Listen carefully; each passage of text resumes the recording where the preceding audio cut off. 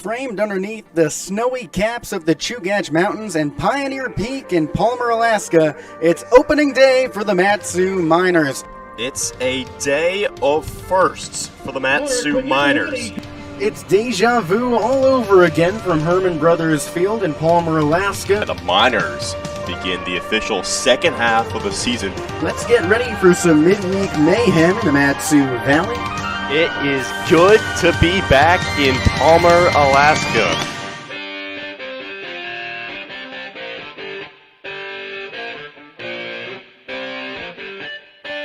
Can it get any better than that for Mat-Su? The rally outside of the valley makes it an 8-5 game. And the Miners have a wire-to-wire win here at Herman Brothers. Vergara on his horse looking over his shoulder in right center. He dives! Yes, he did! Here comes Vest. He rounds third base. The throw home, not in time. Cooper Vest scores the go-ahead run. Richardson deals. Oh, yes! Front door curveball. The K-Man strikes again. A two-run shot for Steven Lancia. Welcome back to Palmer, Alaska. And that ball is gone! Emilio Barreras, if you didn't know him, now you do. The comeback kids stun the Glacier Pilots. Mat-Su from the bottom of the valley as atop the mountain.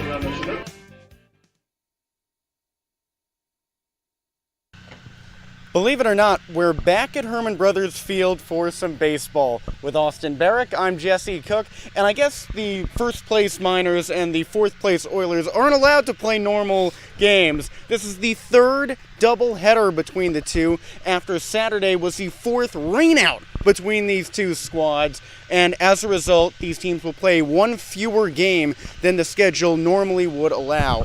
So there's supposed to be 10 matchups between Mat-Su and the Peninsula, but because of so many rainouts, there will only be 9, and there's supposed to be 40 games in each of these teams' regular seasons. Well, that's down to 39, but it's been 3 days off for the Miners. It has been, and that's been crucial for the lingering injuries with this Mat-Su team. Nolan Tucker, he tweaked his knee in Thursday's game at Chugach. He's back in the lineup today.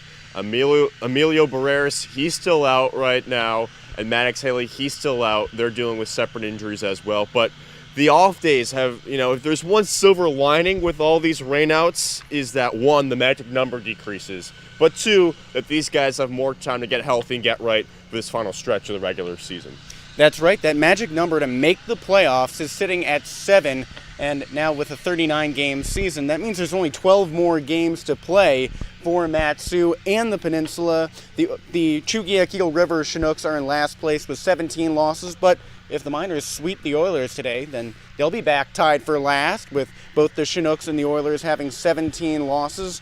And you mentioned Emilio Barreras being out. Well, he's been a huge piece for this lineup. He leads the team in RBIs despite having missed 3 games this season, 2 of them in the last week with injury. He's got 18 ribbies. But Cooper Vest, the first baseman for Mat-Su, he's second on the team in RBIs with 16. And Austin, he's been so elite lately. He's reached base in 19 straight games. Cooper Vest has been the heart and soul of this team. Not only does he have the most at-bats on this team with 107, that's the most in the entire ABL, and he's a guy who came in clutch in that 9th inning rally in Chugach.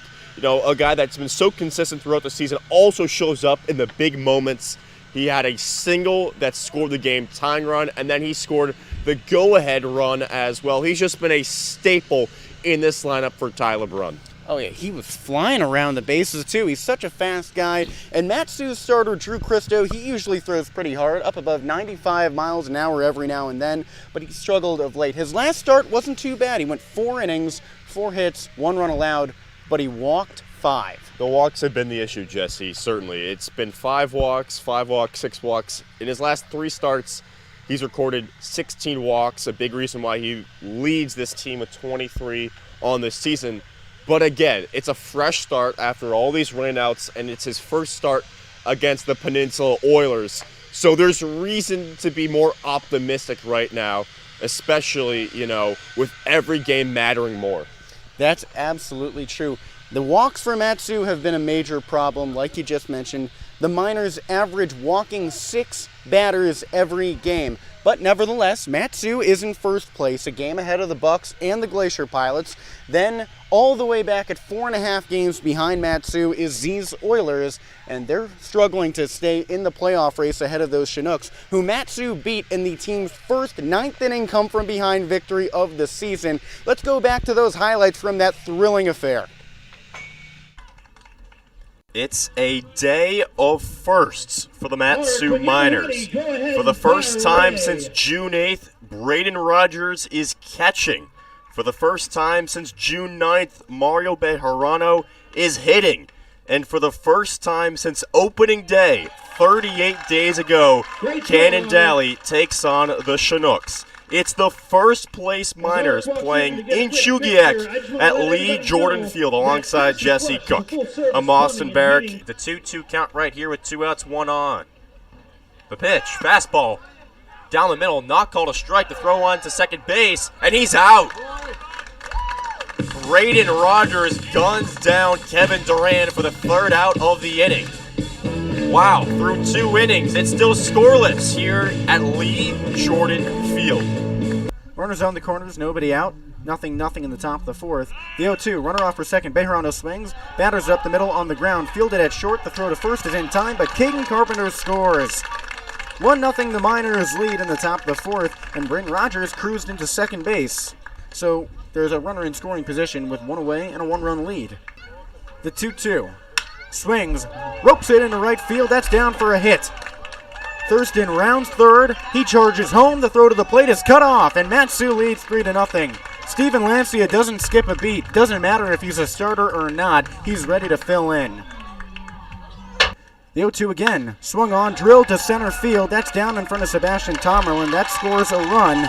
Leonasia scores from third, and it's 3-2 Mat-Su. Vinny settles. From the stretch, the 1-2. Swung on and popped up behind second base, shallow right field. Carpenter races in and he makes the grab above his head. Runner going home. Throw to the plate. It's a strike. Lancia can't field it though.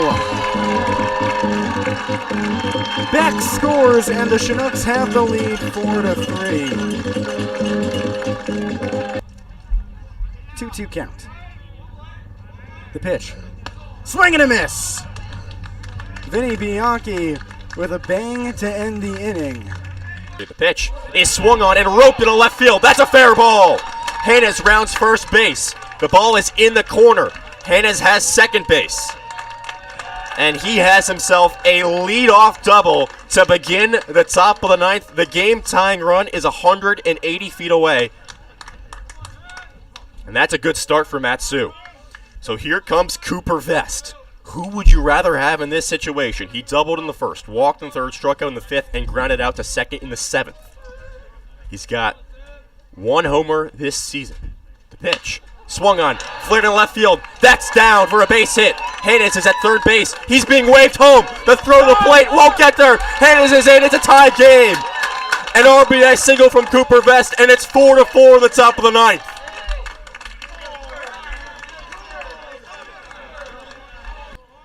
But here we are, 2-1, nobody out. Carpenter swings first pitch he sees. It's back up the middle into center field. Here comes Vest. He rounds third base. The throw home, not in time. Cooper Vest scores the go-ahead run. Carpenter flies back to first. Nobody paid attention to Vergara. He has home plate himself. It's a 6-4 game. Mat-Su on top. Wow, what just happened? What a headsy play by Alex Vergara. 3 runs have scored here in the top of the 9th. The Chinooks don't know what hit them. The payoff pitch. Runner goes. It's hit into center field. Tomerlin is there. He looks up and makes the grab. And the Mat-Su Miners win it. A rally just outside of the Valley. Down 4-3 entering the 9th. The Miners storm back and score 3 runs and win it by a score of 6-4. Mat-Su beats Chugiak for the 3rd time in a span of 5 days and earns its 3rd straight win overall, improving to 16-11 on the season, strengthening its position in first place. What an impressive win today. For the first time in almost a week, baseball is back at Herman Brothers Field. It's the first place Miners and the fourth place Oilers.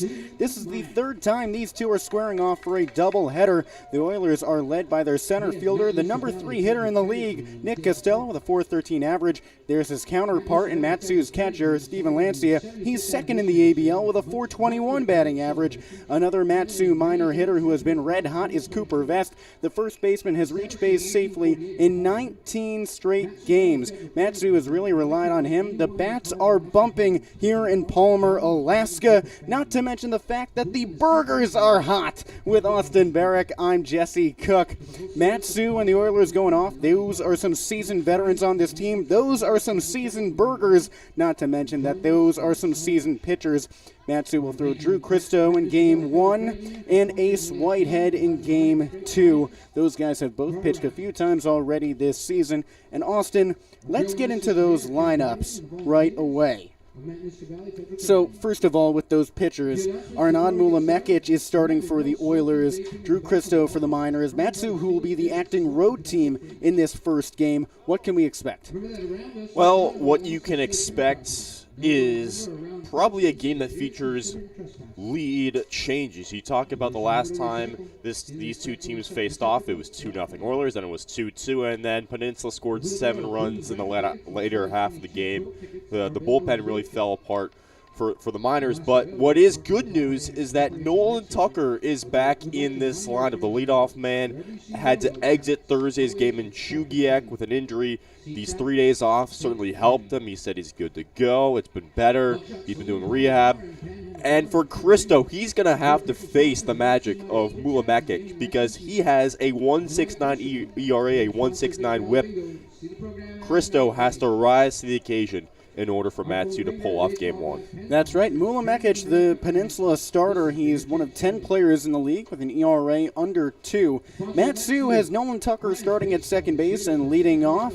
He's been in that role ever since his team played in Kenai in that 4-game trip. Cooper Vest is the first baseman. He's batting second. Center fielder Alex Vergara hit a grand slam his last game at home against those Bucks, and he's batting third in center field. Steven Lancia is a cleanup hitter at catcher. Caden Carpenter is out in right field, batting fifth. Braden Rogers is in for his second game in a row at left field at home. He's batting in the 6th spot. Landon Rogers is batting 7th with the DH position. Alec Thurston is making his 4th consecutive start at shortstop, and Caleb Hannes is rounding out the order in the 9th spot at third base with Drew Christo on the hill.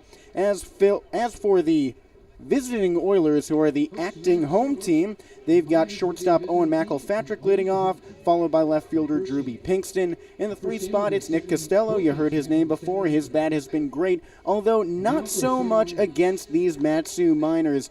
This season, Costello, while he is batting at a .467 clip against Matsu, he's got 2 hits in the last 2 meetings with Matsu. Batting fourth is catcher Ben Griffin. Then it's the designated hitter Theo Forche. In right field, it's Leighton Helfrich. Batting at the 7th spot and playing third is Ty Thomas. Michael Rada is in at the 8th spot and playing first base. Bryson Ujimori is at second and batting 9th. And again, Arnaud Mulamekic on the hill. Those are your lineups for these two teams ahead of a doubleheader, and it's the 3rd time we're seeing them play 2 in a single day. They've had 4 rainouts. As a result, both these teams are playing 1 fewer game this season. It's supposed to be a 10-game season series, but it's just 9 because of those rainouts. Instead of playing 40 games, these teams will each play 39. And the national anthem is coming on soon, so we're going to take a break, but make sure you stay tuned for every second of the action in this doubleheader affair on the Matsu Miners Baseball Network. Right fielder number 38.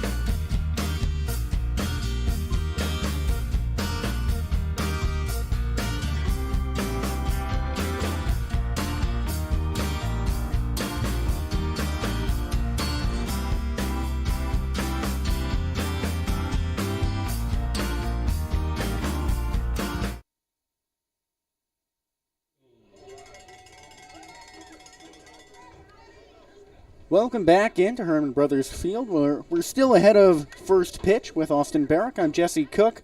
It's the first place Miners and the fourth place Oilers. And let's run through the standings ahead of this game. Mat-Su is ahead of the Glacier Pilots and the Bucks. Both Anchorage teams are tied for second base, a game behind Mat-Su. Although if you look at win percentage, the Glacier Pilots are just slightly ahead of those Bucks. Anchorage, as far as the Glacier Pilots, is 15-12. The Bucks are 16-13. The Oilers are way back in fourth, 4.5 games out of first behind Mat-Su, and rounding out the league. And last is the Chugiak Eagle River Chinooks. They're 6 games out of first, so game and a half behind that last playoff spot in these Oilers. This is a game with hefty playoff implications when you consider that the Chinooks are at the Bucks, and the Oilers, who are acting as the home squad in this game, in this first leg of the doubleheader, will be the road squad in Game 2. That's because there was supposed to be 5 games played down on the Peninsula during the July 4th week, and due to rain, only 4 of those were played.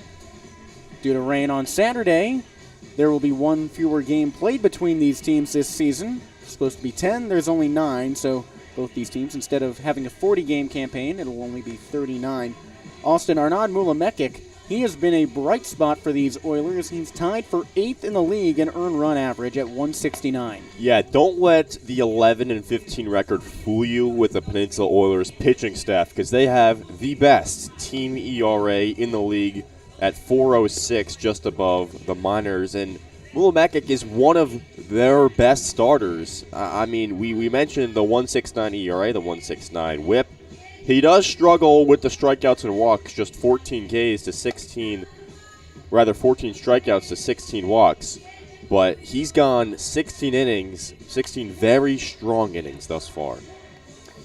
He's certainly a force to be reckoned with. He's out of Siena College, a rising junior. He stands all of 6'6", 215 pounds.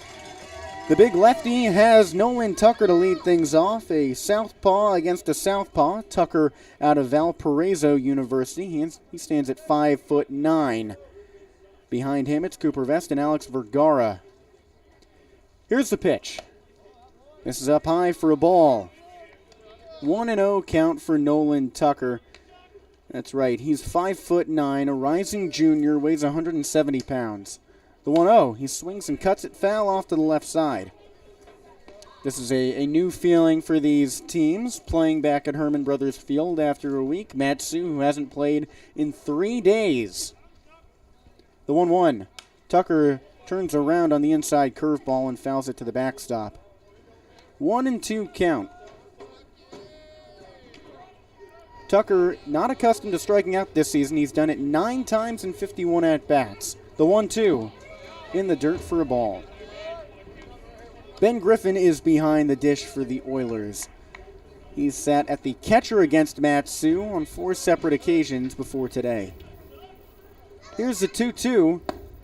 Another fastball low, and the count is full.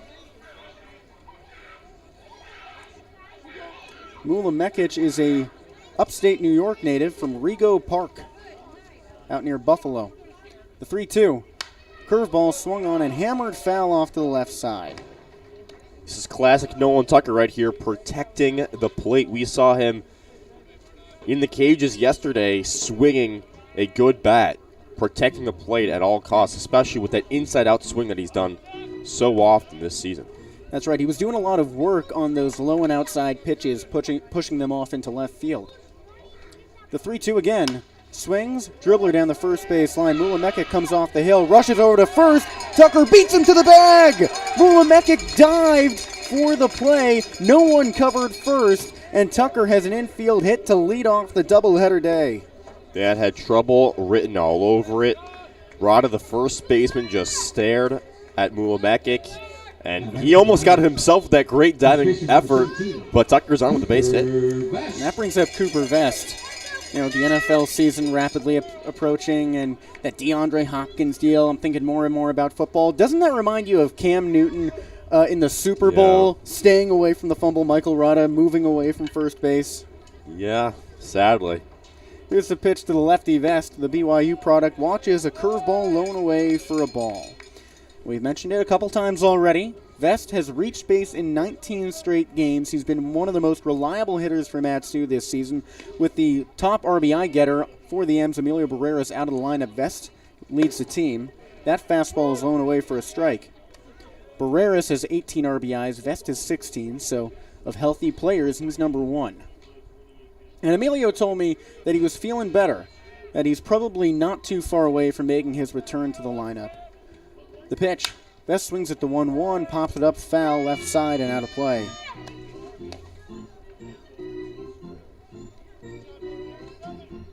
Tucker, the runner on first, he's got 4 steals this season. On Thursday against the Chinooks, he went 0 for 2. Vest, however, had a great day. He went 2 for 4, scored the game-winning run. The 1-2, swings, pops it up, shallow left field, down the line, behind third base, over his shoulder, looking for the ball, and it dropped in foul ground. No, he caught it! Ty Thomas looked over his shoulder, looked like the white ball popped out of his glove at the last second, but he recollected in time, and Vest is out on a pop-out into foul ground. Number 16. Great tracking out of Ty Thomas with the backhand. That brings up Alex Vergara, the Matsu center fielder, and he had a feat of base-running ingenuity on that same play to beat the Chinooks on Thursday. Vest scored on a Caden Carpenter single for the go-ahead run, and he added some insurance. First pitch, checks a swing on a fastball up high. Home plate umpire says he went around. Vergara, while Caden Carpenter was being chased down between first and second, saw an opportunity to jog home, and he did it. Matsu won that game 6-4. They're on a 3-game winning streak. The 0-1. Change up above the letters. Ball 1. Vergara this season is batting at a .286 clip. He's 12 for 42. He's got 10 RBIs. Throw over to first. Tucker is back, pawing his way to the bag. He didn't slide, but he sort of crouched down. Michael Rada never swiped for a tag. Vergara out of Lipscomb, a rising senior. The 1-1. Watches a breaking ball, front door and low for strike 2. Mulamekic using his breaking stuff early to get ahead of these Matsu batters. You mentioned he's not exactly a strikeout pitcher, 14 Ks to 16 walks.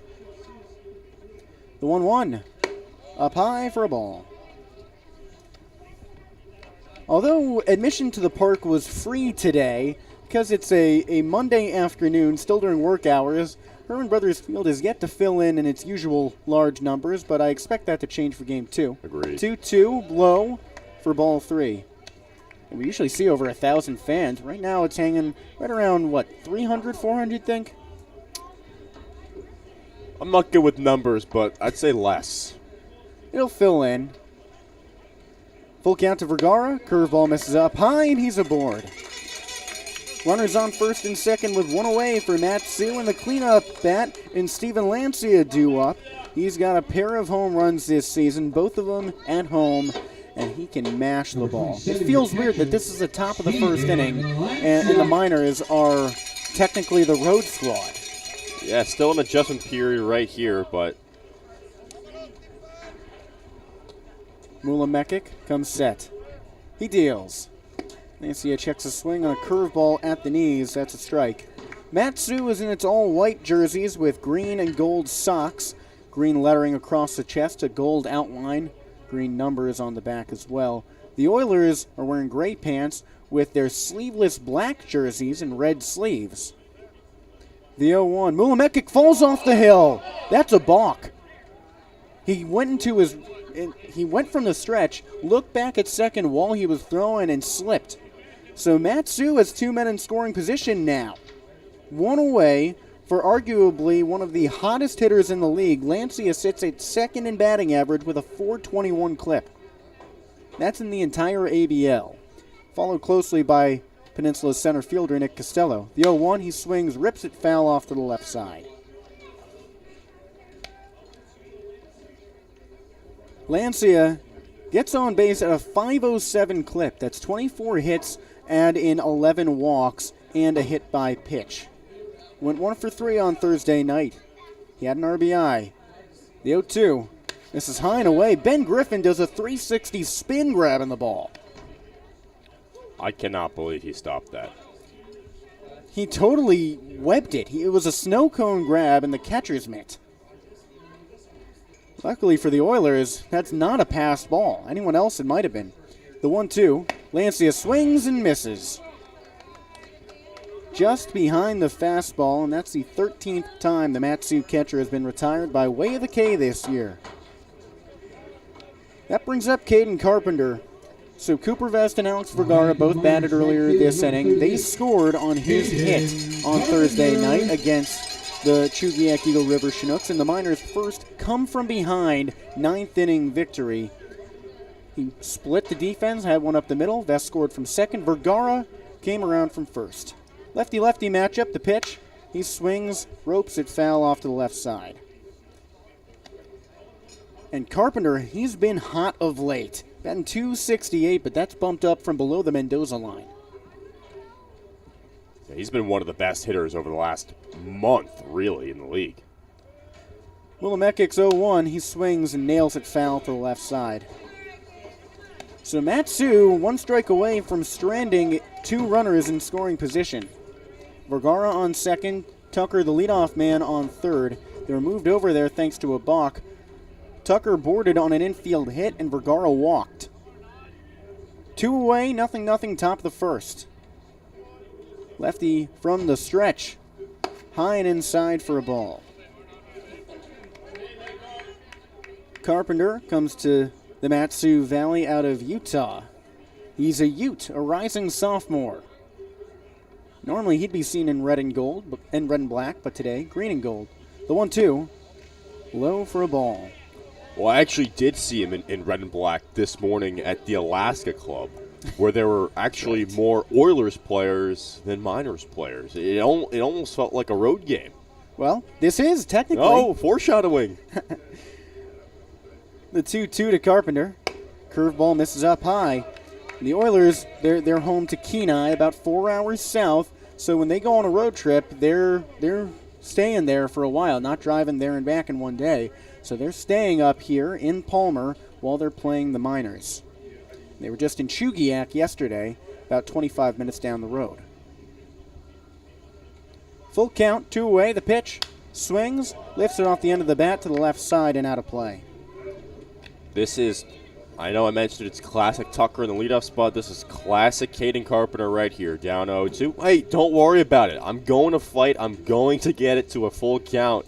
I mean, this guy has walked more times than anybody else in the league. 25 walks, but also 19 strikeouts. The 3-2. High and inside. That's another bases on balls for Caden Carpenter. 26 walks on the season. He leads the Alaska Baseball League, and he loads the bases for Braden Rogers out of Central Arizona. Number 18, Braden Ben Griffin Rogers walks on out to the hill to talk to Mula Mekic. He's allowed one infield hit and a pair of walks in this inning.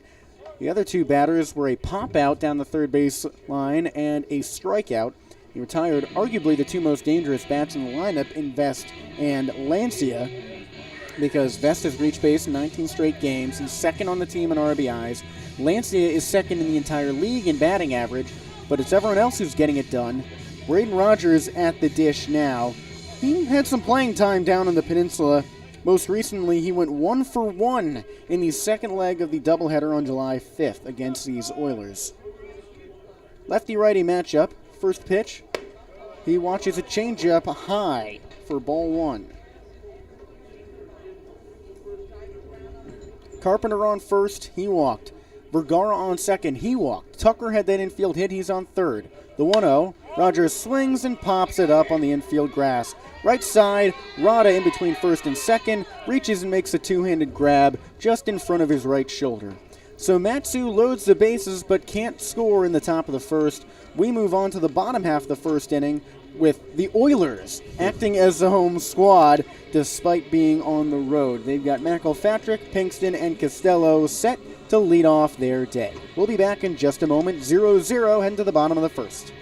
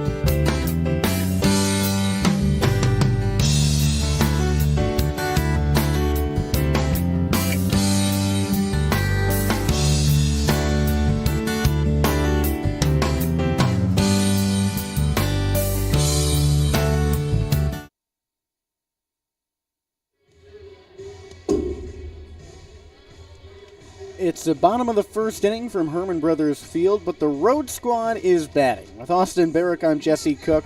Again, because that game down on the Peninsula was canceled as a result of rain, and the doubleheader here at Herman Brothers Field meant to make it up on Saturday was also rained out. The Oilers are acting as the home squad in the first leg of this Monday doubleheader. Drew Christo is on the hill for Mat-Su. He's got the top of the order due up in the bottom of the first inning of this 0-0 affair. And Owen McElfatrick, the shortstop for the Peninsula, Drewby Pinkston, their left fielder, and Nick Costello in center, who is third in the league in batting average at a .413 clip. Drew Christo looked like one of the top pitchers in the league when he threw those 6 shutout innings against Chugiak actually more than a month ago now.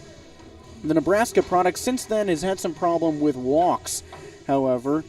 So in 18 2/3 innings pitched, he's got a .434 earned run average and 23 walks. But we do know, despite those command issues, we do know that his ceiling, as you mentioned, is really, really high. That's absolutely true. And he was a great high school athlete in the state of Nebraska. I feel compelled to talk about it every time he pitches, that he was baseball, basketball, and football. First pitch to the righty, McElfatrick. He swings and clobbers it to deep center field. Vergara looking over his shoulder into right center, and about 20 steps in front of the wall, he makes the grab.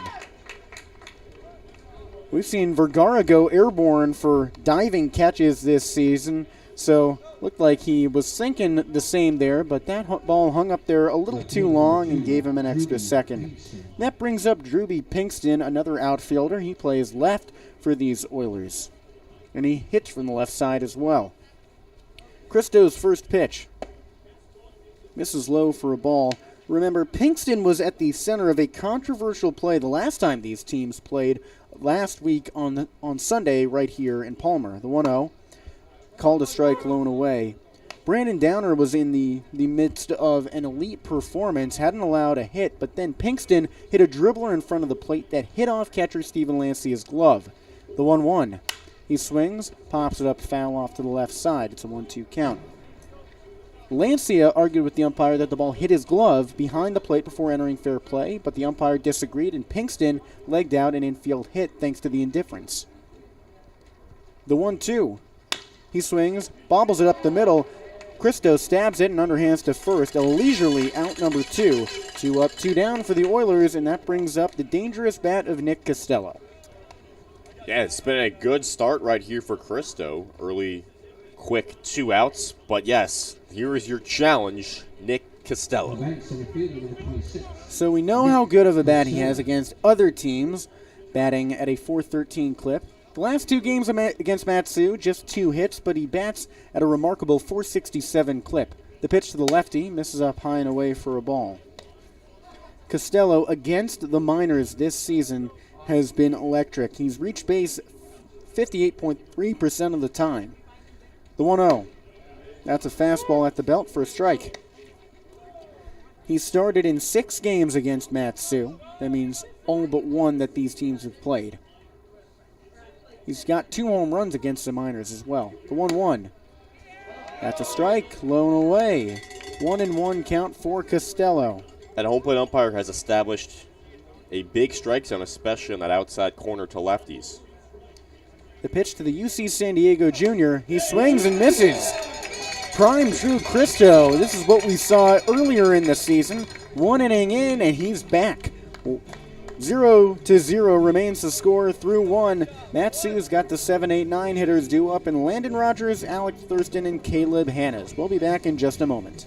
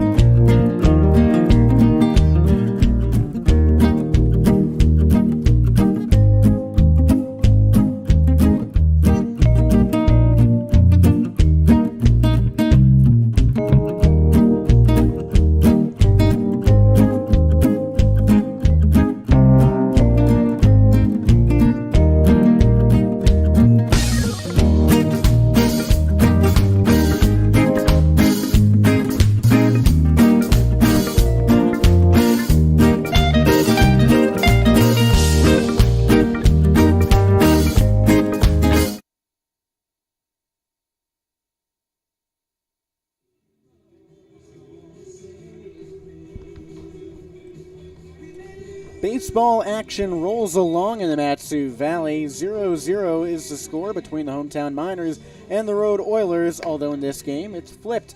The Miners, though playing in their home ballpark, are the acting road squad as a result of that canceled affair down on the Peninsula in which the Kenai team was supposed to be the home squad. With Austin Barach, I'm Jesse Cook. The lefty Arnaud Mulamekic out of Siena is still on the hill, his second inning of work. He loaded the bases but didn't allow a run in the first on 1 hit and 2 walks. It's a 7-8-9 hitters up for Mat-Su. Landon Rogers first to the righty watches a strike blown away. He's followed by Alex Thurston and Caleb Hannes. Rogers is the DH for the Miners in this affair. The 0-1 checks a swing on a fastball high and away. It's called a strike. Rogers is a rising sophomore at Santa Fe Community College. Native to Milton, Florida. The 0-2, he swings, corks it foul off to the left side. He grew up just outside of Gainesville, where the Gators play. Says his strategy for avoiding Gators is just to zigzag. It's good strategy, I hear. The 0-2, he swings and misses. A curveball zigged and zagged up high for strike 3, and Mulamekic has 4 strikes, 1 K to lead off the second inning. Wouldn't it be something if a baseball could actually zig and zag? Well, I think that was what they said Daisuke Matsuzaka's gyro ball would do. The famed gyro ball. I guess Kodai Senga for the Mets has that ghost fork, which is probably the closest we'll get. Warren Spahn had his screwball. Here's Alex Thurston batting on the right side. The pitch. The Valparaiso product watches the ball high and away. I guess a knuckleball. Sort of zigs and zags. It does a dance, a sachet. It sachets around. The 1-0. Thurston swings and lobs it over the backstop foul. This is his 4th consecutive start at shortstop. That's the most he's had in a string of starts. And remember, to start the season, he was playing second base and third. But at Valparaiso, he is the everyday shortstop. 1-1. Swings, cuts at the backdoor curve, lifts it into deep right center field. Costello over his shoulder, 10 steps from the wall, he makes the grab. Runs into the fence with it. Alex Thurston took him on a journey to right center field, and Costello comes back with the ball. 2 up, 2 down after a track-running play for Nick Costello, and that brings up the 9-hitter and Caleb Hannes. Yeah, that was hard hit. Really solid contact, but Costello made up the ground. Hannes digs in on the right side. First pitch to the other Valparaiso product is low for a ball. And we talk about that trio, those two with Nolan Tucker a lot, how they play second, short, and third during the college season. That pitch misses high and inside to Hannes. Well, this has been the first time we've seen those 3 play at their normal positions for an extended period of time, with Tucker at second, Hannes at third, Thurston at short. That pitch misses low and away for ball 3. Hannes is heavily ahead in this count, and he's been solid as far as the walk numbers with 10 of them this season. Mulamekic from the windup. It's a fastball low and away for a strike. He's got sort of a sideways windup. He starts looking like he's going from the stretch, but steps off to the side like he does there. The Siena pitcher throws. Hannes swings, uppercuts it into shallow right field. Leighton Helfrich calls off his second baseman and makes a reaching grab with the bottom webbing of his glove about 5 steps outside the infield dirt. So that does it for the top of the second inning. We move on to the bottom half. Drew Christo retired these Oilers 1-2-3 to start his day, and he's got the 4, 5, 6 hitters, and Ben Griffin, Theo Forche, and Leighton Helfrich due up in this 0-0 affair.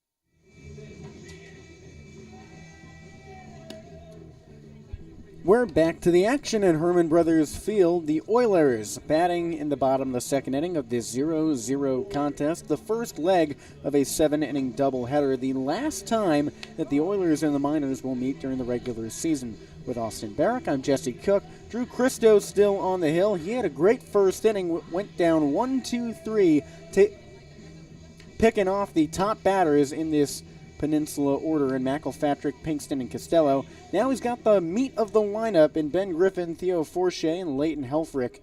Helfrich, who made the last play at the top of the second, misjudged a fly ball and had to reach in to grab the pop-up just behind second base.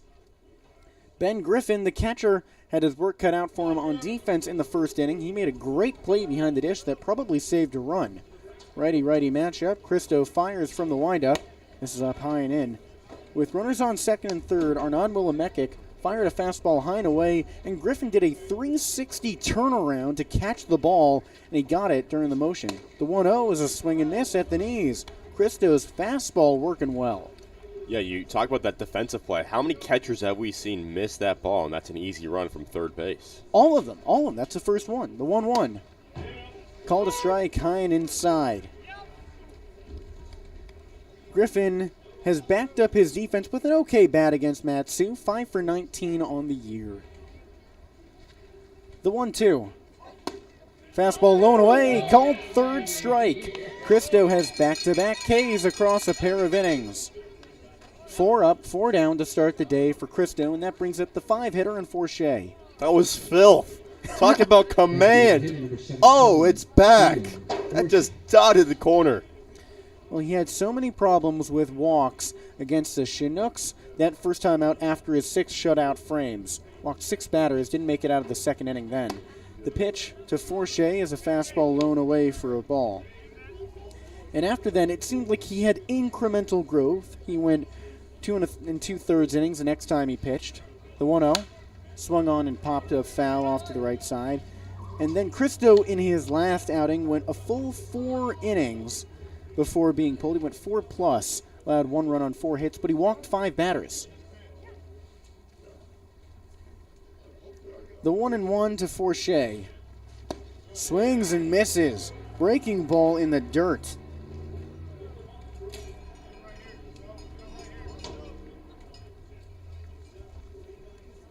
Forche, a rising senior at UC Davis. He's from California. The 1-2. Swings and fouls it to the left side. Last time these two teams played, the Miners overcame a 2-run deficit before blowing the game, allowing a bunch of runs on 5 consecutive walks. They ended up losing, 9-3, right? 9, yeah, something like that. 9-2, 9-3. The 1-2 swings, lifts it up the middle, shallow center field. Vergara racing in. Thurston reaches over his shoulder. He made the catch. No, it's on the ground. He did a flip going back for the ball, and it just ticked out of his glove. It looked like he had it. Drew Christo put both arms up like he had it, and then when Tucker came up, the ball was not with him. So that's a single after the near highlight reel play from Alex Thurston, and that brings up Leighton Helfrich. That's the first tally in the hit column for the Oilers today. Tremendous effort by Thurston. He almost had it, but that somersault. He didn't survive the ground like Jesse James against the New England Patriots. He did not survive the ground. We keep coming back. I think we're excited for training camp in a few weeks. Oh, yeah. First pitch to the righty, Helfrich. He watches the ball below the belt. Looked a little bit inside.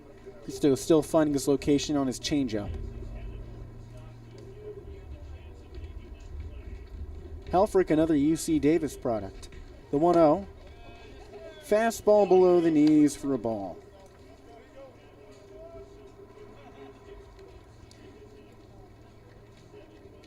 Helfrich is 4th on the team in batting when you count in Kadeem Jow, who left the team in the middle of the season. He's got a .313 average. 2-0, swings and pops it over the backstop. I feel like at this point in the season, batting over 300 is something remarkable. Oh, absolutely. This Oilers team has more guys than you might think. The bats have gotten a little bit hot. That's why the Oilers have won 5 of their last 8. Part of the equation, at least. 2-1. This is low and away. That's right. The Oilers have won 5 of their last 8. That run pushed them out of last place and into the final playoff spot. They're 4.5 games out of first, 3.5 games out of third. So this could really be a first-round playoff preview. Absolutely could. The 3-1, runner off for second. Helfrich swings, chops into shallow right field. Carpenter moving out towards the line, and that ball is into the bullpen foul. That makes it a full count. Although Helfrich has only played 15 games, the Oilers are playing their 27th game. Matsu playing his 28th. Means we are really in the home stretch of the season, just about 70% of the way through, with 2 more weeks left to play, essentially. Runner on first, 1 away, 0-0, bottom of the second. Christo comes set. The Nebraska product taking his time. Now he deals from the stretch. Swung on and fouled to the backstop through the legs of catcher Steven Lancia. And these past 3 days off have been good for him because he was complaining about being a little battered up during the series at Kenai 2 weeks ago. Lancey's a tough guy. He doesn't want to miss games, but he was clearly hurting a little bit when he had to be inserted into the game by necessity on Thursday. Tyler Brunn didn't want to do it, but he had to. 3-2, runner off for second, swings, hits it to the first base side, and threw to right field on the ground. Forshea moves on to third. Carpenter eats the ball up and right, and there's runners on the corners for the Oilers. And that brings up the 7-hitter, Ty Thomas.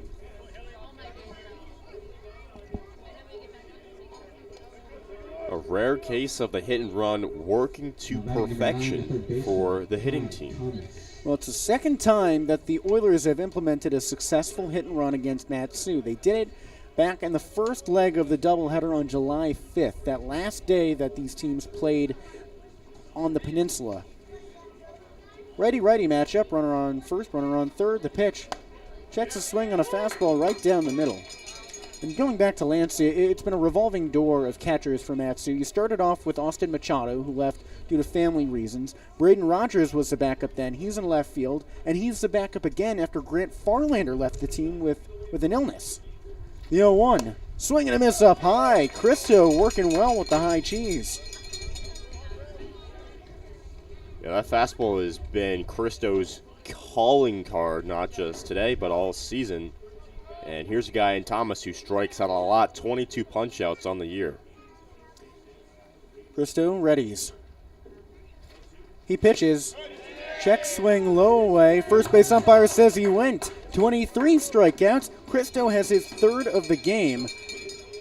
That makes it a somewhat dire situation for the Oilers now as they risk stranding a runner on third. It's 0-0, bottom of the second, runners on the corners, and Michael Rada, their first baseman, up to bat now. Christo comes set. The pitch. Swing and a miss. Rada fell down to a knee behind the fastball. He even moved his back foot out of his swing because Christo jammed him low and inside, had him really pent up.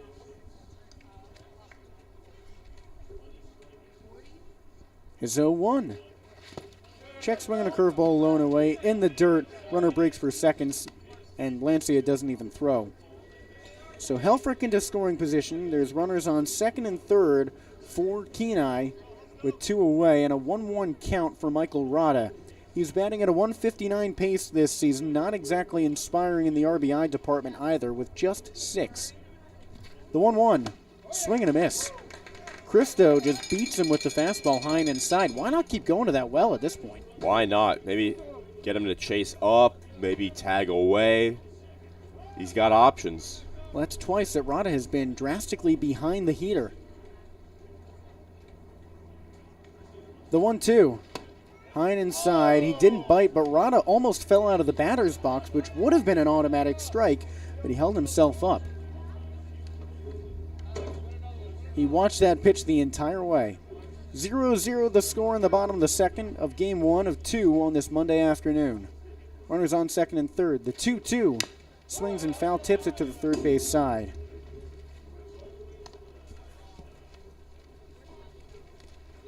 Rada stays alive against Rizzo, who has seemingly, against Christo rather, who has seemingly found his stuff. Rada is still searching for his first hit against Matsu. He's 0 for 9, and he has reached base on a pair of walks in those 11 plate appearances. The 2-2 in the dirt. Lancia slides to his right to stop it. It's a full count for Rada. He has struck out 7 times against Matsu, a staggering number, and he's gone down by way of the K 20 times this season as a whole.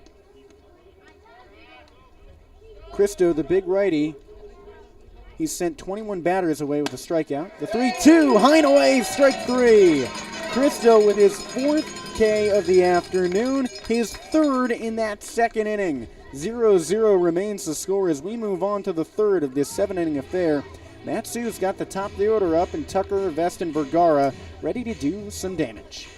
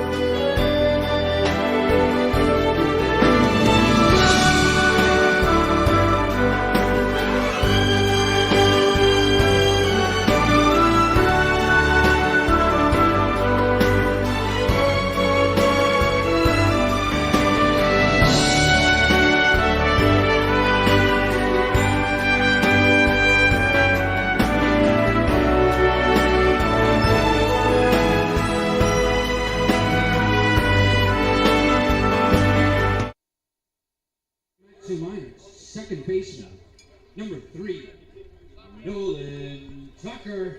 Here we go, top of the 3rd right here at Herman Brothers Field with the home squad batting in the top of the inning. Alongside Jesse Cook, I'm Austin Barach.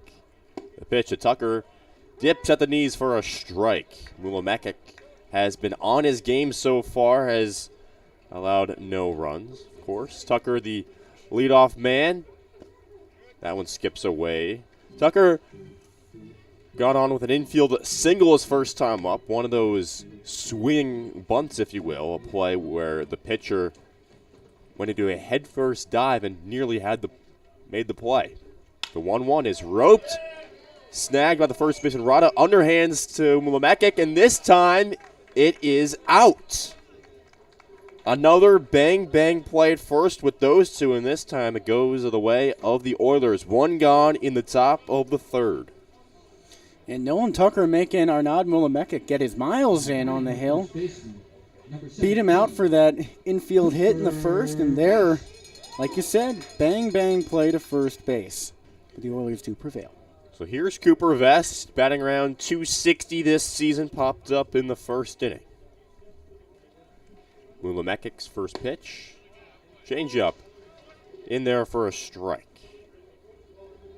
Vest against the Oilers began the day batting .250 with a home run, a pair of doubles, and 6 RBIs. The 0-1 misses way outside. Count evens up at 1 apiece. Vest, of course, came in clutch for Matsu back on Thursday, and Chugiak went 2 for 4 with a double, an RBI, a walk, and a run. The pitch. Low, ball 2.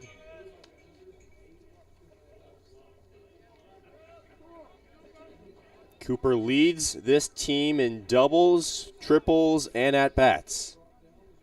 The 2-1, upstairs, left high, 3 balls and 1 strike to Cooper Vest.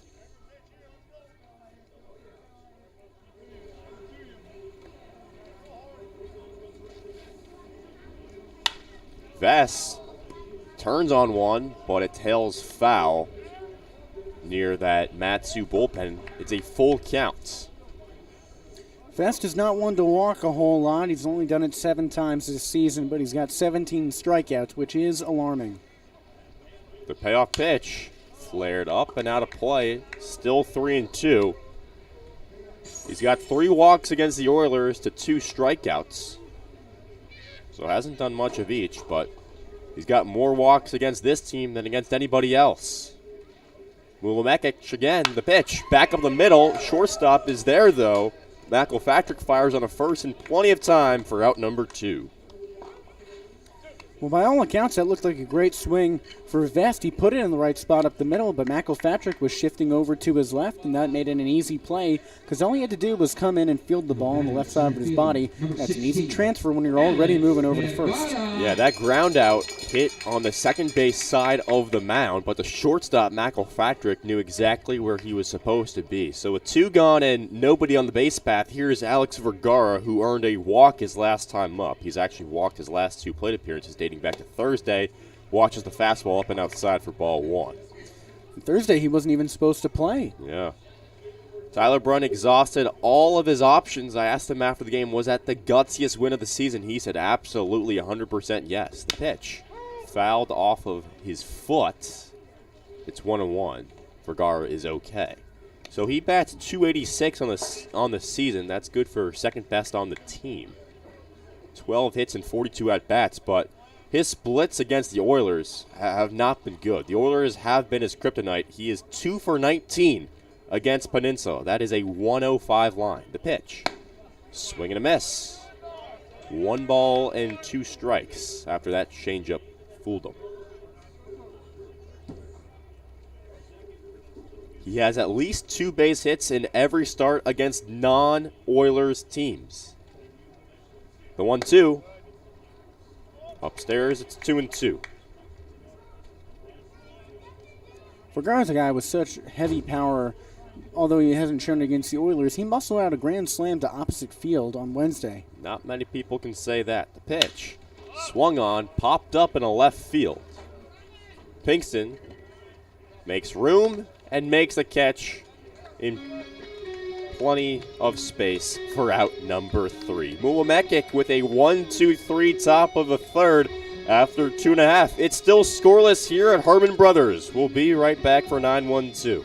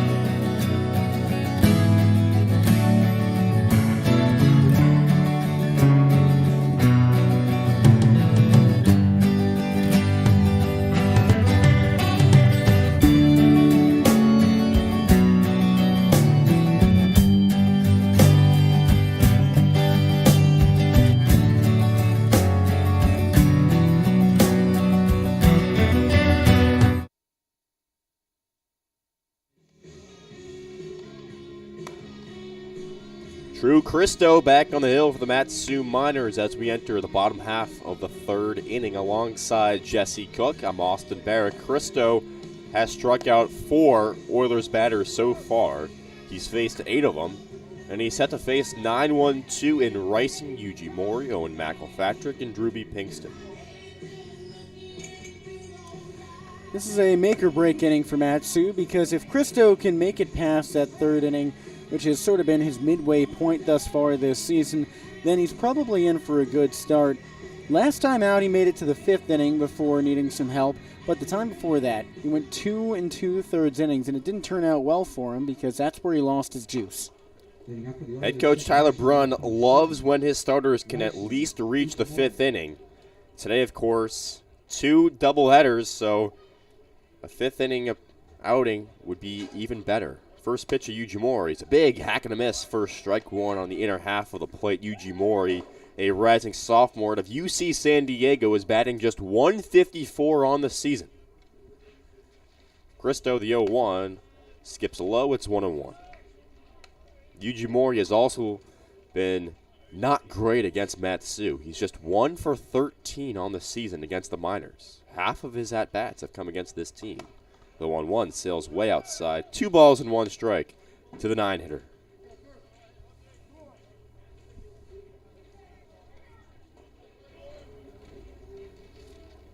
Christo's 2-1 pitch, fastball, swung up on, sailing into shallow left field. Brandon Rogers is there, and he makes the casual catch above his left shoulder for the first out of the bottom of the third.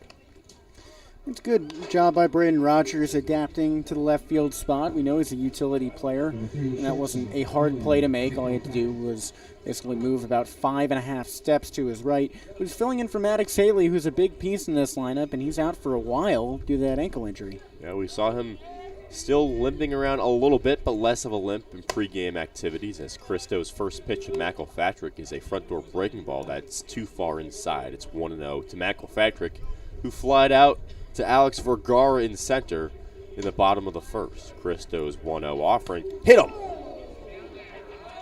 Plunked him right in the back. McElpatrick has his second hit by pitch of the season, and he's on board. It remains true that in all but 2 games this season, the Matsu pitchers have hit a batter. And that's the 4th hit by pitch dealt by Christo this campaign. And so with 1 on and 1 out, here's the 2-hitter, the left fielder Drewby Pinkston out of Northwestern.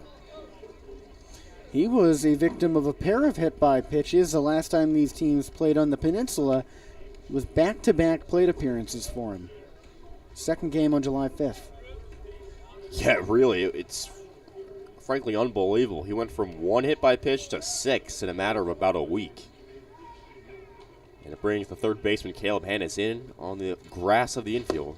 Fastball blown outside. It's 1-0. Middle infield playing the double play territory. Thurston at short, Tucker at second. McElpatrick at first base is 7 for 7 on stolen bases this season. He's got about a 4.5 stride lead there at first base, held on by Vest. The pitch is slapped foul over the dugout of Peninsula. It's 1-1. Outfield playing straight up for Pinkston, playing perhaps a little shallow. In the extra base hit department this year, he has just 1 double, nothing else. Christo out of the stretch. He deals and fires low. It's 2-1.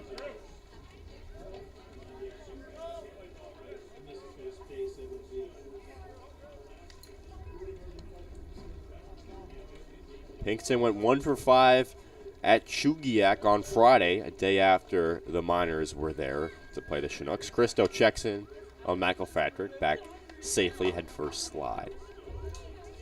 Pinkston against the Miners is 3 for 13. That's a .231 line. Went 1 for 4 the last time these two teams played on July the 9th. The pitch, framed and catching the outside corner.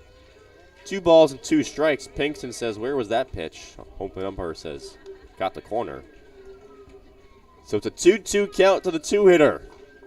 With 1 on and 1 out and a scoreless bottom of the third in this first of 2 games today. Runner goes. The pitch is fired foul, nearly hitting the third base coach. The count remains 2-2.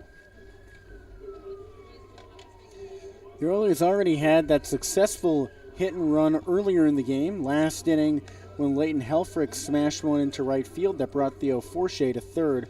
So this is a team that knows how to multitask.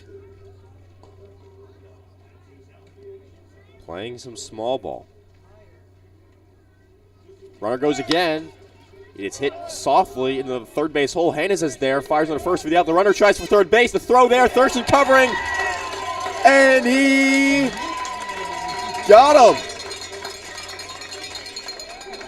Headsy play by Alex Thurston, the shortstop, to cover third base with a third baseman Caleb Hannes fielding the play, and Vest throws on a third for the out. An unconventional double play, and the Miners are out of it. After 3 full innings, it's still 0-0.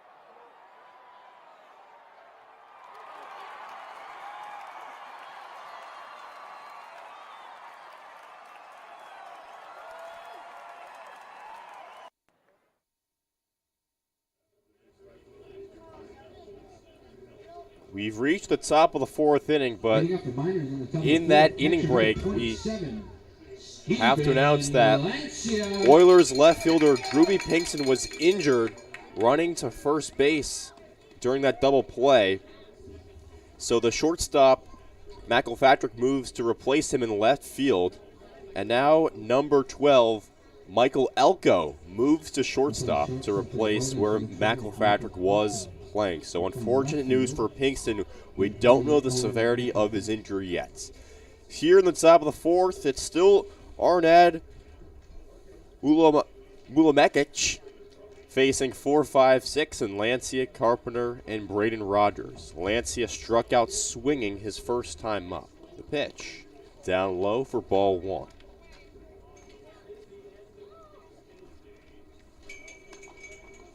Yeah, there was some confusion between the inning where, for a period of time, the Oilers only had 8 players on the field. Elko didn't even get any warm-up reps at short. That's right, none. The 1-0, low and away. It's 2-0. We've seen Elko before. He's played several times. The 2-0 to Lancia, down the middle for a strike. Elko appeared in that last matchup between these two teams on July 9th, where he went 1 for 5 with a pair of strikeouts and a run. 2-1, swung on at second base. Yuji Mori is there, collects it, and fires to first for out number 1.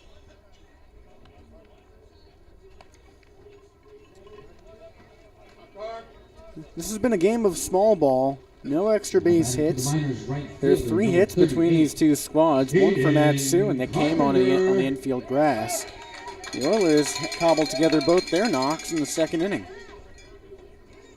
So another lefty-lefty matchup here. 6'5" Mulamekic against the 6'4" Caden Carper. He shows bunt, pulls back, and takes a pitch inside for ball 1 on the fastball. Carpenter walked his first time up. Pitch, swing and a miss on the changeup. It's 1-1.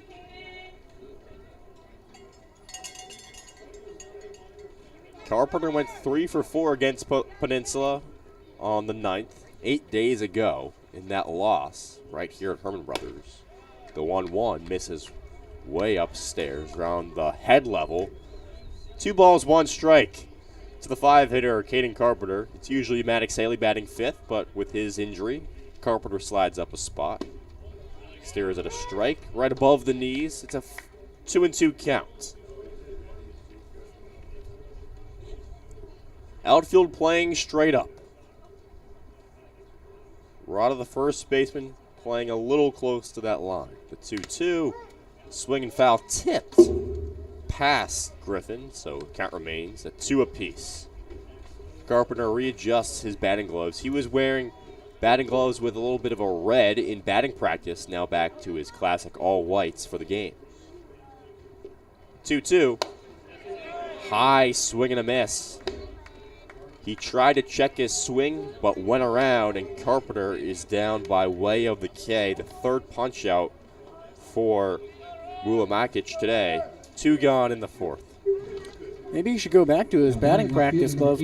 Carpenter was actually wearing Maddox Haley's San Diego State gloves. I saw it, took note of it, and didn't think any more of it until now. So here's Braden Rogers, the rising redshirt sophomore out of Central Arizona Community College, takes a strike down the middle. He popped up with the bases loaded back in the 1st inning. The 0-1. Chopper off his foot. It's quickly 0-2. Since then, since Matsu loaded the bases in the 1st inning, they have yet to strand a batter. Well, they have yet to put a batter on base, too. It's been 8 consecutive outs for the Oilers. The pitch swung on, hit to Elko at shortstop. He ranges to his right to throw over, not in time. And Braden Rogers snapped that 8 consecutive retired batter streak. He's on with 2 outs in the 4th. Okay, Mr. Rogers' neighborhood put a ball into the land of make-believe and draw out a very real run. Landon Rogers at the plate now. I think I used up all of my Mr. Rogers references there. Perhaps, but hit me right in the Mr. McFeely's. Okay. It's a rare sight where you see both of the Rodgers back-to-back in the order. Rare sight to see them in the same lineup anyways. So here's Landon, takes a fastball up and out for ball one. Landon struck out swinging back in the second. Him and Lancia and now Carpenter have been the 3 strikeout victims against the tall lefty. He deals the 1-0, fires it in for a strike on the inner half of the plate. It's unusual to see the Rodgers in the same lineup because normally they're both the DH, but on Thursday we saw them both in the field for the first time this season, which was even weirder. Mulamekic's 1-1 is flared foul. 1 ball and 2 strikes to Landon. Braden is the runner at first base. There are 2 outs in a 0-0 top of the 4th. Again, the Miners are the road team for this first leg of today's doubleheader. The 1-2, swing and a miss into the catcher's mitt for out number 3. Mulamekic has his 4th K of the afternoon, his 2nd of this inning, and through 3.5, it's still scoreless here at Herman Brothers. 3-4-5-2 up for Peninsula when we return in a few minutes.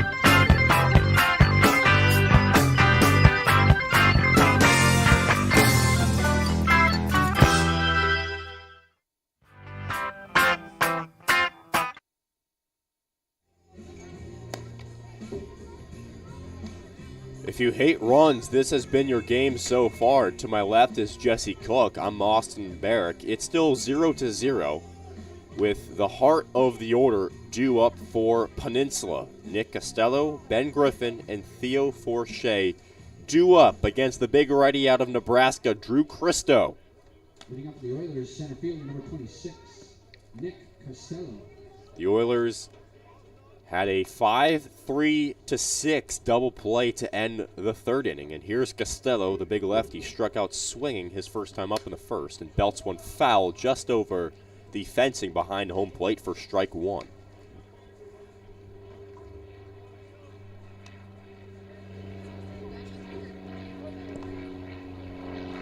Christo's 0-1 offering, low, skips away from Lancia, 1 ball, 1 strike. And here are the taxi planes flying in overhead as we're less than 3 miles away from the Palmer Airport.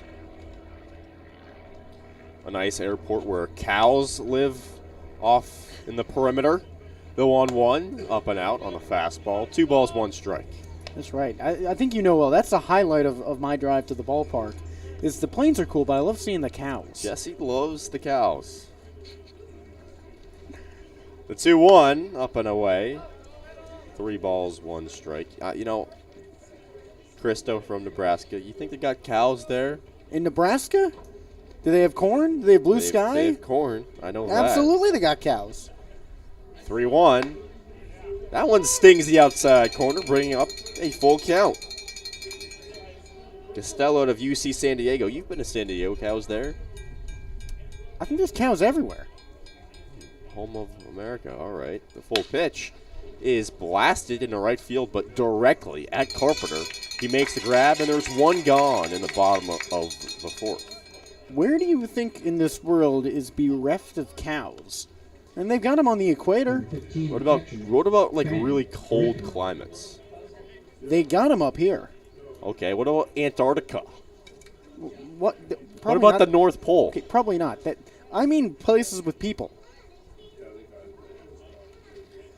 All right, so here is Ben Griffin, the catcher out of Cal State Northridge. That's 250. I'm trying to segue away from the cows here. Fastball down the middle for a strike. It's 1-1. They got cows there. They got cows in Yes, Northridge. yes. Northridge. That's outside of San Francisco, isn't it? Yeah. Yeah, I believe it is, in fact. Yeah. The 1-1. Tail is low and away. 2-1 the count to Griffin, who, cows are typically big. And Ben Griffin has not had a big batting average as of late. Just 2 for his last 20. See what he did there? That's a pro segue right there. Fastball misses just upstairs. It's 3 balls and 1 strike to cleanup hitter Ben Griffin. When we were on the peninsula, we didn't see any cows, but we saw lots of moose and lots of bald eagles. Oh, yes. The Eagles everywhere. Christo deals. The pitch hits Griffin on the upper back. Christo's second hit batter of the game, and that's the 6th time this season that Griffin has been plunked, and the 3rd time against Matsu. Designated hitter number 17, Theo Horseshoe. Well, I guess if you're going to hit a guy, you might as well do it on a pitch that would have been ball 4. True. So last time this situation occurred, the next batter grounded into the 5-3-6 double play. But this is Theo Forche, the designated hitter, and he slaps one in the shallow left field. Braden Rogers comes in, makes the grab, fires on the first base. The throw is caught by Vest on the hop, but back in plenty of time is Griffin. There are 2 outs in the bottom of the 4th. We don't often get to see Braden Rogers show off his arm, but even in shallow left field, that's a long throw to first. He took that crow hop, but he still rifled it over there as good as any third baseman, and it shows his versatility as a utility arm. What was it, Bo Jackson, who had that famous slingshot from left field to first base? Am I thinking? You might be right. I know Sean Casey once recorded a ground out as a batter to left field. First pitch to Helfrich is fouled on a chopper down the third base side, out of play. Sean Casey, great member of the old Cincinnati Reds, nicknamed the Mayor, and now he's the Yankees' new hitting coach. Wow. So how's that? They've got a hitting coach who once grounded out to left field. Well, I tell you what, those Yankees bats seem to have not been very good as of late. That's a last-place AL East team right there. The 0-1 to Helfrich.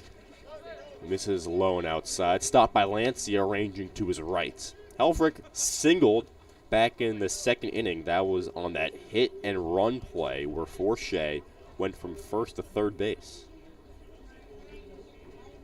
Christo out of the stretch. 1 on, 2 outs. The pitch. Swing and a miss on a high fastball. Helfrich swung at around his neck level. So here we go. Christo 1 pitch away from getting out of this 4th inning.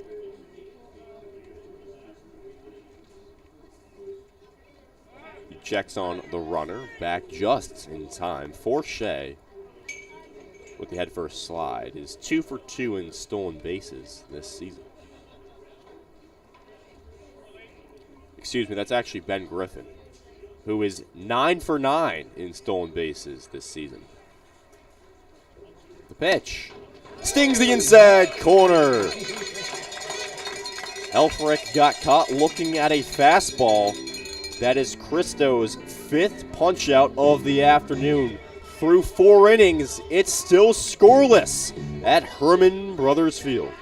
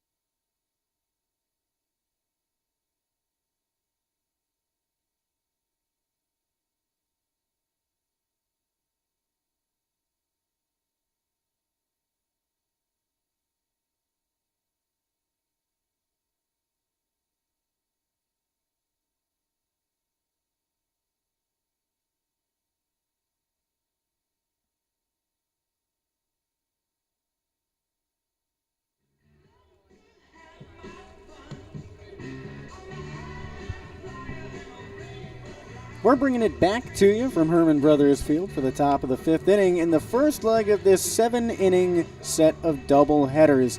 It's a Monday afternoon. The sun has started to peek out here in Palmer, and that's a foreign sight after the last few days of rain. With Austin Barach, I'm Jesse Cook. Of course, that rain prevented any games from being played this past weekend in the ABL. The Oilers were robbed of playing at Chugiak, and the Miners were robbed of playing against these Oilers in a doubleheader on Saturday. So that doubleheader is today, and that's already a continuation after the game on July 6th down the Peninsula got rained out. So the Oilers are the home squad in this one. Arnaud Mulamekic on the hill for his 5th inning of work, and he's got the Valpo crew and the 8-9-1 batters for the Miners, and Alex Thurston, Caleb Hannas, and Nolan Tucker. Lefty-righty matchup. First pitch to the shortstop is blown away for a strike. Thurston, one of the players who's already making plans for after this season is over in his personal life, as he's getting married in about a month. The 0-1 waits on a ball above the belt. His fiancée is here this week. Saw her hanging out with him yesterday. Picked him up in practice. Yeah, just about to say that. The 1-1 is swung on and popped into shallow right field. Helfrich is there near the line, and right in the middle of the outfield, he makes the catch. Could not be in a larger sea of green. He was right about as center as you can go in right field. That brings up the 9-hitter in Caleb Hannas. He flied out to right field his last time up. Caleb Hannas. Looking around the major leagues, a lot of games in the middle of their affairs already. Dodgers lead the Orioles. That pitch to Hannas is swung on into shallow center field. Costello ranging in, and he makes a scooping grab just next to his right thigh. 2 up, 2 down on just 4 pitches, and that brings up the top of the order. Elsewhere in Major League Baseball, the Guardians are up 7-0 on the Pirates. The Marlins and the Cardinals are tied in the 5th. The Nationals lead the Cubs. That's a surprise. They've been struggling all year. The Rays lead the Rangers in the match, a preview of what could be the American League Championship Series. They're up 2-0 in the top of the 6th. Lefty-lefty matchup with Nolan Tucker. The pitch. He waits on a strike blown away at the knees. The Royals lead the Tigers, and those are 2 squads at the bottom of the barrel, neither one close to 500. The 0-1. Tucker swings, patters it up the middle to short. Elko fields it on the hop. He fires on to first, and he got him. 1, 2, 3 go the Miners on just 6 pitches. So we move on to the bottom of the 5th. Still 0-0, and the 7-8-9 batters due up for the Oilers.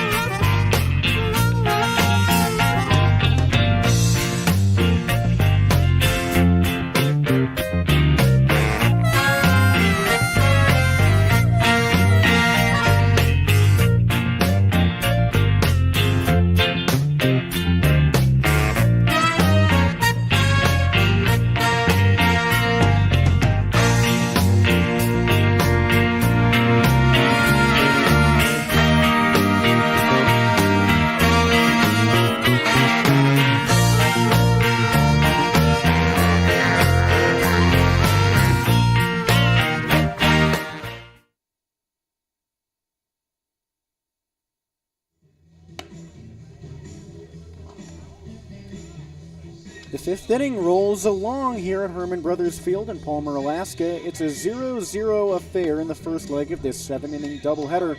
With Austin Barach, I'm Jesse Cook. Drew Christo back on the hill. His longest appearance of the season was 6 innings on June 16th at the Chinooks. Those were 6 shutout frames, allowed just 2 hits. After that, it was a 4-inning showing against the Chinooks right here on July 8th, 9 days ago. Cristo has made it through 4 innings on 2 hits. Shutout ball for him. Now he's got the 7, 8, 9 hitters to move into his second longest appearance of the year. And Ty Thomas, Michael Rada, and Ryson Ujimori. Thomas struck out swinging his first time up. The pitch, he waits on a strike at the knees. That K for Thomas came on 3 pitches. Cristo into the windup again. The Nebraska product fires at the strike, high and away. He's really powering the fastball through. Thomas just graduated high school. The 0-2. He swings and pops it up into shallow right field. Cooper Vest, the first baseman on the outfield grass, makes the play. Caught it on the pop-up with one hand right next to his gold cap. And isn't that a little unfair for a guy like Ty Thomas? He just graduated high school, and he's got to go up against one of the best arms that Nebraska has to offer, one of the most historic baseball programs. He made it to the Big Ten championship against Maryland. Michael Rada comes up, the first baseman. The pitch to the righty. He swings, rips it to third, and Caleb Handes doesn't even move. Catches it on a line. There's a reason he was all Missouri Valley Conference defense his freshman year at Valparaiso, and he shows it off there. He made it look so easy. That ball was ripped right at him. So after the Miners went down on 6 pitches in the top half of this inning, Ryson Ujimori comes up to the plate after 4. First pitch to him is blown away for a strike. Cristo has dealt 5 pitches in this frame, all of them strikes.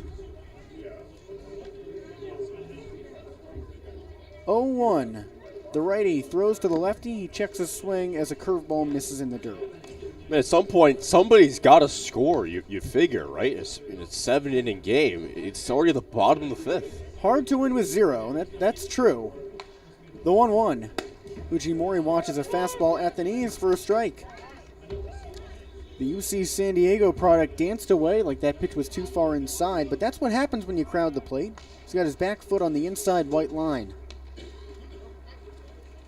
1-2. Cristo deals. Swing and a miss. He's unhittable.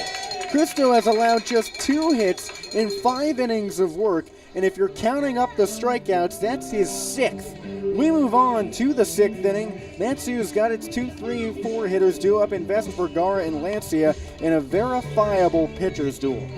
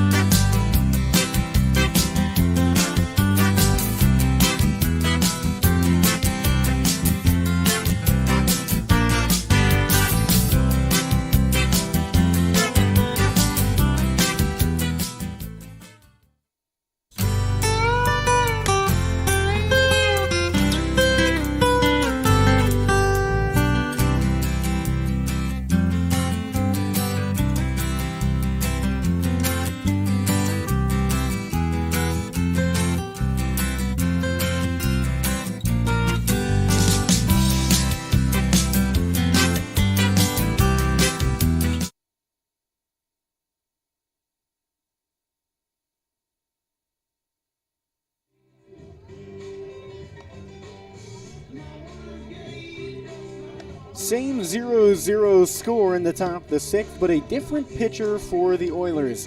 Replacing Arnaud Mulamekic after 5 2-hit shutout innings is Mose Hayes, and the Miners know him well. He pitched the last time these two faced on the Peninsula. With Austin Barach, I'm Jesse Cook. Hayes this season has a .352 earned run average, and he's appeared in 6 games, starting 1.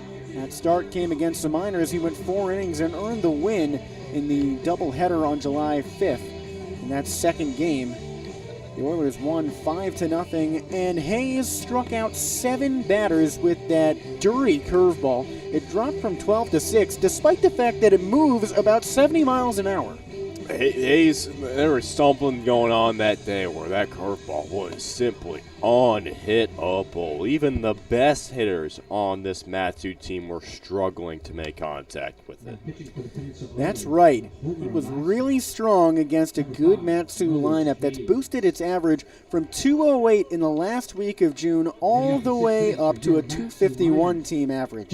Cooper Vest, Alex Vergara, Steven Lancia due up for the Miners, the 2-3-4 hitters. Hayes, the righty, takes on Vest, the lefty, to start things off in this 6th frame. Hayes out of Yuba Community College in California.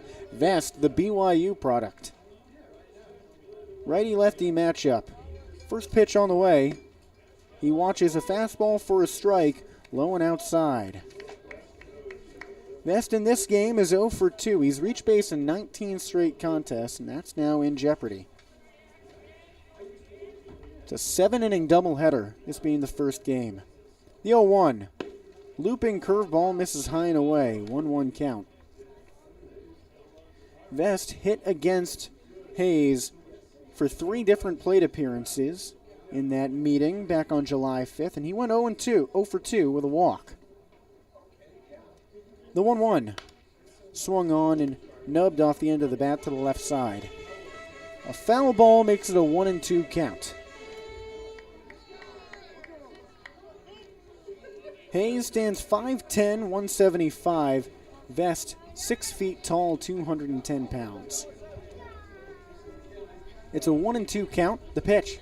Curveball for strike 3. Vest swings and misses out of his shoes, ending up on his front foot. Does Mose Hayes do it any different? This is exactly how he dissected the Miners the last time they played. One away after one batter, and that brings up Alex Vergara.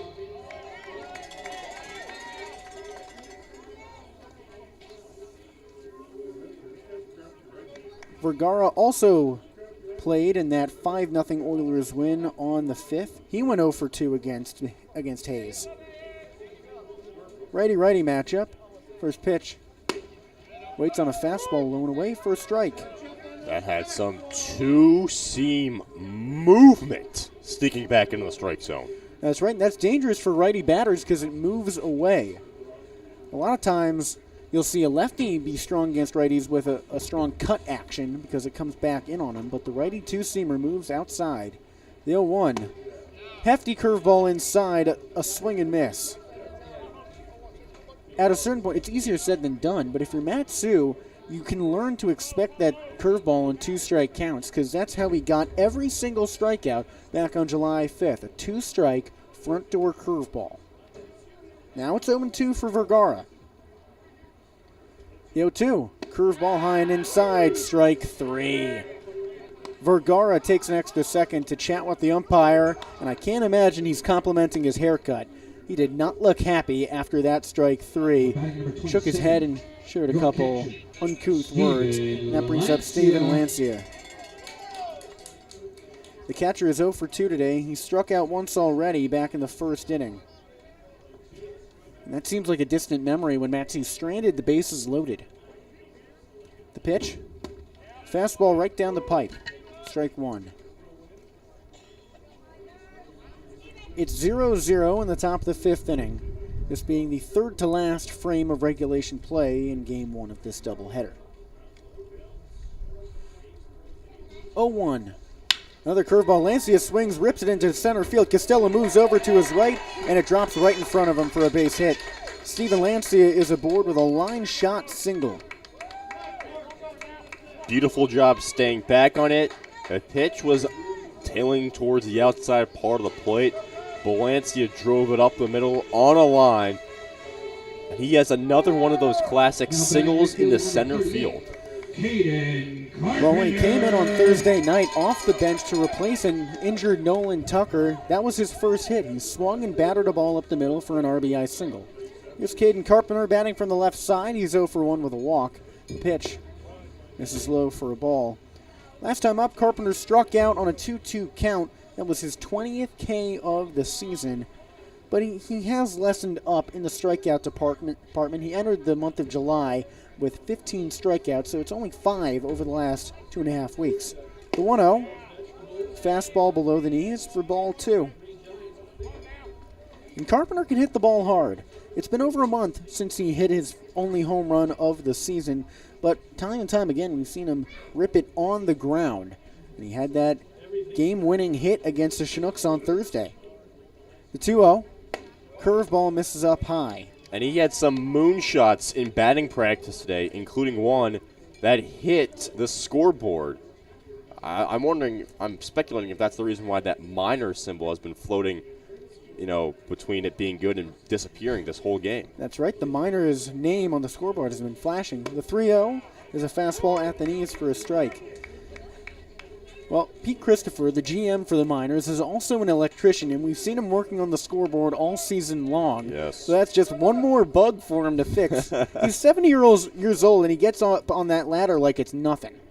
3-1. He swings, drives into right field. That's a base hit for Carpenter. Lancia cruises into second base, and the Miners, after starting out with back-to-back outs, have singles in back-to-back batters. And that brings up Braden Rogers. He had a base hit last time up on the infield dirt to short. For the Miners, left field, number 18, Braden Rogers.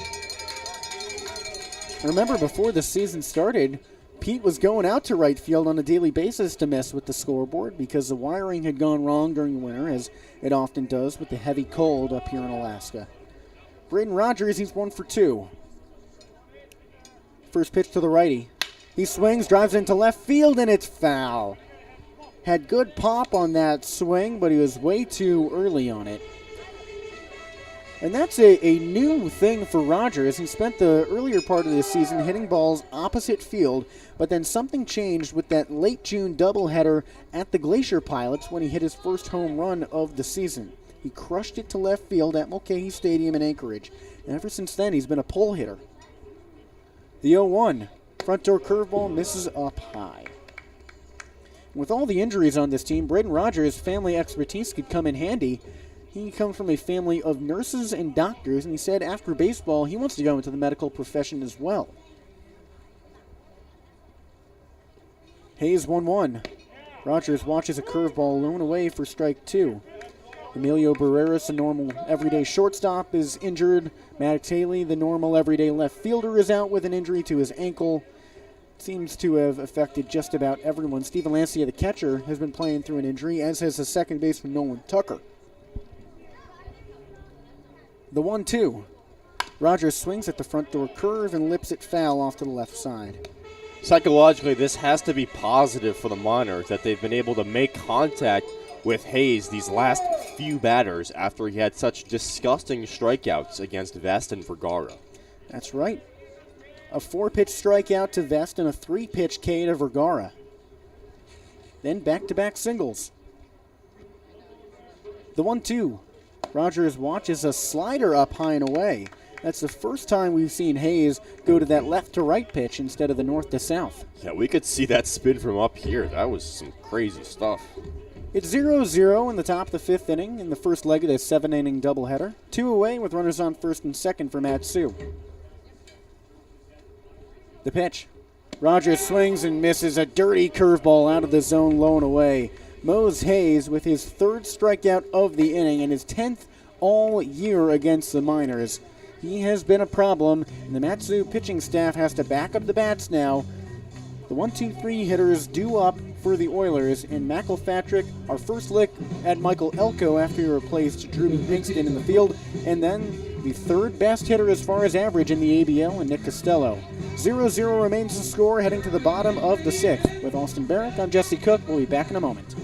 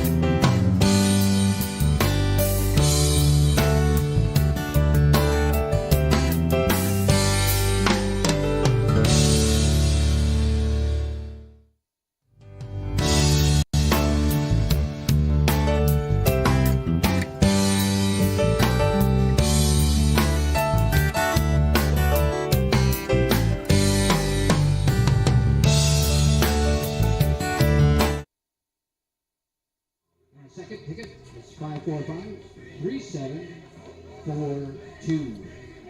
545. The pitcher's duel is moving on to epic proportions in the first leg of this 7-inning doubleheader.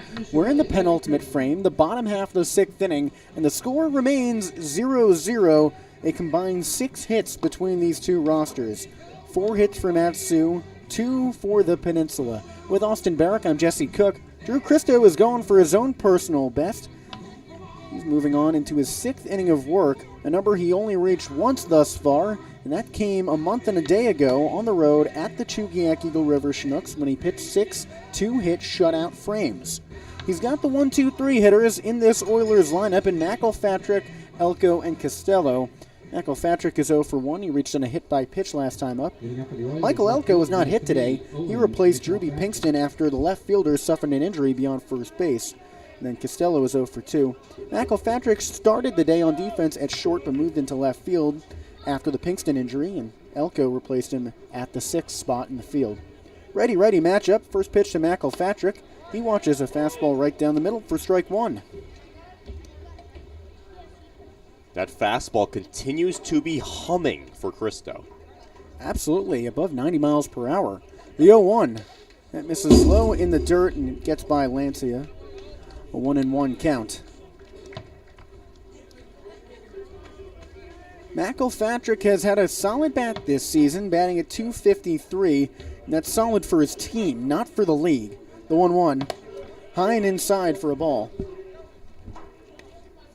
2-1 count. McElpatrick, among active players on this roster, is 5th on the roster with that .253 batting average. Shows how weak the Oilers have been hitting all year. The 2-1.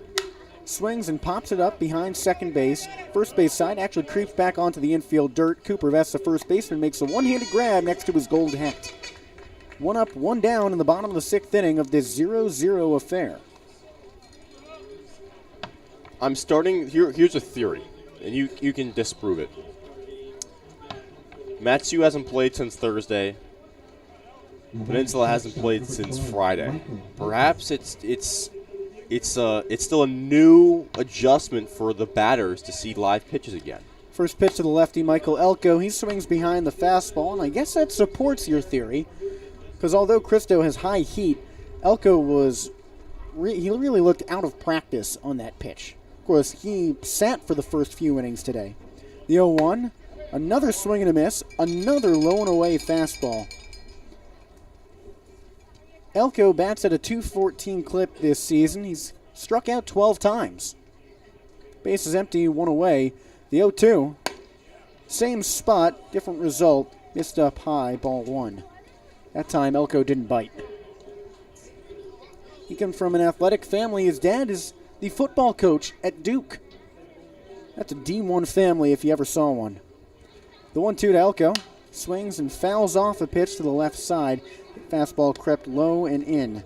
Elko, another Division I player out of Northwestern, the rising sophomore, is a native to College Station, Texas, because his dad used to coach at Texas A&M. The 2-2. Swings and nails another foul ball off to the left side. Northwestern's athletics have been plagued by controversy recent times. That's right. The baseball coach fired as a result of bullying. Likewise with Pat Fitzgerald with the hazing incident with the football program. The 1-2 misses up high for a ball. And the baseball season wasn't exactly a positive one as far as record. Only 13 wins in that 46-game season. The 2-2. Swing and a miss. Drew Christo is rolling on the hill. He's struck out 7 batters, allowed just 2 hits, both of which came in the second inning, which means that he has not allowed any tallies in the H column now in almost 4 frames. That's 3 2/3 innings without a hit. Really 4 1/3, because both those hits came with 1 out in the second. That brings up Nick Costello. He was the first strikeout victim back in the first inning. Christo into the windup. Fastball at the belt for strike 1. Costello comes from another athletic family. His cousin Ryan Creedler is doing a rehab stint for the Detroit Tigers. The 0-1. This is low for a ball. Creedler made a splash as a rookie last season. Had a hit in his second game. His home run came in his first week. Now, after surgery for a hernia, he's making his way back. The 1-1, Costello swings, drives it to deep center field, but Vergara has plenty of room. He makes the grab leisurely just at his belt in midway through the outfield. 1-2-3 go the Oilers in the bottom of the sixth, and rapidly we're on to the final frame of play in under an hour 40 played in this first leg of the doubleheader. Top the seventh inning coming your way, 0-0 the score. Matsu's got the 7-8-9 batters due up in Rogers, Thurston, and Hannes.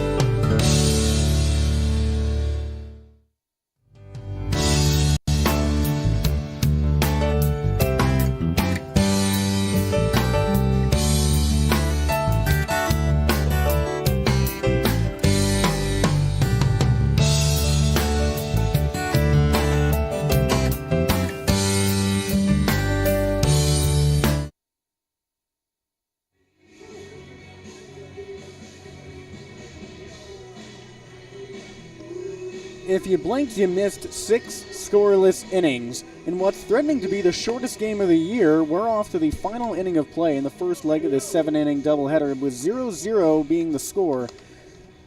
Matsu and the Oilers have played 2 sub-2-hour games against each other this season. One was an hour 50, one was an hour 57. Both of those came in the trip to the Kenai Peninsula not too long ago. Landon Rogers leads off against Mose Hayes for the Miners here in this inning. Righty-righty matchup. First pitch. He swings, rips it down the left field line, and just foul by a couple inches. Rogers took an inside changeup and smoked it down the line, but the third base umpire was pretty clear that the ball had some green between it and the foul line. Nearly reminded me of Caleb Hannes' leadoff double down the left field line to begin the 9th inning rally in Chugiak on Thursday. That was the last game these Miners played. It was the only come-from-behind victory in the 9th inning that these guys have seen. 0-1 to Rogers, misses inside, plunks him on the hip, and he hustles off to first. 1 on, nobody out for Matsu, and that brings up Alex Thurston. The Matsu shortstop had an RBI single in the last game at Chugiak. He had another RBI single the day before that against the Bucks. Thurston had an RBI walk as well as a single the day before that against the Chinooks. And the last time he played before then, Thurston went up against these Oilers. And for the Matsu shortstop, he went 0 for 4 in that game. That was the second leg of the doubleheader on July 5th. But he's been on a roll lately, his 4th consecutive start. The pitch, he squares the bunt, pulls back on the fastball up high. Emilio Barreras, although being injured, is coaching first base for Matsu. He's been struggling with back issues the last week and a half. He had played every game to start the season through the first 50% of the year, the first 20 games, but lately been taking a backseat. The 1-0, squares to bunt, lays it down the third base side. Picked up by Thomas, he throws on to first, and he got him. Rada covered the bag. That moves Landon Rogers into scoring position on the sacrifice bunt. Really good work for Alex Thurston on that play.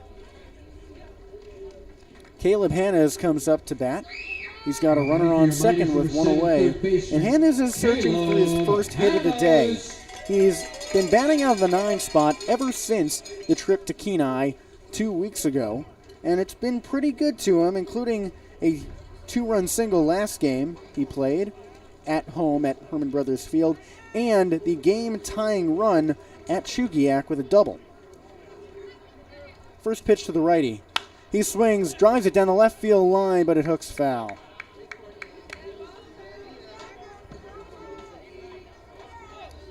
Hannes, like Tucker before him and like Thurston before him and Tucker after him, is a product of Valparaiso.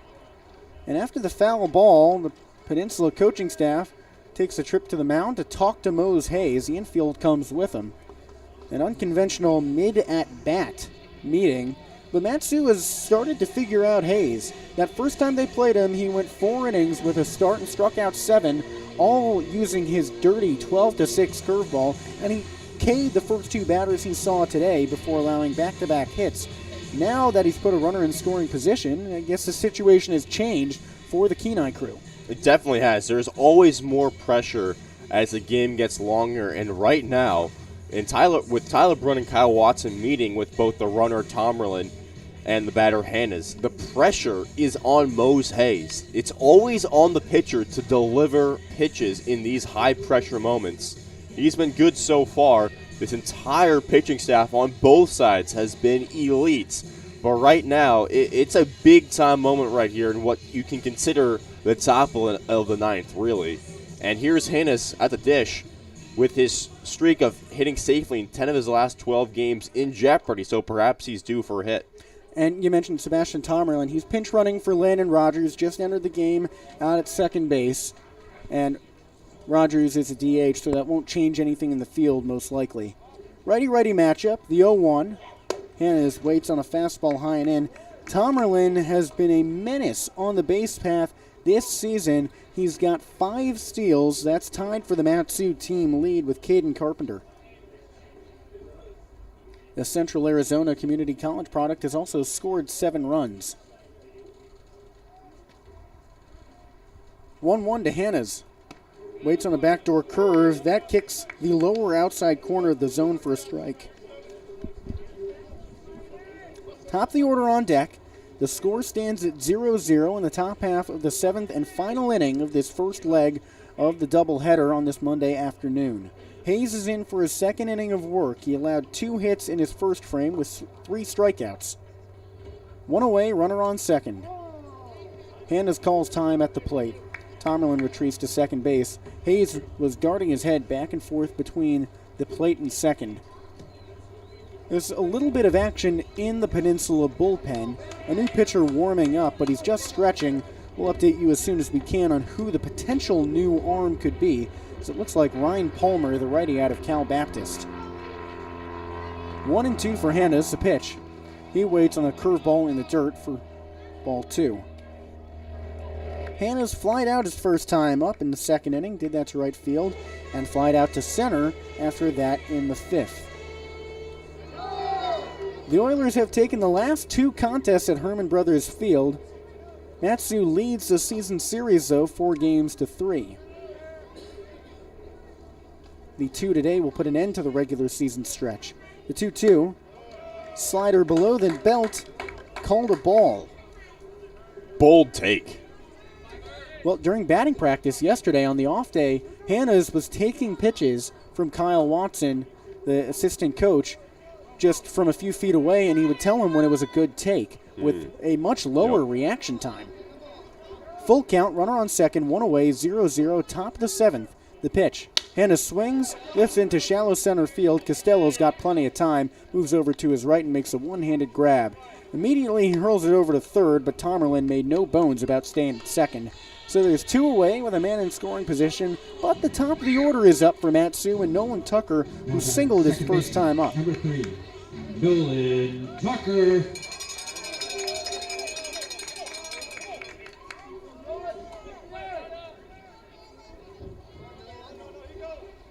Tucker has not left the infield with any of his swings. His single went right back to the mound and was a stroke of pure luck. that he got to first before Arnaud Moulimekic because Michael Rada never covered the bag. And then a ground out to first and a ground out to short followed. The pitch, the lefty watches a curveball high and away for ball one. Tucker started off that series down in the Peninsula with a hot first game. He tripled to lead off the series on July 4th. Head coach Tyler Braun told his team that Kenai trip, the midway point in the season, is usually a turning point, and that's what he wanted for the team out of that. The 1-0, check swing on a fastball high and away. It's called a strike. Matsu was in third place at the start of that week. Now the Miners sit in first, a game ahead of the Glacier Pilots and the Bucks. 7-2 since the start of the Kenai trip. I'd call that a turning point. The 1-1. Another curveball. It misses up high. 2-1 count. The Bucks about to go at it in 10 minutes with the Chugiak Eagle River Chinooks. It's 5:50 here in Alaska, and that game is scheduled to start at 6. I say 5:50 here in Alaska because we do have listeners from all over the country. These players for the Miners, none of them are from Alaska. The 2-1. Swings, rips it down the first base side. Rada fields it on the hop down the line. Underhand to the bag. Hayes covers, and they got a diving Nolan Tucker by just a hair. Tomerlin would have scored if not for the out at first. He got a good jump off the play and rounded third with plenty of time. But nevertheless, Matsu has to defend. Despite being at home, the Oilers are the acting home squad. So Matsu, in its own ballpark, now has to prevent a walk-off here in the bottom of the 7th inning. It's the heart of the lineup for the visiting Oilers in Ben Griffin, Theo Forshey, and Leighton Helfrich. And Matsu is looking to avoid being walked off upon for the first time this season. We'll be back.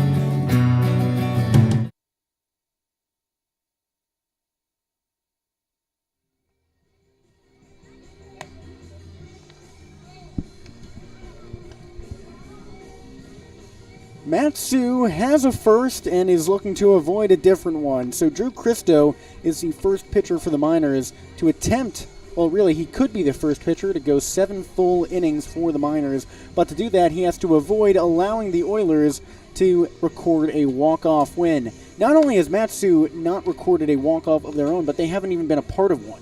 Every game this season has either ended with the home team being ahead when the final inning came around, or the road team just waiting it out. It's 0-0 in the bottom of the 7th and final inning of this first leg of the Monday afternoon doubleheader. The last time these two teams will meet this season is these two games today. With Austin Barach, I'm Jesse Cook. Ben Griffin, the righty catcher, leads off against Drew Christo. First pitch is swung on and fouled off to the right side. There is some action in the Matsu bullpen. Christo's Nebraska teammate Will Rizzo has started to stretch. The 0-1. Check swing low and away. Didn't bite. That's a ball. So we haven't seen extra innings this season, and it feels weird to call a potential 8th inning extras, but it's a 7-inning doubleheader, so that would be the correct way to describe it. The 1-1. Check swing. He nubs it foul off to the right side. This is just a weird game by all measures. There have been 6 hits between these two teams. The Oilers haven't put a man on base with a tally in the H column since the second frame. The Peninsula is acting as the home team despite this game coming in Palmer. The 1-2 swung on and popped up foul off to the right side. This game acts as a makeup from the July 6th affair that was rained out, despite the fact that there was a full game played between these two teams a week ago, last Sunday, and on Saturday there was supposed to be another doubleheader, the pitch in the dirt. These teams were supposed to play in another doubleheader, but that got rained out. There's so much that doesn't feel right about this day that it's just so weird. I mean, these teams will play each other 9 times, of which 6 of those games will be double headers. 2-2, misses high and in. 3-2 count. That's right. 5 of those games will be here at Herman Brothers Field, the home ballpark for Matsu, but the Oilers will be the home team for 5 of those games. The 3-2. Called strike 3 at the top of the zone. Griffin tried to sell it, but Cristo has another K. Make that his 8th strikeout, and that's the first batter retired in the 7th inning. Griffin tossed his bat aside and started to walk off to first, but that pitch was down the middle. Yep. So here comes Theo Forche. He had his side first hit back in the 2nd inning. The pitch to the lefty is outside for a ball. And Drew Cristo, who has had such a problem with walks in recent games, has not walked a single batter. The only 2 non-hits to put guys on base have been hit by pitches. That pitch misses up high for ball 2. I mean, he had walked no fewer than 5 batters in each of his last 3 outings. Today, none. The 2-0. Fastball at the knees for a strike. And this really makes you think of that game against the Chinooks a month ago when Cristo went 6 shutout innings on 2 hits. Now he's gone 6 1/3 on 2 hits. The 2-1. Swing and a miss. A changeup low and away. He had Forche out in front. 2-2. This game started at 4:03. It's currently 5:56. A very fast-paced game. The 2-2.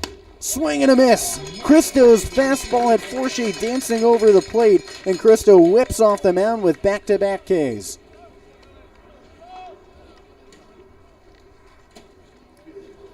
We're 1 out away from seeing our first extra inning battle of the season, and of course it would come in a 7-inning game, so the extra inning will be the 8th, if Cristo can record 1 more out before the Oilers score. Here's Leighton Helfrich batting from the right side. He's 1 for 2. The pitch. Fastball at the top of the zone for a strike. The longer that Cristo can go, the better that does with the rest of the arms for Matsu. The 0-1, check swing, curveball at the knees, called a strike, and we are 1 strike away from extra innings. Drew Cristo will technically have a complete game. The 0-2, Helfrich swings, laces it up the middle, and the Oilers have their first hit since the 2nd inning, Helfrich's 2nd of the day, and it's a single to extend this final inning of regulation.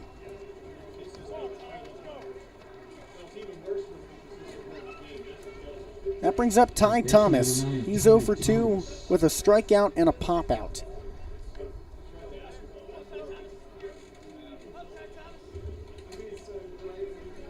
The righty has struggled mightily against Matsu this season. He's 1 for 16 on the year. The pitch to the righty. Runner off for second. He swings, flares into shallow right field, right behind second base. Helfrich races into third. Carpenter picks the ball up, and right now there's runners on the corners. So, what was less than 2 minutes ago, a situation that had Matsu 1 strike away from moving the game to extras, now has the Oilers with the game-winning run 90 feet from home. That's the hit and run working again. That would have been an out if Nolan Tucker didn't have to cover second base and that ball was hit where he would have been playing. Ty LeBrun makes a trip out to the mound to talk to Drew Cristo. Will Rizzo is warming up in the bullpen. LeBrun has not snatched the ball from his pitcher's hands yet.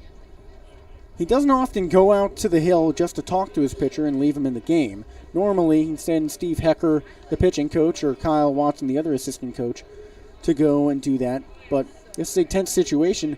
There is the train of thought that says walk Michael Rada to bring up Bryson Ujimori with a force out at any base. Cristo's going to stay in the game, but Rada has been so dismal against Matsu. He has yet to record a hit this season.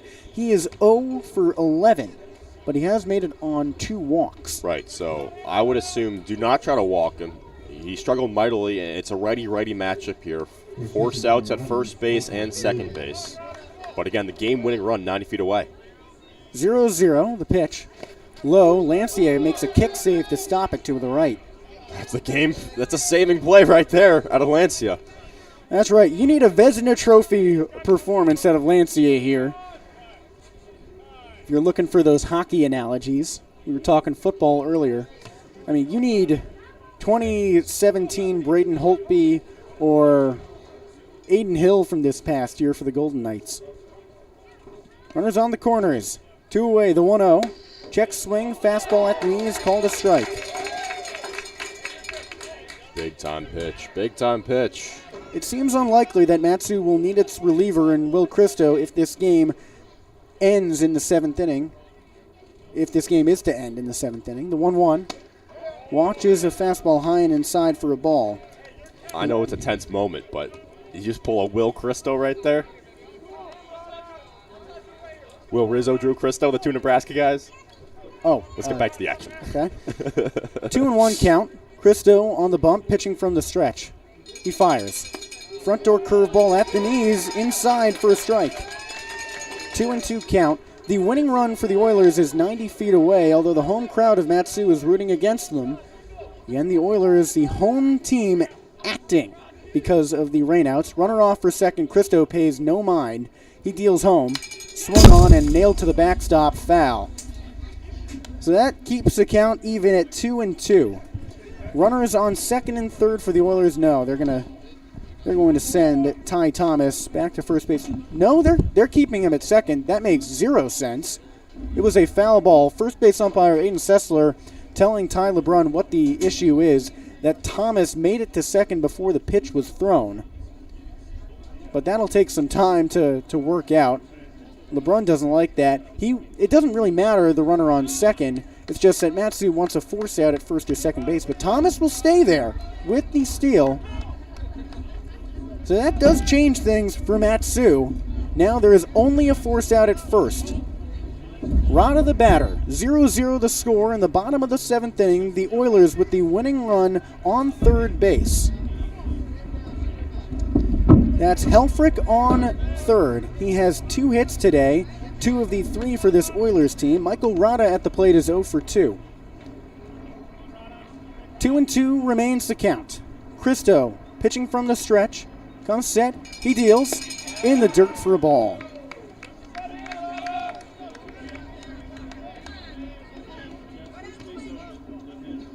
The count is now full. The batter on deck is Raisen Ujimori. He has no hits. Will Rizzo warming up in the bullpen for Matsu. Drew Christo on the hill. The payoff. Curveball low and away. Called strike 3. 10 Ks for Drew Christo. And for the first time all year, Matsu will see extra innings, even though it's just the 8th. 0-0 remains the score. Drew Christo is the first minor this season with 7 complete innings, and he does it with 7 shutout frames on just 4 hits rather. We move on to the 8th and first extra inning of the year. All knotted up at nothing.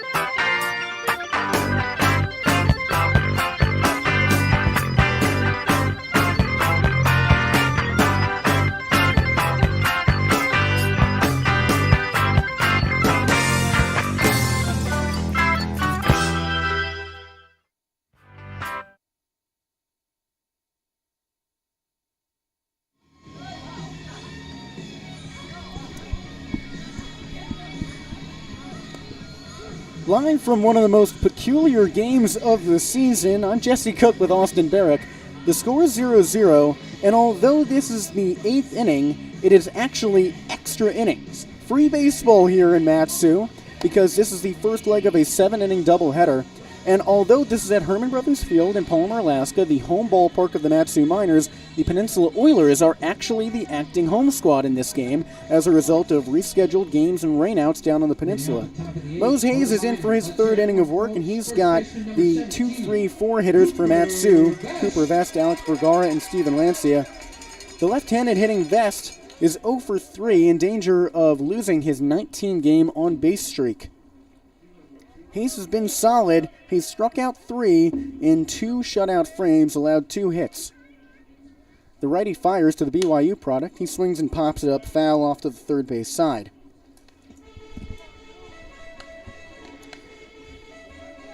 And let's talk more about the Matsu pitching. Drew Christo has been the best we've seen him all year. He struck out 10 batters in 7 innings, allowed just 4 hits in shutout baseball. He's the first Miners pitcher this year to go 7 complete innings. So good. The 0-1, Vest watches one inside and hits him on the knee. He's lucky it was the curveball because that moves under 70 miles per hour, so it didn't feel too bad. He shakes it off and walks off to first with ease. Number 16, Alex Vergara. So that puts the go-ahead run on base for Matsu and Alex Vergara up at the plate. Extends his best streak as well. That's right, 20 games. And this must feel like a familiar scenario for Matsu because their last game was on Thursday, 3 days ago, when they played against the Chinooks. They were down by a run entering that 9th inning, but Vest boarded. Well, really, Caleb Hanna's doubled to start the inning. Then Vest tied the game, bringing him home. Vergara pinch hit after him and made it aboard. Steven Lancia and Caden Carpenter were also filtered into the mix in that frame. And they're on deck. Runner on first, nobody out. The pitch to the righty, Vergara. He swings, chops it down the third base side, fielded off the hop. Throw to the bag at second is in time. Throw to first, not in time. So a fielder's choice at Ty Thomas at third puts Vergara aboard and sends Vest back to the dugout. 1 away, 1 on for the power-hitting Matsu catcher and Steven Lancia. Batting the catcher, number 27. Steven We talked about the differences between him and Nick Costello, the Peninsula center fielder, earlier today, because Lancia is second in the batting race, Costello third. And this is where it becomes key. Lancia has 1 hit today. He's 1 for 3. The pitch, Vergara offers second, low and away, called a ball, throw to the bag. He can't pick it, and Vergara is in with a steal. So that puts the go-ahead run in scoring position for Matsu. It's a 1-0 count for Lancia. He's been solid as far as RBIs this season. Not only is he the team leader in home runs with a pair, but he's also struck home 8 batters. 8 ribbies. Alex Vergara on second base. Those two have a really strong connection, having played here last year. He scored 10 runs thus far. Both of these guys were all ABL in 2022. Vergara, the league MVP. The 1-0, Lancia watches a curveball above the belt. 2-0 count. These two have talked about their connection in post-game interviews, that they seem to feed off each other's energies. Well, this is the most important time for that to happen for these guys. 2-0. Lancia watches a fastball high and away for strike 1. Vergara on second base, transferred from the JUCO Weatherford College to Lipscomb, where he's been tearing it up in D1 ball. He hit 23 home runs this past season. Lancia, out of UT Rio Grande Valley, he had 7 dingers. Throw over to second. Vergara is back in with a second to spare, diving. Yeah, they've had that play with Yuji Mora where he creeps up from behind second base with the runner at second base all day long. Is it really creeping up when they've done it on 3 straight pitches? I guess no. It should no longer be a creep up. Yeah, he doesn't really sneak up anymore. He races into second, then peels off. 2-1 to Lancia. He's behind the curveball, swing and a miss. That's what makes Mose Hayes such a dynamic pitcher and a really tough one to figure out. That curveball moves 12-6 very late in the windup. Runner on second, 1 away, 0-0, top of the 8th. First extra inning. The 2-2. Lancia checks his swing on a slider low and away. Home plate umpire says he went around, and that's a strikeout. Second time that Lancia has been retired by way of the K, and Matsu is 1 out away from stranding the go-ahead runner in scoring position. It brings up Caden Carpenter. The big lefty out of Utah has reached base twice today, a walk in the first. He's 1 for 2 after that. He singled last time up in the 6th. He roped it into right field, and the Miners could use a little more of that energy here. Righty-lefty matchup. Hayes from the stretch. Backdoor curveball called a strike at the thighs. 0-1 count. Carpenter has 13 RBIs this season. Another one here would mean a lot. It would put the Miners up with the game's first run. 0-1. Checks a swing on a curveball in the dirt. That's a ball. Carpenter entered this game with a .455 on-base percentage. He leads the league in walks. Recorded his 26th bases on balls to lead off the game today. 1-1 count. Go-ahead run in scoring position in Vergara on second. Throw over to the bag. Very late. He's back in with a dive.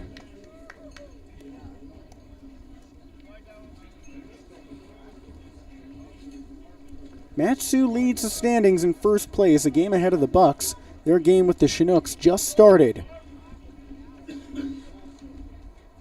1-1 the count for Carpenter. Hayes deals home. Curveball swung on and popped up foul out of play over the backstop.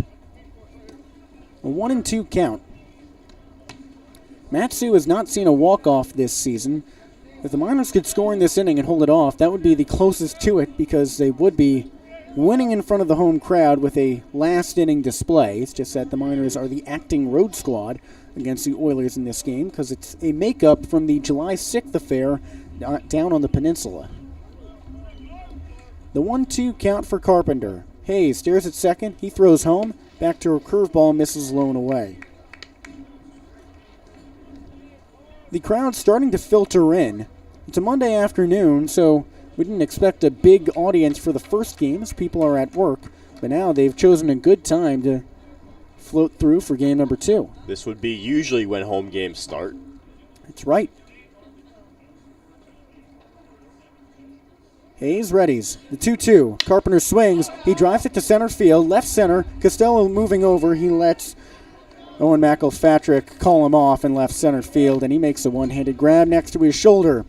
So once again, Matsu leaves it to the pitching staff to keep this game alive. Will Rizzo, the normal closer, enters looking to hold off the Oilers and, if possible, extend the game to the 9th inning, looking for a win. 0-0 the score. The Peninsula has 9 1-2 hitters due up in Ujimori, McElpatrick, and Elko. We'll be back.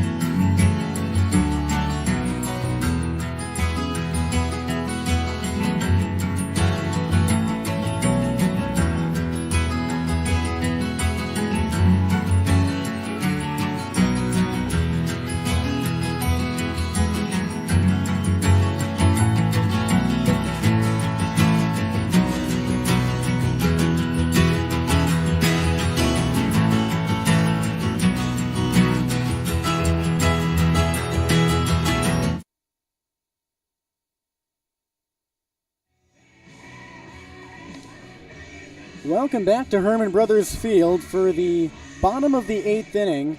Despite this being the 8th inning, it's actually an extra inning because this is the first leg of a 7-inning doubleheader. With Austin Barach, I'm Jesse Cook. The score stands as it started, 0-0. Drew Christo is out after 7 shutout innings, allowing just 4 hits, no walks, 10 strikeouts, and Will Rizzo is on the hill, his Nebraska teammate, to shut the door, really to keep the door open ajar, to keep this game going onto the 9th inning. And Rizzo has 9 1-2 hitters in Ujimori, McElpatrick, and Elko. There are no hits between those 3. Rizzo has been great this season. He's had 8 scoreless appearances, but if he's been Superman, then the Oilers have been his kryptonite because all of his runs have come against this Peninsula squad, all 9 of them. If you pitch him against any other team, he's got 0 earned runs. But the Oilers, in the last 2 times he's faced them, have teed off. Ujimori comes up to bat from the left side. He's 0 for 2 today. Rizzo pitches to the UC San Diego product. First pitch is a curveball up high. And the main problem for Rizzo is the same as it was for Christo entering this day, walks. Although Christo did not allow a base on balls, Rizzo is in the game now. The 1-0 is a curveball called at the belt for a strike. Against the Oilers alone in 2 appearances, he's walked 5 batters. This season, he's walked 15. The 1-1 swings, nubs it down to shallow left field and foul.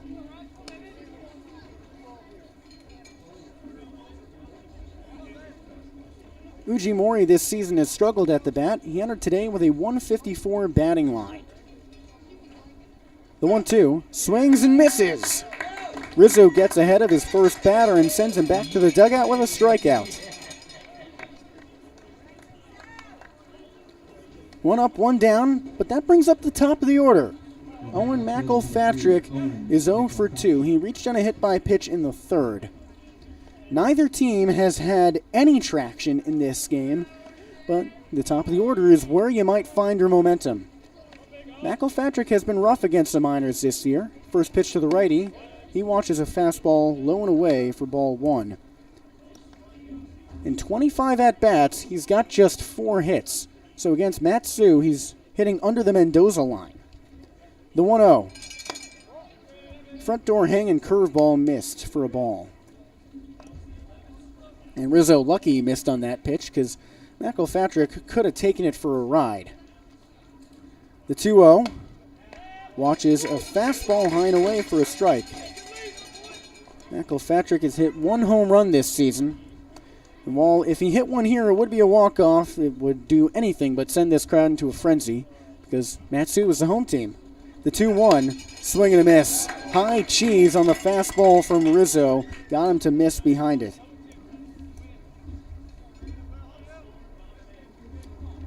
Rizzo kicks some dirt off the otherwise eggshell white rubber.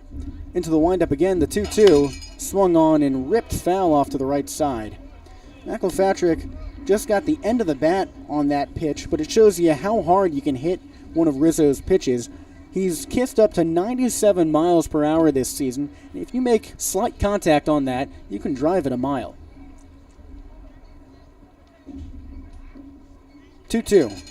Swings, laces into left field, a line drive base hit. McElpatrick represents the winning run, and he's aboard with a single. And that brings up the 2-hitter in Michael Elko, who struck out on a 7-pitch battle last time up.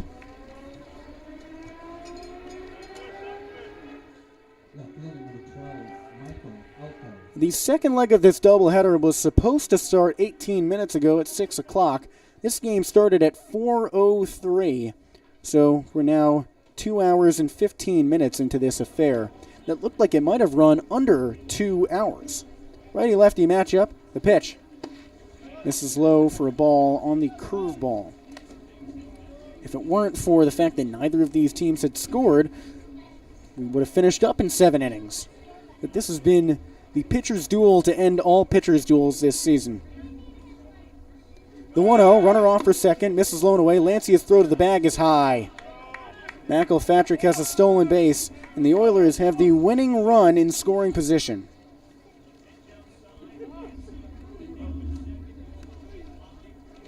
It's a 2-0 count for Elko.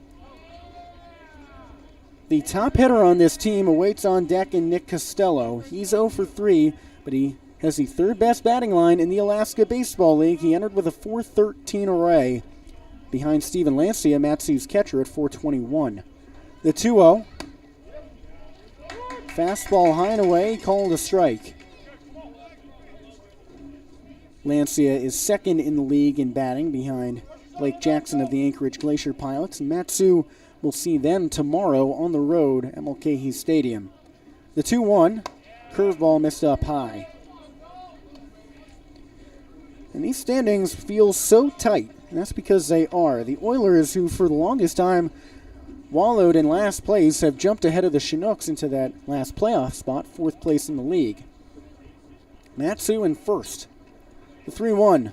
He swings, drills it to deep center field. Vergara chases back, looking over his right shoulder into left center. He makes a one-handed grab above his head, lobs it to third base, but McElpatrick is in with a slide, and the winning run is 90 feet from home with 2 away in the bottom of the 8th.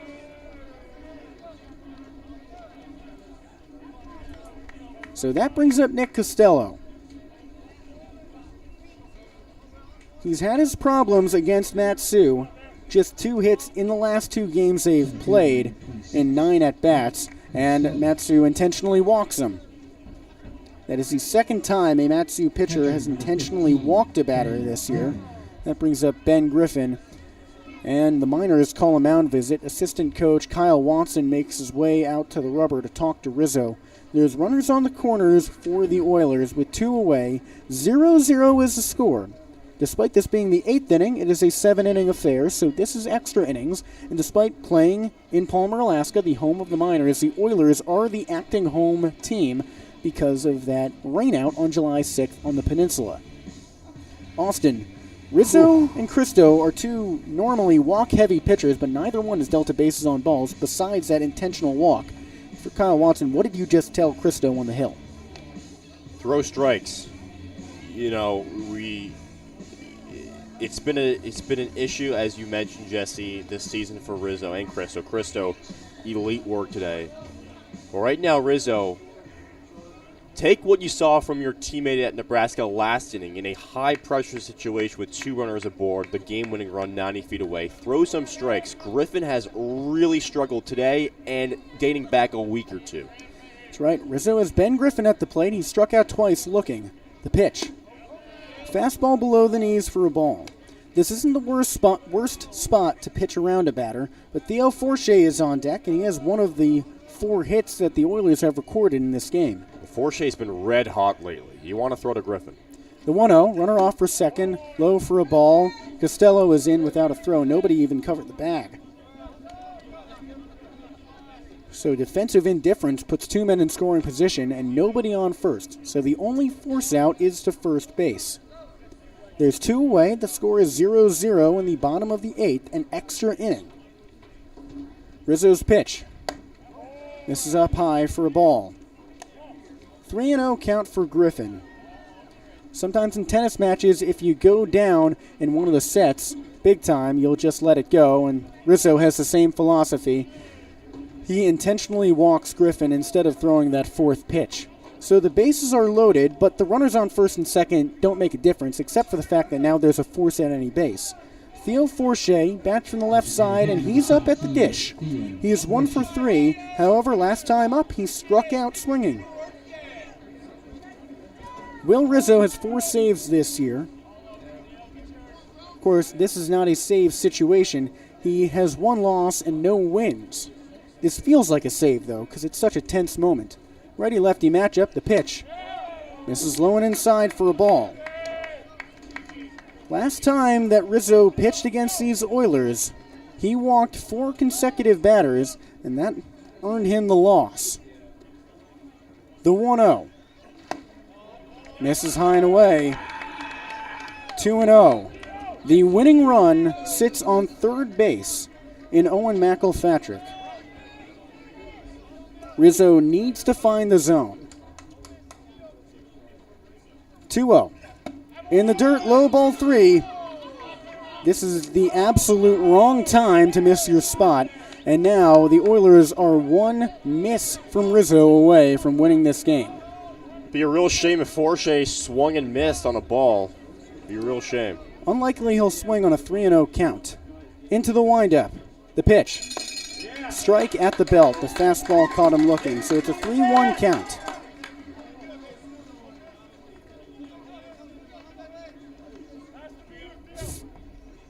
Three and one for Forshey.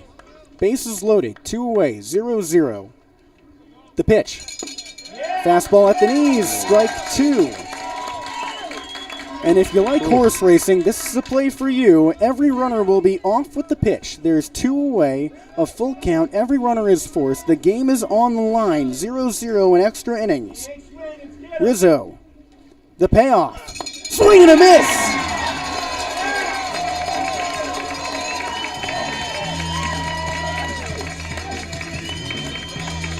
How about clutch? Will Rizzo, with the game on the line, comes through and gives the Miners another opportunity at the bats. 0-0 remains the score. Believe it or not, the 9th inning is still extra, so we move on to the 9th inning here at Herman Brothers Field. A full game and 2 innings of free baseball. We'll be back in a moment as the Miners have Braden Rogers, Sebastian Tomerlin, and Alex Thurston due up the 6, 7, 8 hitters. We'll be back in just a moment.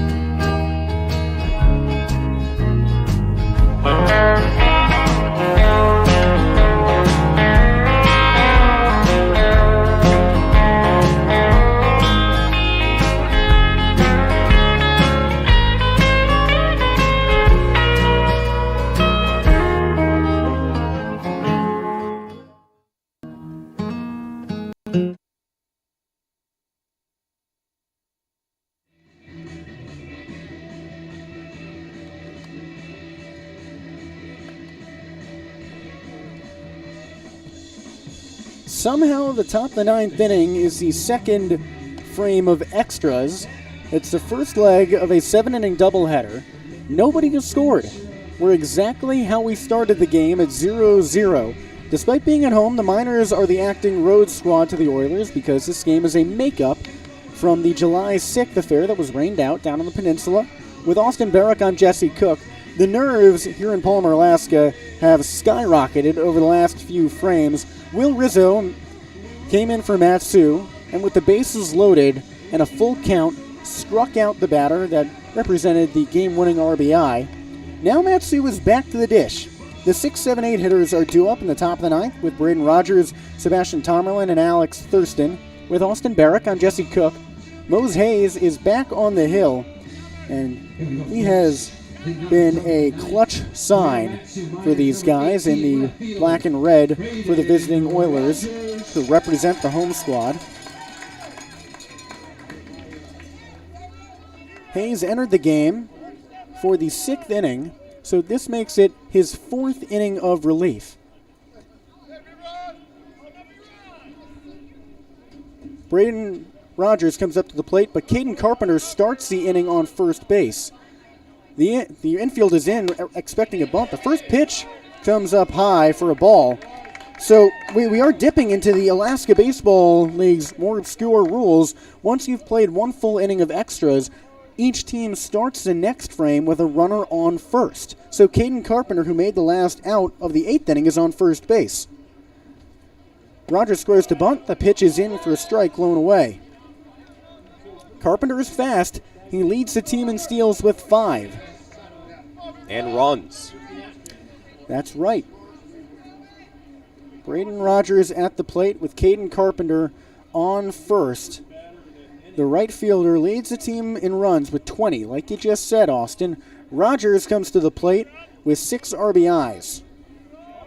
1-1 count. He squares to bunt, lays it down the first base side, but foul.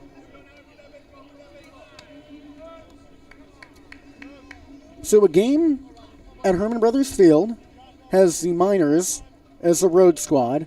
A 7-inning affair is in extras in the 9th, and now there's a runner on first to start off each inning. Could this game get any weirder? It's so weird.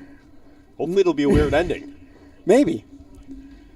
It's 0-0. The 1-2 misses up high for a ball. The Oilers have recorded 5 hits. The Miners 4.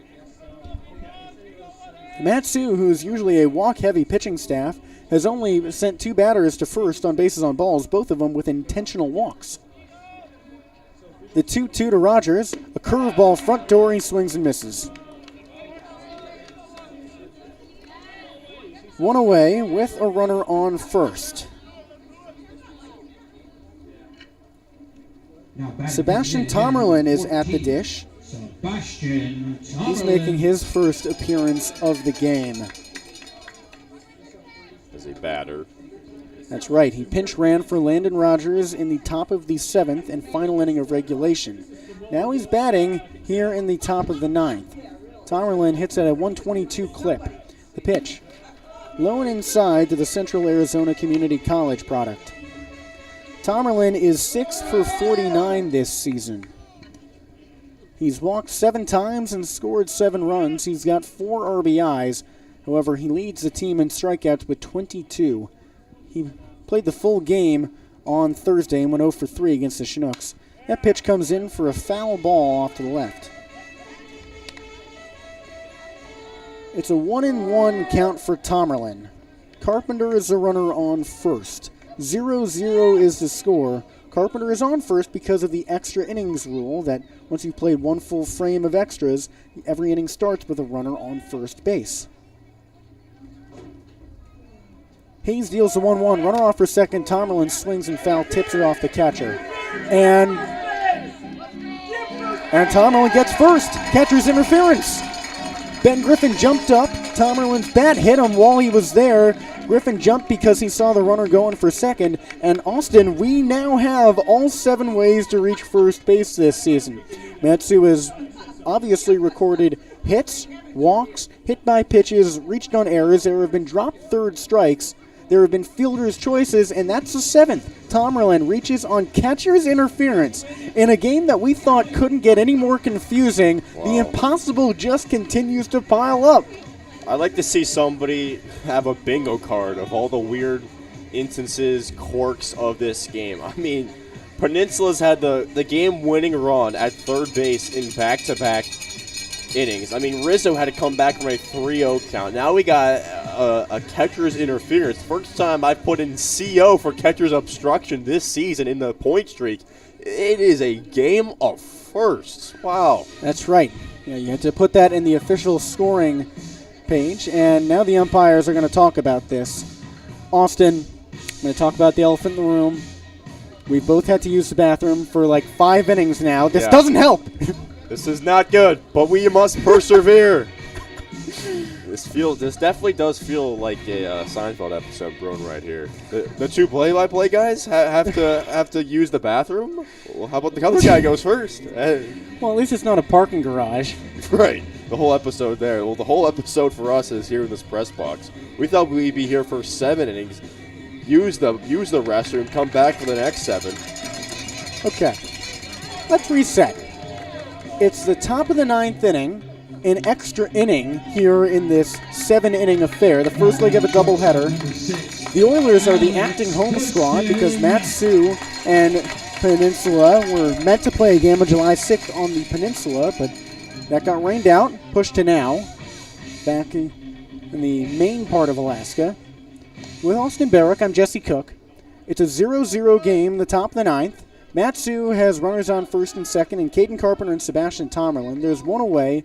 A righty-righty matchup. Mose Hayes on the bump, pitching to Alex Thurston, the shortstop for the M's. First pitch. He swings and pops it up shallow center field behind second base. Elko is there. He reaches up with his left hand and makes a grab right next to his red hat. 2 gone after the pop out into the shallow outfield grass, and that brings up the 9-hitter in Caleb Hannas. Matsu could use a little more of the magic that he put on Thursday when the Miners had that 9th inning comeback to beat the Chinooks on the road. Ended up with a 6-4 win, entering the final inning trailing 4-3, and that rally started off with a Caleb Hannas double. Caden Carpenter and Sebastian Tomerlin are tied for the team lead in stolen bases with 5 each. They're the runners on first and second. Hannas has a solid bat, as we've seen this past week. Hayes deals to the righty out of Valparaiso. He swings and pops it up behind first base. Foul ground. Rada is there with plenty of room, and he makes the two-handed alligator catch. So once again, the Miners are held scoreless. A peculiar inning with Caden Carpenter making it to second after starting the frame on first base, and Sebastian Tomerlin reaching on catcher's interference. And now hold on. The Alaska Baseball League extra inning rules are unclear. The Oilers have lined up on the mound and gone to their handshake line, despite the fact that we have not played the bottom of the 9th. And I believe we're really going to have to search through the rule book for this, but this might actually be, by default, an Oilers win.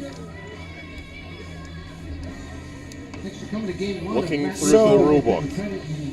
We're going to stay with you. The Oilers are celebrating. The Miners look unhappy on the bench. And this game is decidedly over. So we're going to get to the bottom of this. There will be no 9th inning, no bottom of the 9th inning.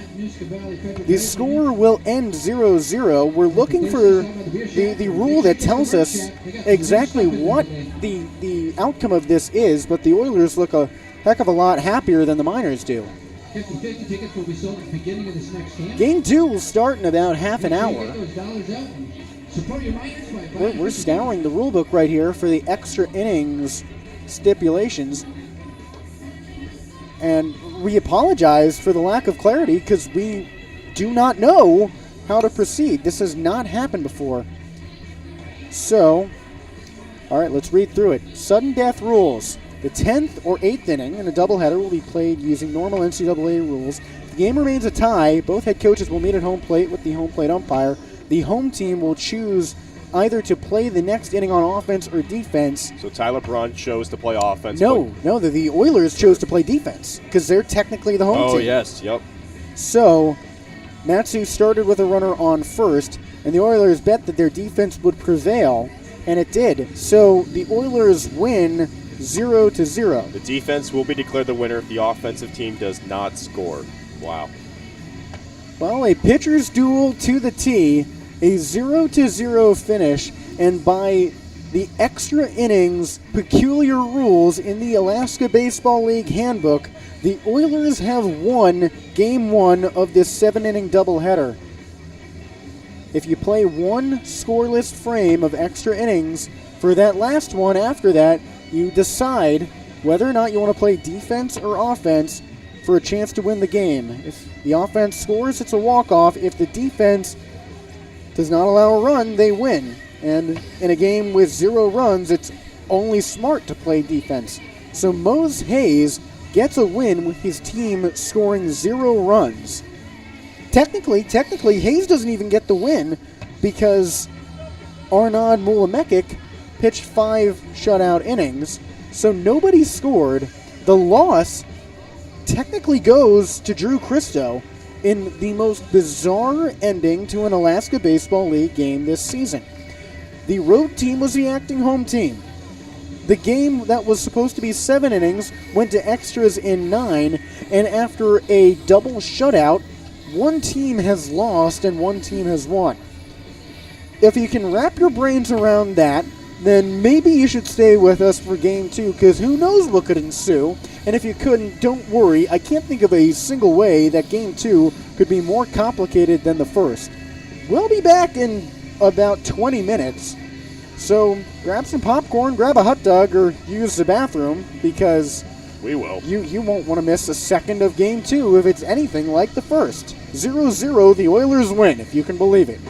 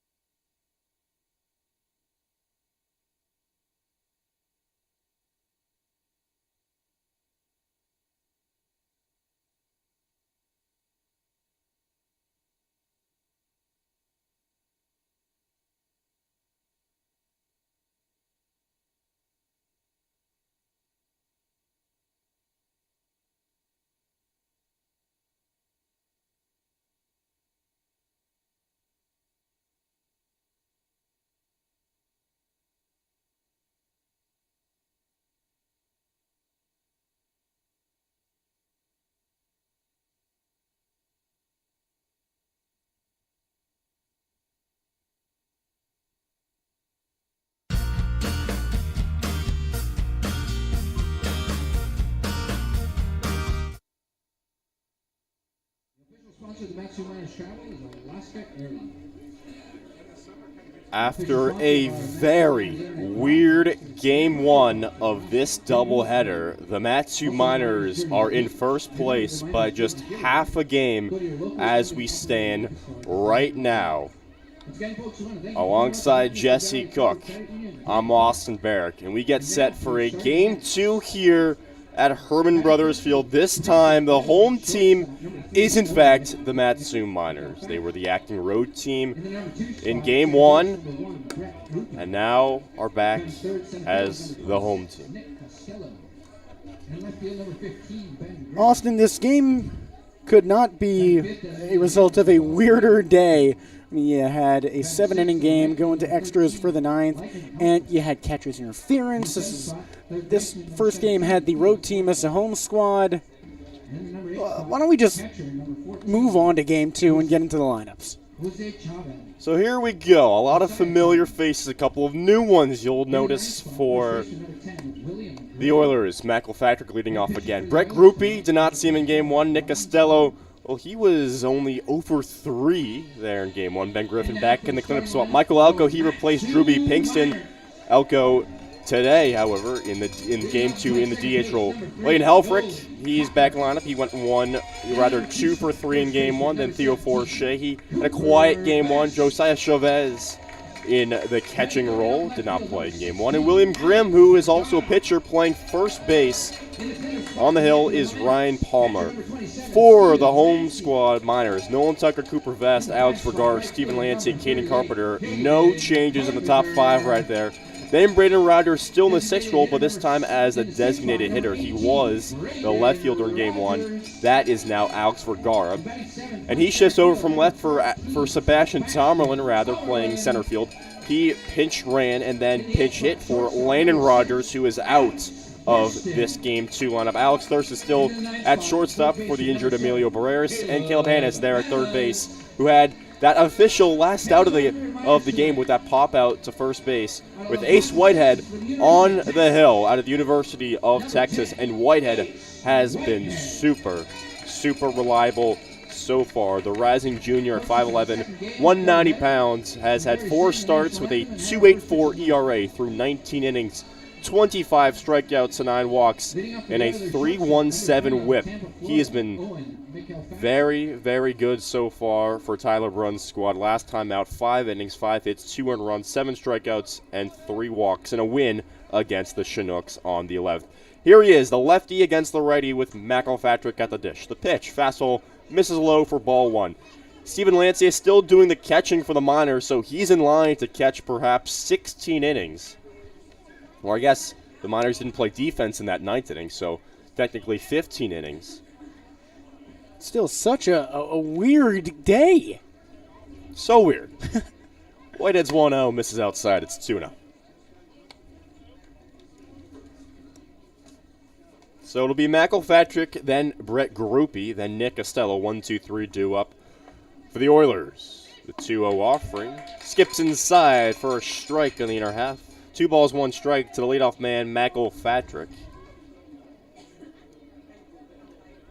The southpaw deals again, and it's skipped to short. Thurston collects it by his ankles, throws on a first, low, gets past Vest. McElpatrick turns for second base, and the throw will not arrive.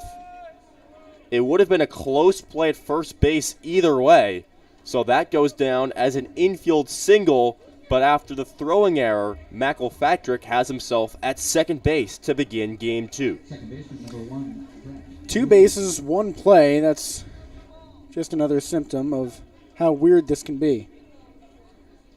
So after that Thurston throwing error, here is Brett Grupe at the dish. We did not see him in Game 1. He bats .258 on the year. A rising redshirt sophomore out of Central Missouri. 17 hits in 66 at-bats, a runner at second. 0-0 score, top of the first. Game 2, he shows bunt, lays it down the third base side. Hannes charges in, makes throw to first, and that is a sacrifice bunt with McElpatrick trickling down to third base. 1 gone with the runner at third. So, for the 3rd straight inning, there is the go-ahead run 90 feet from home for the Oilers. This one, of course, has a different ring to it, but yes, less pressure, but still that go-ahead run 90 feet away. Of course, in Game 1, in high-pressure situations, Drew Christo struck out Bryson Ujimori to end the 8th, as Costello swings and misses on the fastball outside. Rather, it was Michael Rada that he struck out to end the 7th, and it was Drew Christo, Will Rizzo, who struck out Forshey to end the 8th. The 0-1 swoops in for a strike. It's quickly 0-2 to the left-handed hitting Nick Costello, who went just 0 for 3 with a walk and a strikeout in Game 1. Began the day batting over .400. The pitch, tails outside. 1 ball, 2 strikes.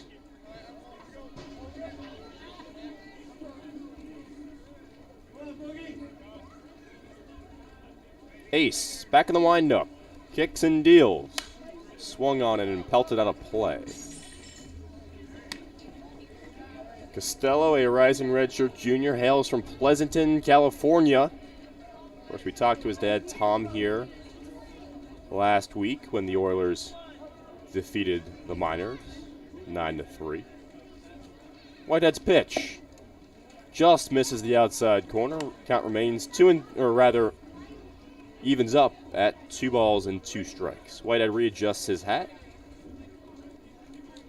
works off the rubber, and now re-enters the top of the mound.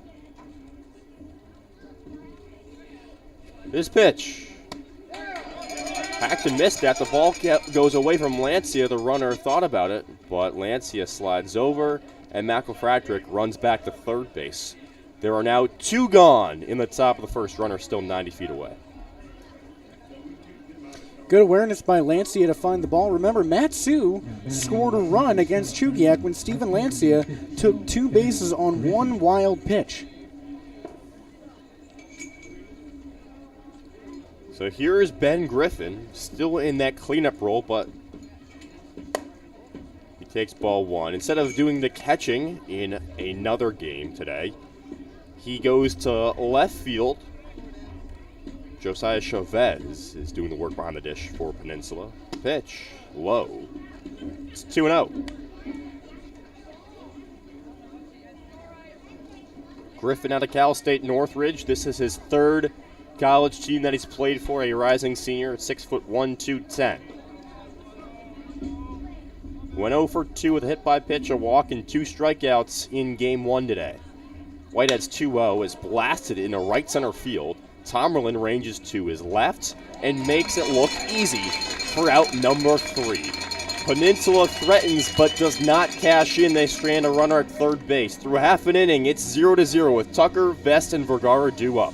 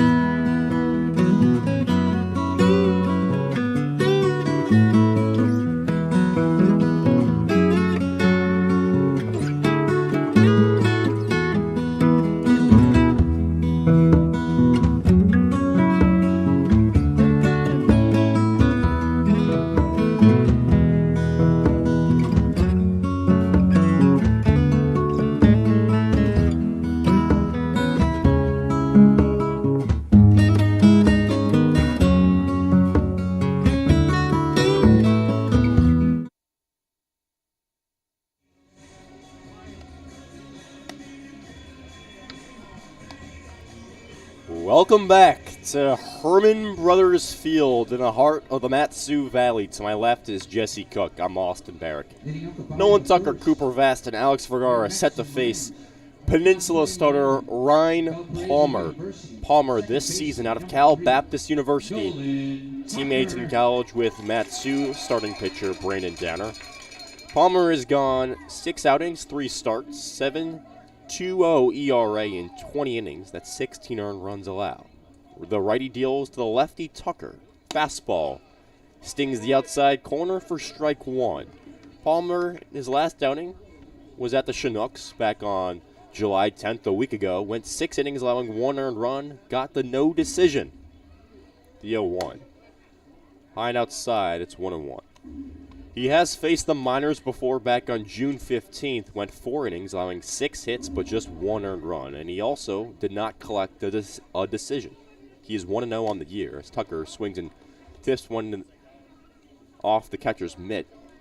It's 1 ball and 2 strikes to the leadoff man. Tucker in game 1 went 1 for 4, had an infield single on his first trip, and then had 3 consecutive groundouts in his last 3 plate appearances.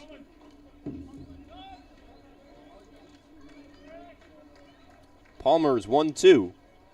Misses outside. Count evens up. 2 balls, 2 strikes.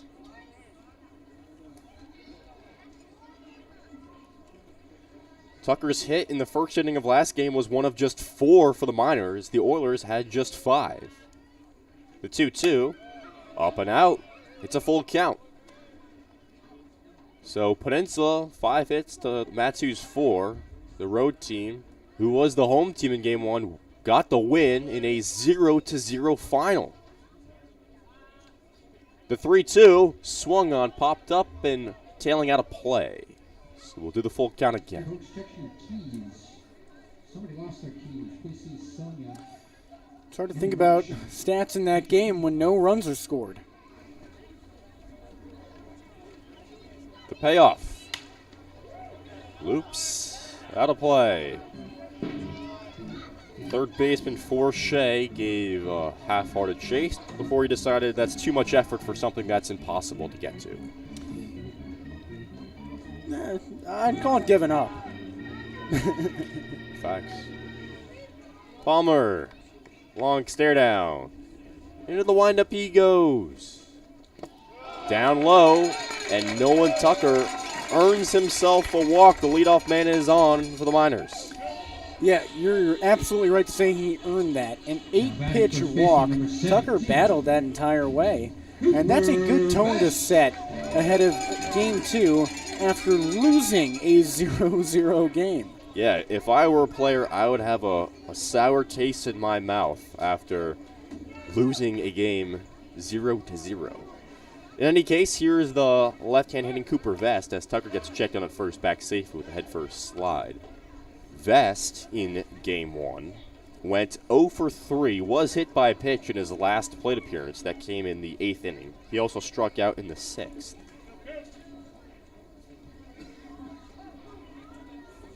Palmer out of the stretch deals a fastball that misses up and out of the zone. It's 1-0.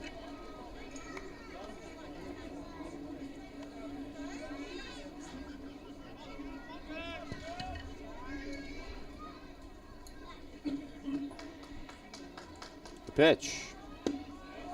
Just off the edge of the plate. It's 2-0 as Palmer loses his hat in the process. Swings his head from front to back to get that lettuce out of his face. He's got a good hairdo up there. It flows out the bottom of the cap, a slight mullet. The 2-0 to Vest swung on and clobbered into the catcher's face mask. Redirects to the dugout of Mat-Su. It's 2-1. Austin, I know that sound very well. That happens when the ball hits the plastic area just above the actual gridiron on the mask, and that's an unpleasant feeling because it feels like you just got hit right between the eyes, but you know that you didn't. Because you know you had that protective layer. You're almost left stunned, so good on Josiah Chavez for staying in and staying conscious after that. The 2-1 to Cooper. Breaking ball got him to swing and miss. It's 2-2. Vest was a strikeout victim to Mose Hayes on a curveball in game 1. Right there, came up empty on that breaking pitch. He struck out 19 times this season in about 110 at-bats. The 2-2 from Palmer runs inside, nearly hit the hands of Vest. It's a full count. Well, Palmer already climbing with that pitch count. He's about to throw his 14th pitch on just his second batter, and that's the right note to start the game if you're Matsu. Tire out their pitcher early, get into those relievers, and start to hit. Big gap in left center field. Griffin, the left fielder, playing close to the line. The pitch is roped, but stabbed by the second baseman. Throw back on the first. Got him on the double play. Groupie with the backhand snag, threw on to first base on the run, and Nolan Tucker was just barely off the bag enough. It's a 4-3 double play. 2 gone in the bottom of the first. I mean, that's such a tough spot if you're Nolan Tucker, because you have to wait for that line drive to drop, and it's a bang-bang play, and he just didn't have enough time to react. Other bad beat for Matsu as Alex Vergara stepped in the box. Today's left fielder takes a fastball in the dirt for ball 1. Of course, he's usually in center field, but Sebastian Tomlin starts there in game 2 today. Tomlin was a pinch hitter and later a pinch runner, then pinch hitter for Landon Rogers in game 1. The 1-0. Big hack and a miss on the inside corner. 1 ball, 1 strike to Vergara. Alex in game 1 at the dish went 0 for 3 with a strikeout and walk.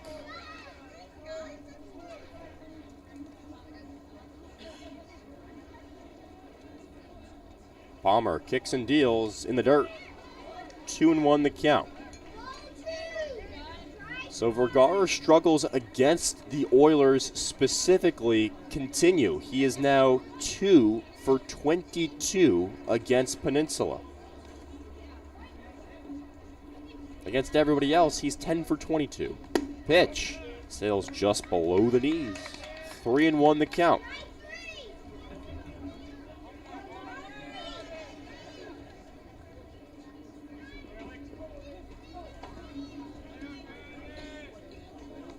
The pitch. Clobbered. Left center field. The outfielders look back. Costello looks up. And it's over the fence. Alex Vergara smashes his 3rd home run of the year, this time off of Ryan Palmer in Palmer, Alaska. It's a 1-0 game in the bottom of the first.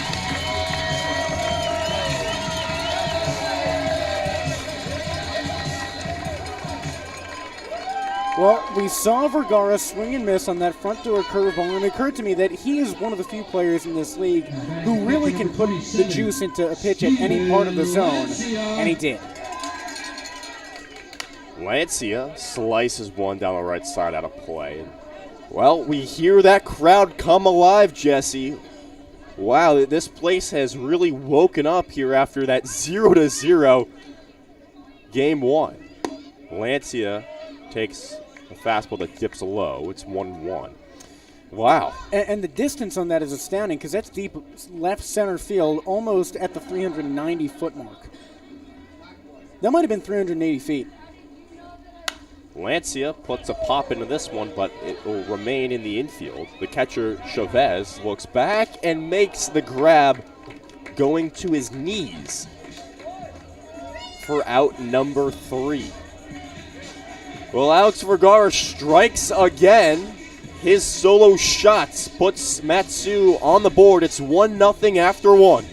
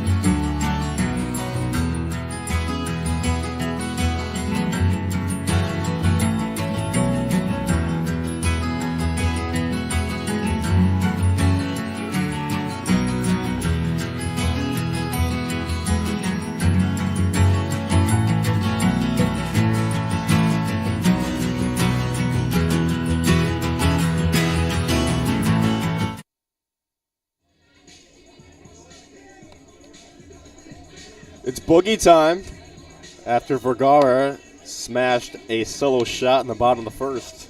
Boogie Whitehead is back on the bump for Matsu in the top of the second. To my left is Jesse Cook. I'm Austin Barach. Whitehead set to face 5, 6, and 7 in the Peninsula order in Michael Elko, Leighton Helfrich, and Theo Forche.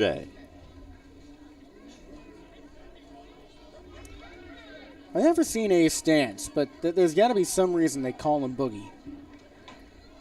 Lefty-lefty matchup here. First pitch hits the outside corner for strike one. Elko replaced the injured Drewby Pinkston in game one of today's doubleheader. Elko went 0 for 2 with a strikeout and a flyout to center.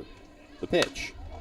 Grounder chopped foul on the first base side. It's quickly 0-2. Elko began the afternoon with a batting line of 214, the rising sophomore out of Northwestern. The 0-2 misses outside. 1 ball, 2 strikes to the 6-footer from College Station, Texas. Elko the DH today in game 2, and he slices one foul off the edge of his bat.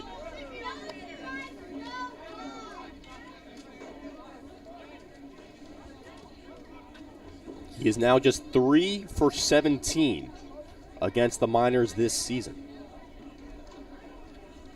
The pitch to Tucker at second, ranges over and makes the play for the first out of the top of the second. That's a good sign for Whitehead that he can get ahead of those left-handed hitters and force a player like Elko, who heavily pulls, to jump out early on a fastball high and away. Normally that's a pitch that you'd wait on and poke into left field, but Whitehead is throwing some deceptive stuff that forced Elko to get the wrong part of the bat on the ball. So here is Leighton Helfrich. First pitch to him, dips in at the knees for strike one. He's got the batting glove on the left hand, no batting glove on the right hand.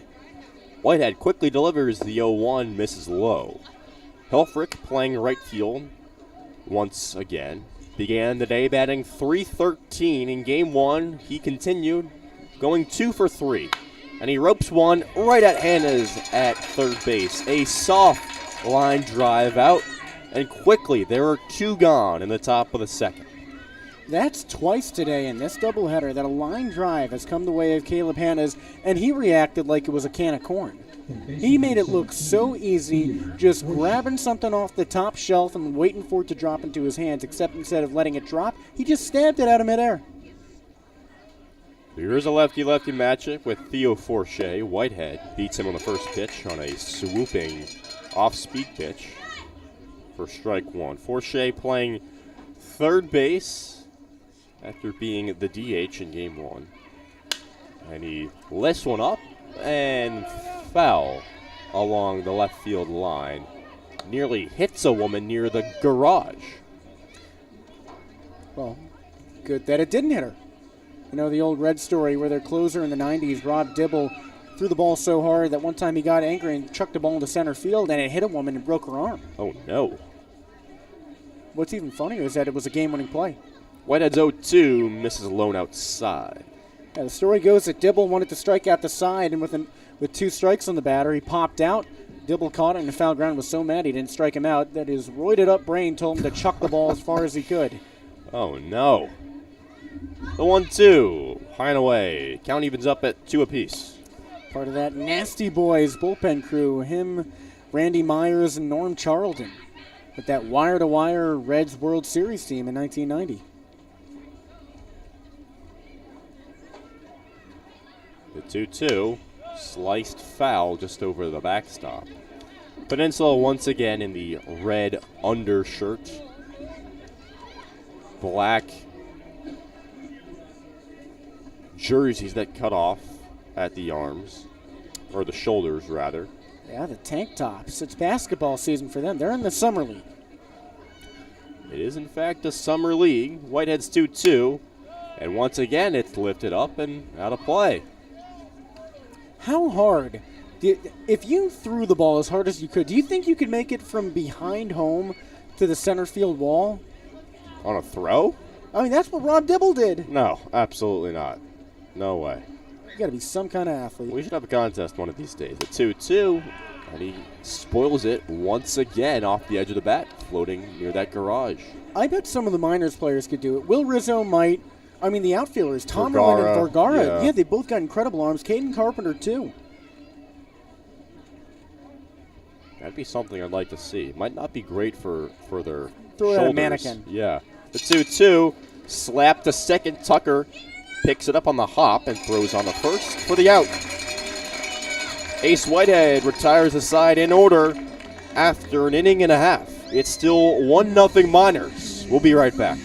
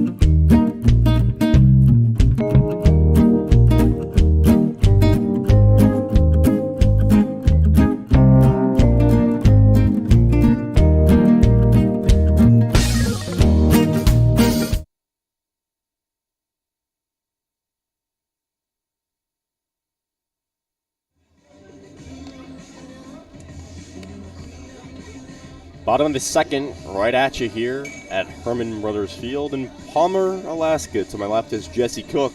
I'm Austin Barrett. Ryan Palmer back on the hill for Peninsula, and he's had to deal with 5, 6, and 7 in the Matsu order in Caden Carpenter, Braden Rogers, and Sebastian Tomerlin. Vergara tattooed a home run off of him in the bottom of the first. We'll see how he recovers. First guy he's got to deal with is the big right fielder out of American Fork, Utah, Caden Carpenter. Carp in game one today went 1 for 3 with a single in the sixth. Righty on the mound, lefty at the plate.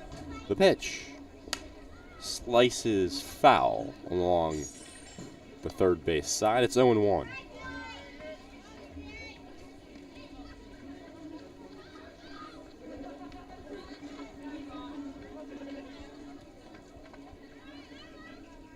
Palmer's big windup misses low on the second pitch of the at-bat. It's 1-1. Carpenter began the day against Peninsula, batting .286 against them. The 1-1. Tags the outside corner. Carpenter gave it a stare, readjusts his strike zone, and now has to deal with a 1-2 count.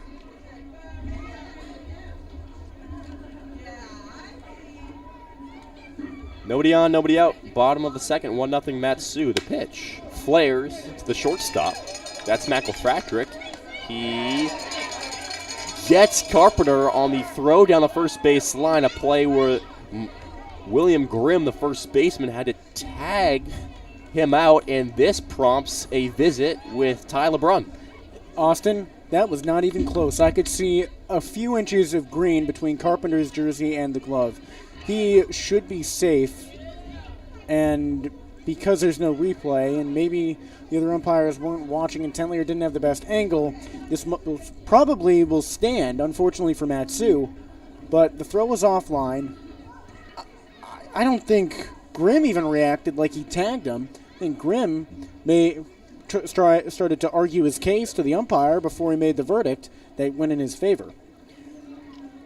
Not going to lie, I only caught the back half of that tag kind of play as I was looking at my sheet to see if that was McElfratrick or Elko at short, and as you called, Jesse, with no instant replay, the umpires meet and say that Now batting your Carpenter designated is in hitter, fact number out. 18. So that's an unfortunate out number one for Rogers. Miners in the bottom of the second.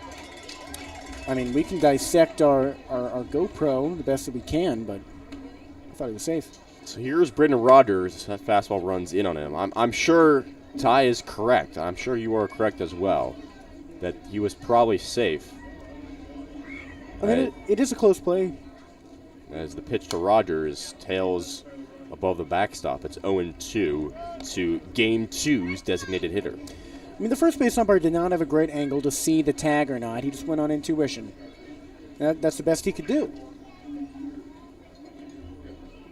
Pitch, breaking ball, loops, just foul on the third base side. I mean, So 1-2 count. We're perfectly situated up here to see the play because our vantage point directly points to between Carpenter and the glove. It's just nobody else's does. They should really use our GoPro for instant replay, or the YouTube stream. The 1-2 to Rogers, back up the middle on the ground ball, and nobody gets there. It trickles into center field. Rogers takes a hard turn, moseys back to first base, and he has himself a single. I think instead of instant replay, that they should just ask us. We'll be non-biased for sure. Absolutely. Now batting But center I'm fielder, number always right. 14, Sebastian So- Tomerlin. You know, it's like when the official scorer marks it an error, and I've got it hit in my book. Which one of us is right? Me. Of course. Here's Tomerlin. The lefty puts one up and out of play on the first pitch he sees off of Palmer's hand. Tomerlin came in for Landon Rogers in Game 1, and he went 0 for 0, ostensibly, with that catcher's obstruction play. First time we've seen that off of a Miners hitter this season. The 0-1, upstairs. Count evens up 1 apiece. I guess we didn't plan to have a trivia question today, but I guess that's it. Even though I said them all earlier, what are these 7 ways to reach first base on the diamond? I guess we can come back to that, let people marinate, but yeah, can you name them all? Rogers goes, the pitch is in the dirt, and he has himself a stolen base, his 5th of the season. It takes a big expression for a catcher to convey his feelings through his mask, but Josiah Chavez, the way he crouched after getting up, he clearly was very disappointed with how he played that ball, and he winced when he saw Tomerlin make it without a throw. So Rogers is at second base with Tomerlin at the dish. The 2-1 count to him is pelted, scooped up by the first baseman Grimm. He flips on the first just in time. An impressive 3-1 play there off the glove of Michael Rada. Rogers scampers down to third base, but there are now 2 outs in the bottom of the second. I'll tell you, the pieces are there for Sebastian Tomerlin. We saw him lift a foul ball almost 350 feet the other day, and he swings really well. He's got a very level bat when he makes contact like that. Just he has not had the luck of the draw. So 2 gone, runner 90 feet away. Here's Alex Thurston. The shortstop takes a pitch outside. Shortstop again today with Emilio Barreras, the everyday shortstop out of Grand Canyon, dealing with that back injury. I played toss with Barreras yesterday. He says he's progressing, should be good to go soon.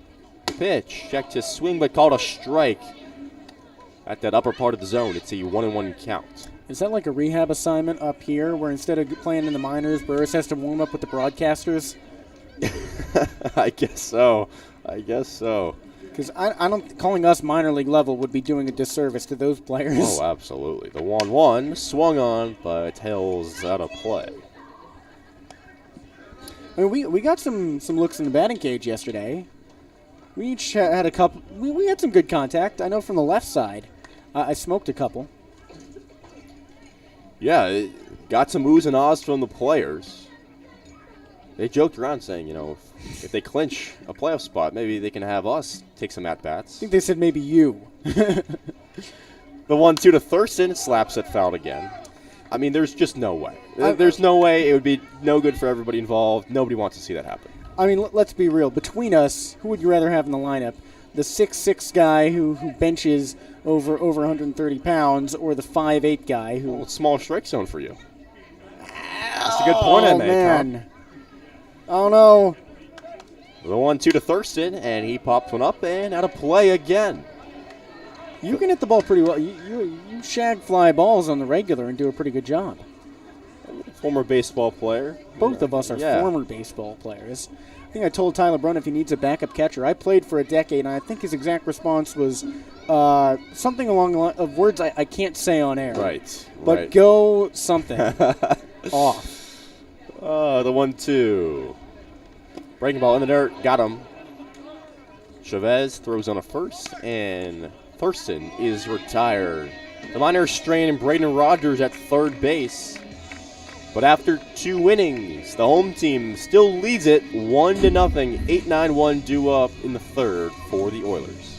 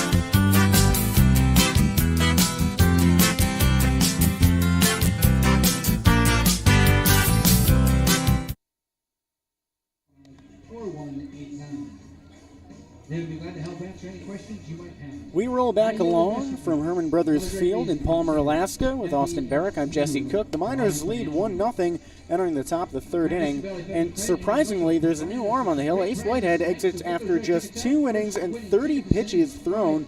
The lefty allowed no runs, 1 hit, 1 strikeout. Larry Westall, the sidearm righty out of Incarnate Word, moves on into the game. And it's not peculiar to see him in relief, but to see him this early taking after Whitehead, who has routinely gone 4 innings or more. He went, 7 innings his last time out. Now, Westall comes in. He's got the 8-9-1 hitters in Josiah Chavez, William Grimm, and Owen McElfatrick. Westall enters with a 270 earned run average. Last time out against the Bucks, he went 2 innings, no hits, 2 unearned runs, 3 walks, and a strikeout. Righty-lefty matchup.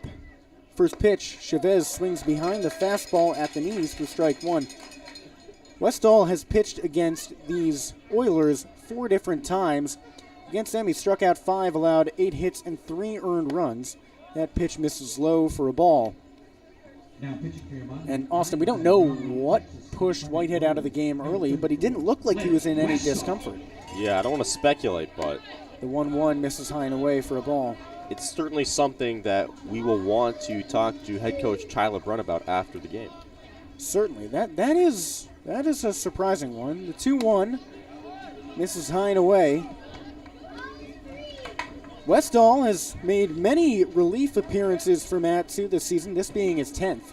Makes him the 4th Mat-Su pitcher to appear 10 times. That pitch struck out to second base. Tucker fields it on the hop, fires on to first for the out. And so Chavez is retired on 4-3. 1 up, 1 down. That brings up the 9-hitter, William Grimm.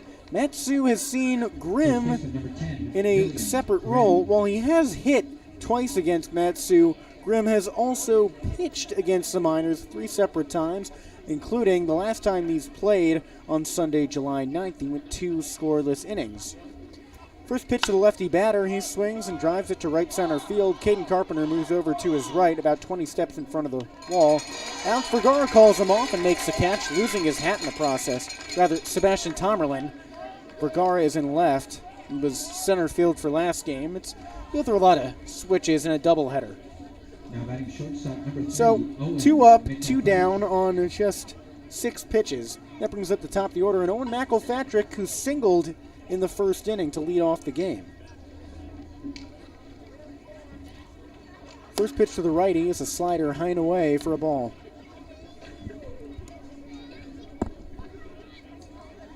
Westall resettles, he leans in. Fires again. Front door slider catches the higher inside part of the zone, and that's a dangerous pitch because McElpatrick, the way he sees that, it's coming right for his left eye, and then it drops at his belt. The 1-1. He swings, cuts it to third. Caleb Hannes again makes the catch on a line drive. That's the 3rd time today in this doubleheader that the Mat-Su third baseman has cut down a frozen rope that was bound for left field. Caleb Hannes shows off the glove.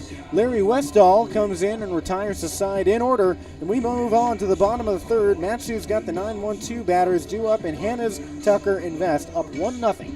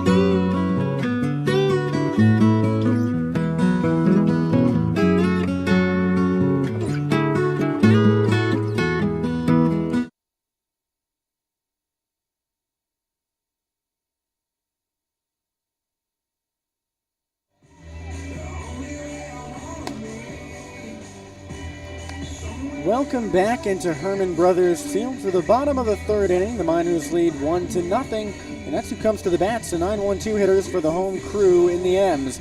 Caleb Hannes, Nolan Tucker, Cooper Vest. To my right is Austin Barach. I'm Jesse Cook. And Caleb Hannes just showed off the leather on defense, nabbing his 3rd line drive at the hot corner today in this doubleheader, 2nd of game 2. Ryan Palmer still on the hill. He's allowed 2 hits and 1 run. That one being a home run to Alex Vergara. The righty fires. Hannes swings and corks it foul off to the right side. This has not been Caleb Hannes' best day at the dish. He's put the ball in the air every time. He went 0 for 4 in the first leg of the doubleheader with 4 flyouts. 0-1 pitch. This is low and inside, just above his socks.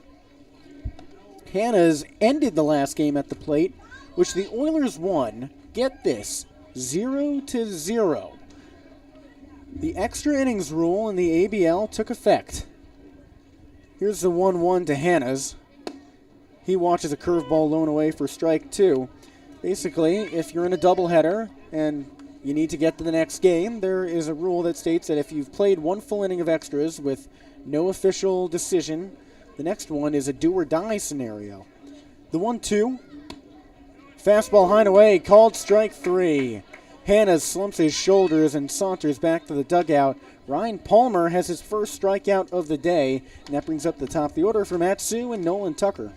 I thought that was a miss by the home plate umpire. Not egregious, but I thought he got fooled by Chavez's frame job pulling that back in the strike zone.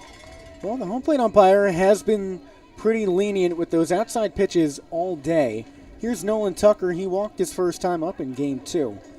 First pitch to the lefty out of Valparaiso. He waits on a fastball in on the hands for a ball. And in the extra inning scenario, the home team, which in the first game, despite being in Palmer, was the Oilers, fouls off the 1-0 to the left side. The home team chooses if they want to play defense or offense. And if the offense scores, then they win. If the defense holds them scoreless, then the defense wins. So that's what happened. The Oilers played defense and won. The 1-0. Curveball backdoor to Nolan Tucker for a ball. $300 here tonight. We've got some good 50-50 tickets.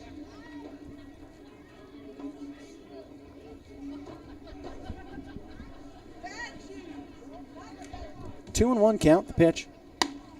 Fastball low and away, called a strike. And I'm starting to see what you're talking about, Austin. That pitch was a few inches off the plate, but Chavez had a good frame job. 2-2 count, 1 away, bases empty, 1-0 Miners. The pitch. Tucker swings and misses, tied up low and inside on the fastball.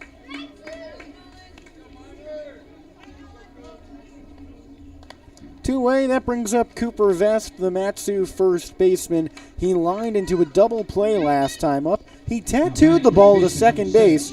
However, Brett Groupie made a reaching grab just under his right shoulder, reaching across his body, and doubled off Nolan Tucker, who was stranded on first. Righty-lefty matchup. Ryan Palmer into his windup. In the dirt, Chavez moved off to his right to make a sliding stop.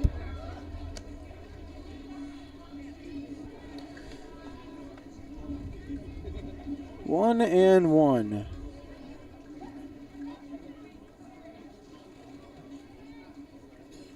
The pitch. Best swings, cracks it into left field. Liner right down the line, and Ben Griffin makes a sliding grab. He caught all 8 innings of defense in game 1, and clearly the knees have not tired. Ben Griffin goes for a slip and slide on the dry grass in left field, and 1-0 Miners remains the score after a high-powered 1-2-3 inning for Matsu. We move on to the 4th, the midway point of this 7-inning affair, 1-0 Miners.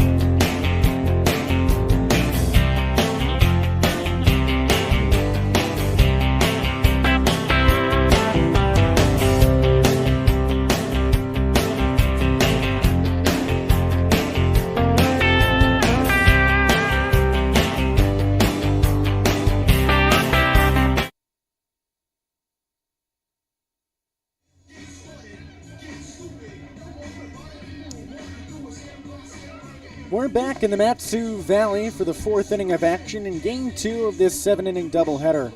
1-0 Miners the score in the top of the 4th. With Austin Barach, I'm Jesse Cook.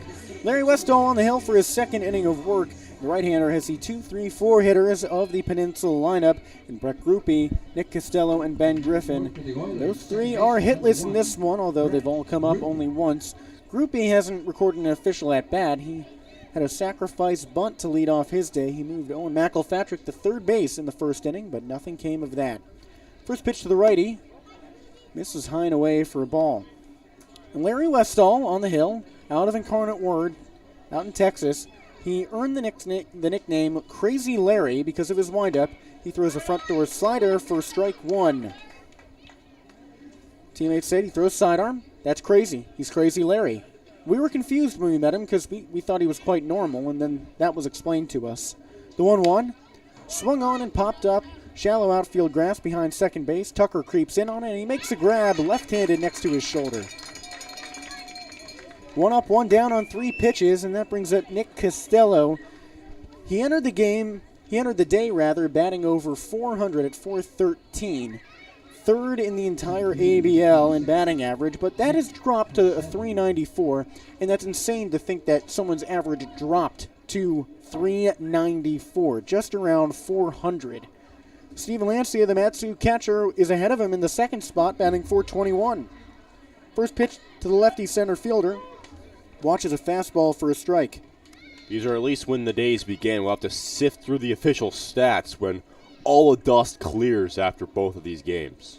The 0-1 watches a changeup high and away. This is not the only game going on in the Alaska Baseball League right now. The Bucks and the Chinooks are playing off in Anchorage at Mulcahy Stadium. Pitch. He swings, drives it to center field. Tomerlin races in, and he makes the grab.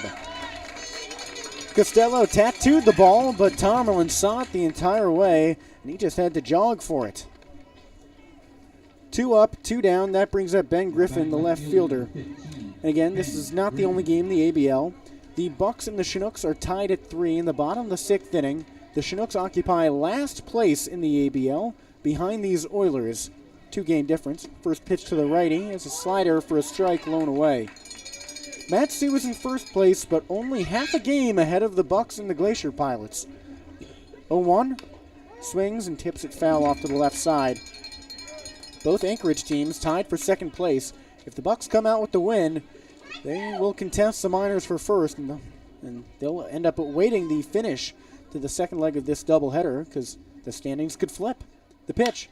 0-2 is swung on into shallow right center field. Tomerlin moves over to his left, but Caden Carpenter calls him off in deep right center. And he makes the grab one-handed above his gold cap.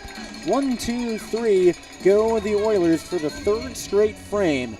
We move on to the bottom of the 4th inning. The Miners lead 1-0 in the second leg of this doubleheader.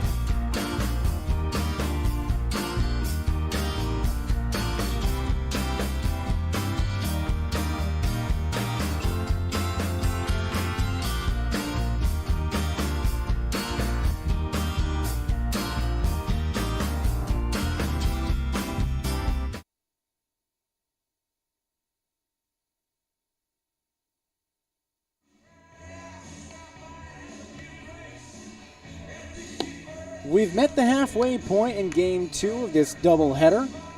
The Miners lead 1-0 entering the bottom of the 4th inning. The 7-inning game, so we are right halfway through. With Austin Barach, I'm Jesse Cook. Brian Palmer is still on the hill. The righty has gone 3 innings, 2 hits, 1 run. And that 1 run came off the bat of Alex Vergara, who leads off this frame. He smashed a solo shot to deep left center field his first time up.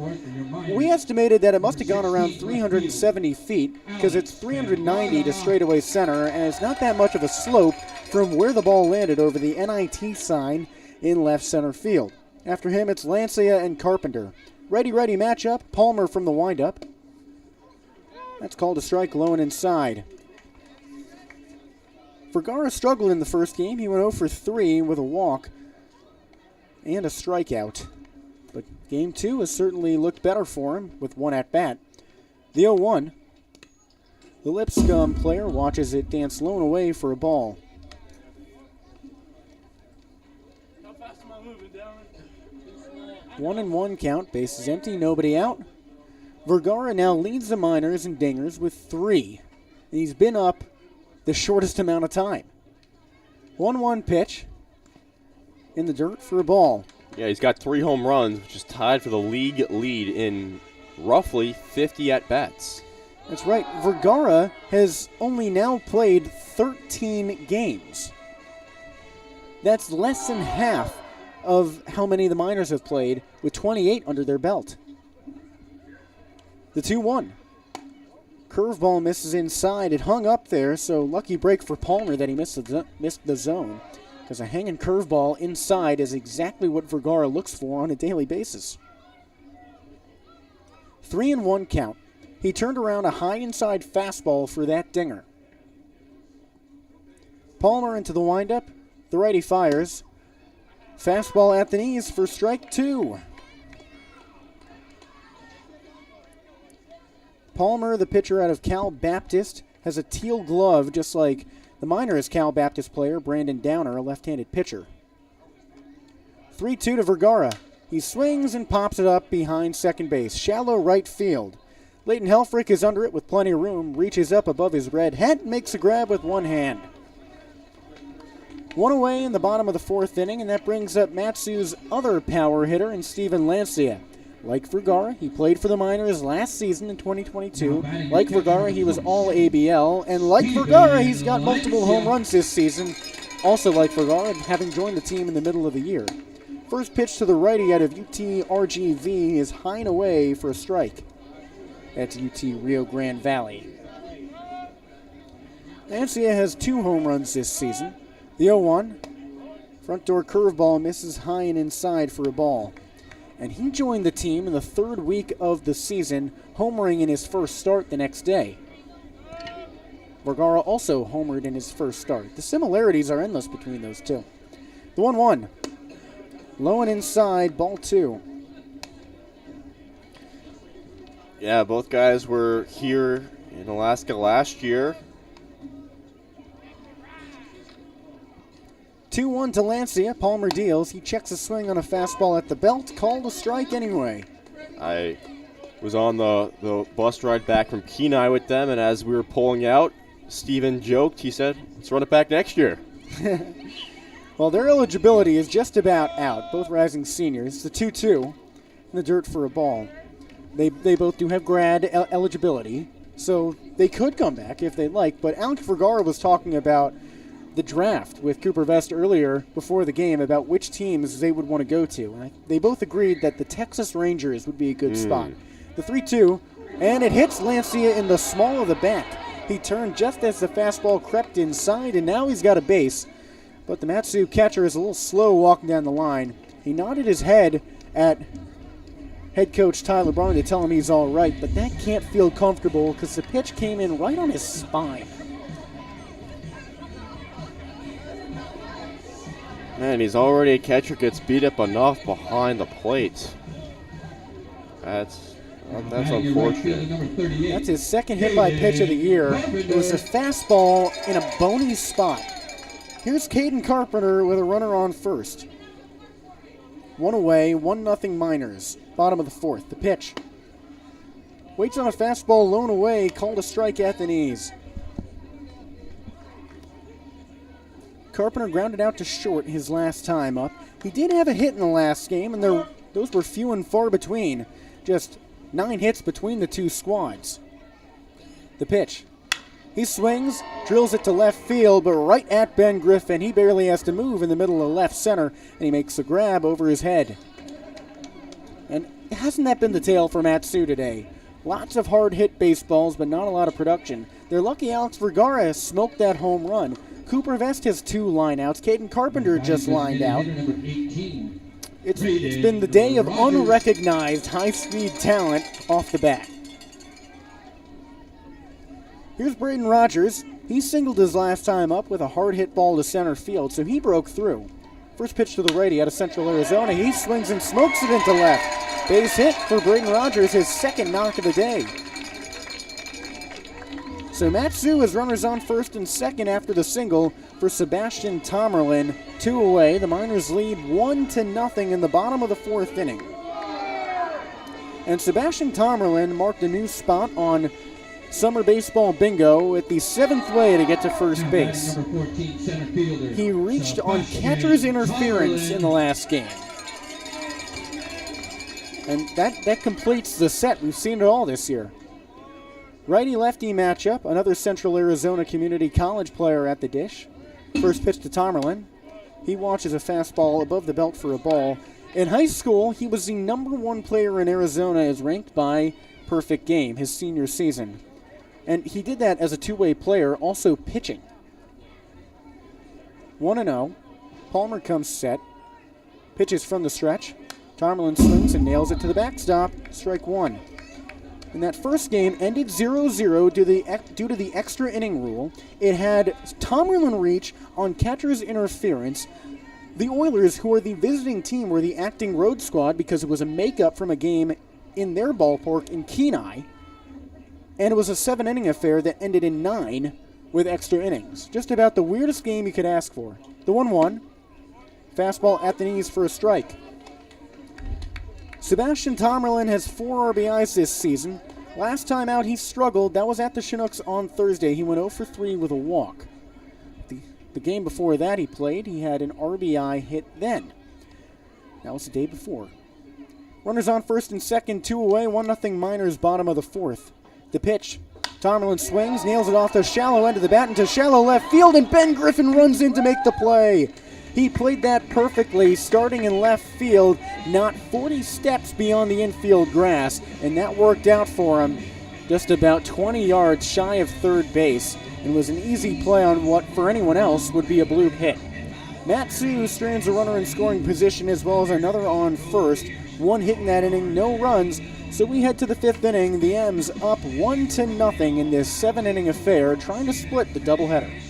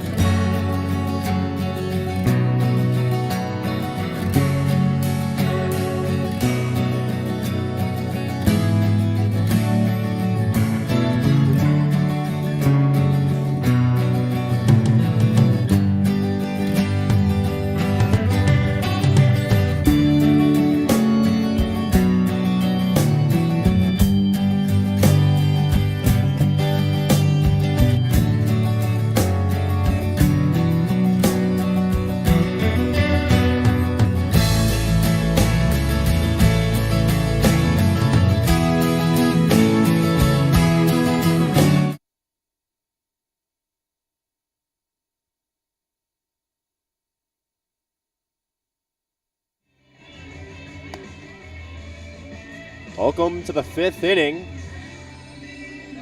in the Mat-Su Valley. Alongside Jesse Cook, I'm Austin Barach. Larry Westall has retired all 6 batters he's faced thus far and about to deal with 5, 6, and 7 Elko, Helfrich, and Forshea in the Peninsula order. Off the top of the 5th for the Oilers, designated hitter number 12, Michael Elko. Westall, this is his 5th outing against this team, as the first pitch sails alone outside to the left-hand hitting Michael Elko. His first time up was against Ace Whitehead. He grounded out to second. That fastball misses blown away again. Quickly 2-0. Westall takes a bit of a breather behind the bump, now re-enters. Pitch swung on, flared into left center field. Vergara on his horse and makes the play in the gap for out number 1. And with Tomerlin and Vergara out there, the outfield certainly covers up ground nicely. King Carpenter in right is also really fast. Yes. And with 1 away, here's the right-hand hitting Layden Helfrich. He lined out to Caleb Hannes, his first time up this game. Batter's 1 to short. Thurston has it, fires on the first. Beats him by a stride and a half. 2 quick outs here in the 4th, rather the 5th. Who's counting? It's a 7-inning game. The last one was supposed to be 7. We ended up playing 9. What are numbers? There's only been 1 run scored this entire day. Wow, that's right. That's your magic number right there, off the bat of Alex Vergara in Game 2's bottom of the 1st. First pitch to Forshea dips low. This is the 9th batter that Westall has faced today. He's retired his first 8. The 1-0. Swung on, hit to second. Thurston, rather that's Tucker, has it. Low throw, scooped by Vest. That pick went up to around his thigh level with that forehand angle. And 4-3, they got him. Westall 9 up, 9 down. Quickly, we head to the bottom of the 5th with Thurston, Hannes, Tucker 2 up.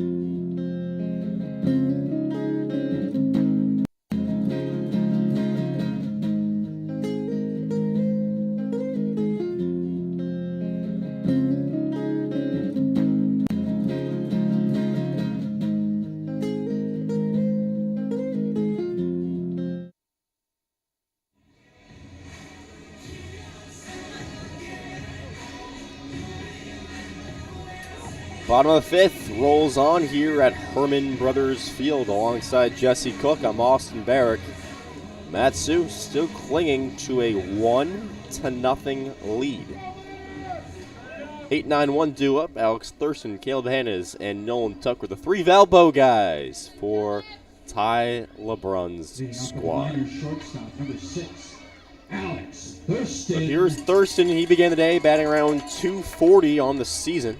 Went 2 for 2 at Chugiak on Thursday. First pitch he sees dives just below the knees for ball 1. Ryan Palmer still on the hill. He settled in after that first inning home run against Vergara.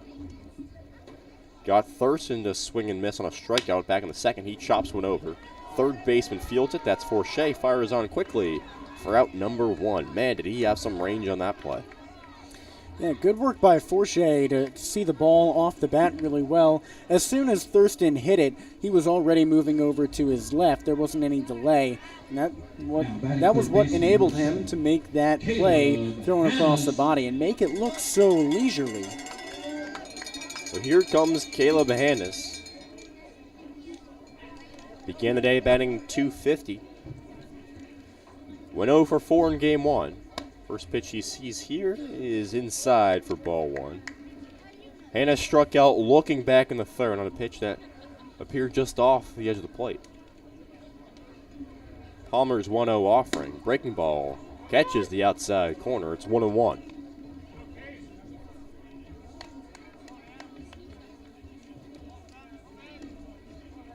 Nobody on, 1 away. In the bottom of the fifth, Mat-Su up 1-0. The pitch popped up. Hannes upset, throws his bat down as the first baseman, William Grimm, makes the grab in foul territory. Similar spot to where Hannes popped out to end game 1, and there are 2 away in the bottom of the fifth. Well, Caleb Hannes usually hits the ball on such a line that, of course, he's disappointed after a day full of pop-ups, but that's bound to happen. Slumps happen. Yes, slumps do happen. Here's Nolan Tucker. He's walked and struck out in this game, and he takes fastball low for ball 1. Tucker's been accustomed to this leadoff spot. Hannes has been accustomed to that 9-hole. Barrera still needs to slide in when he comes back healthy. That pitch up and in nearly clunked that left elbow pad. It's 2-0. Maddox Haley still recovering from his injury as well. The pitch finds the outside corner on the chalk. It's 2-1.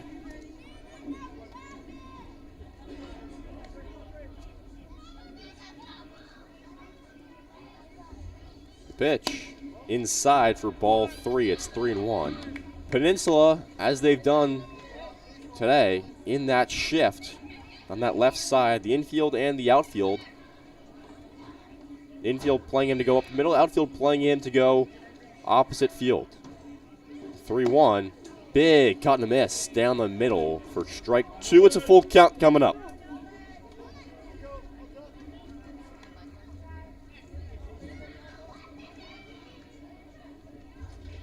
Palmer's payoff. Fastball plunked over the visiting dugout. Remains 3-2. Tucker began the day with 14 walks and 9 strikeouts on the season. The pitch up high and away, and Tucker has himself a second base on balls today. Well, he knows how to battle. That first walk came in an 8-pitch plate appearance. That one in 7. Good job by Tucker to keep himself alive and create those extra opportunities. And I know I say this a lot for the batter right here, Cooper Vest, but boy is he due. He has had 2 hard hit outs so far in game 2. A 4-3 double play on a line drive to the second baseman, and then an absolute missile down the left field line that was caught by the left fielder, Ben Griffin, back in the third. So here he is with 1 on, 2 outs in the bottom of the fifth. Mat-Su up 1-0. He takes a curveball below the knees for ball 1.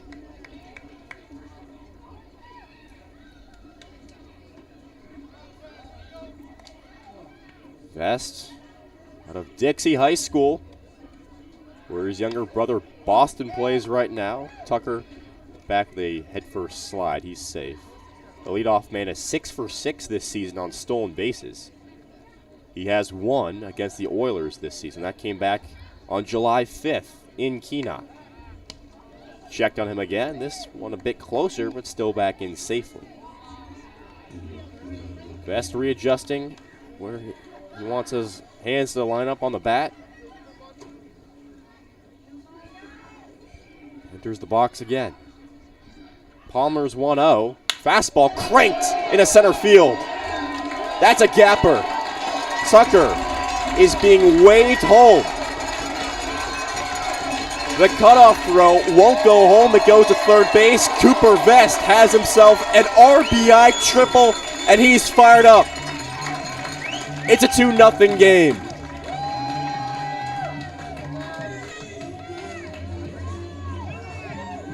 Can't ask for a much sweeter swing than that. Vest saw the ball up high around the belt, and he took it in stride. A fastball that was right over the heart of the plate, and he got it right on the barrel of the bat and powered it into the right center field gap. The center fielder Costello is playing off towards left field, looking for something Oppo Taco, but Vest says, nah, let me have that, and he pulls it.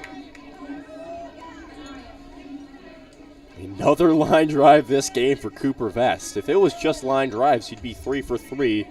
And with a runner 90 feet away in a 2-0 game, here's Alex Vergara. He slices one up the middle. Vest walks in from third base. Vergara has himself an RBI single. He's got 2 ribbies on the afternoon. It's a 3-0 game. The bats are, as you might say, bumping. One could say.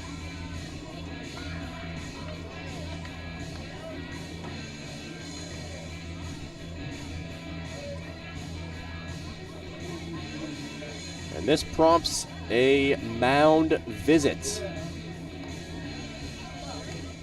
Ryan Palmer, who entered the contest with a 7.20 ERA, now has 3 earned runs in 4 2/3 of an inning. In an inning that began with 2 quick outs, Thurston grounded out to third. Hannes popped up to first.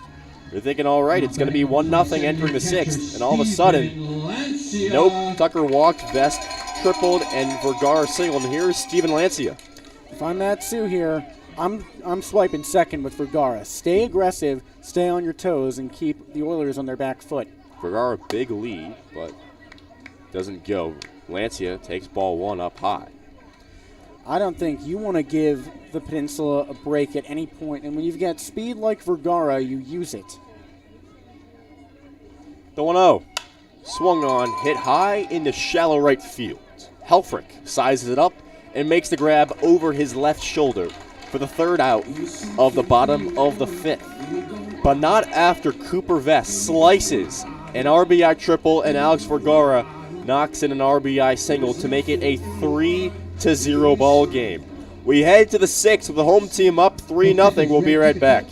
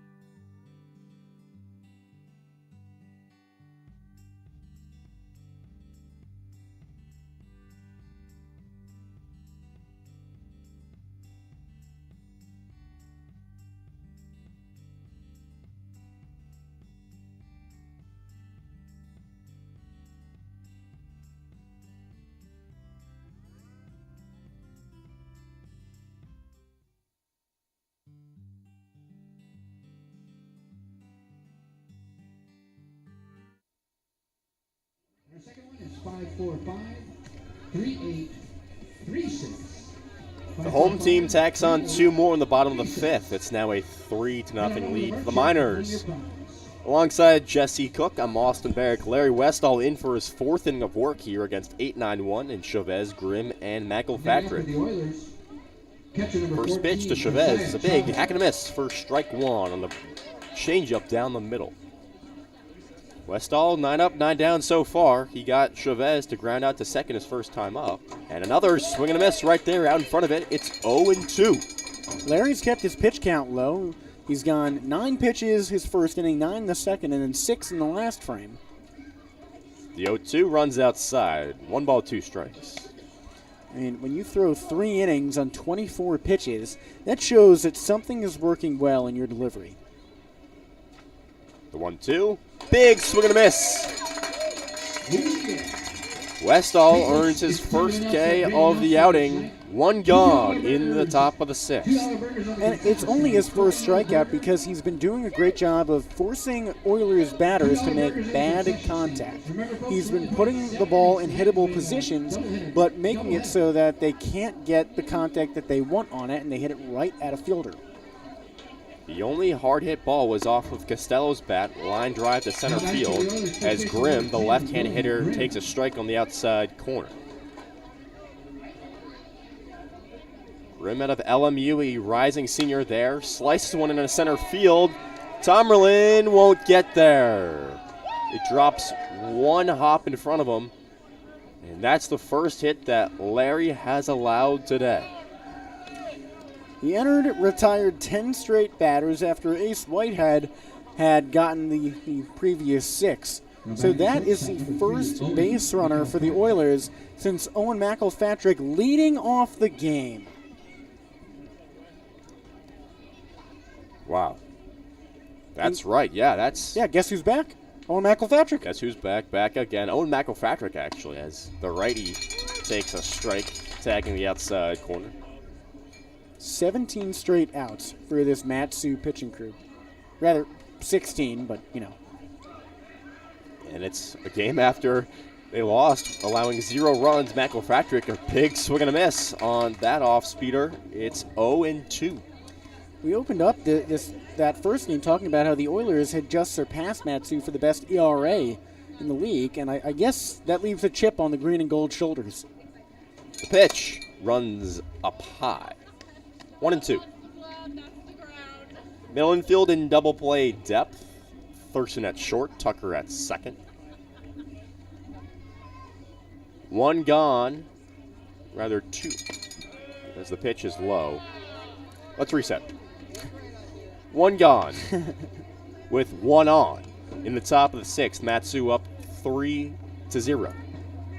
2-2 count to the leadoff man, McElpatrick, 1 for 2 on the day.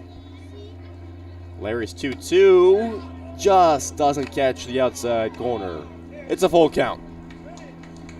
I'm no one to tell Steven Lancia how to catch, but he makes his frames pretty obvious. He moves his whole arm back. If he can get that action just into his wrist to flip the glove back closer to the plate, he'll get a lot more calls. The payoff popped up. Tucker runs back in a shallow right field. Incoming is Carpenter. He calls him off. And the big lefty out of Utah makes the grab for the 2nd out of the inning. Seemed like an unnecessary trip to the infield for Carpenter. Nolan Tucker could have had that easily. He gave him the business while he was going back to right field. Tucker gave him a thumbs up and laughed at him. Carpenter showing off that range right there. And with 2 gone and 1 on, here is Brett Groupie, who laid down a sacrifice bunt back in the 1st and popped up to Nolan Tucker back in the 4th. The pitch. Low and away, ball 1.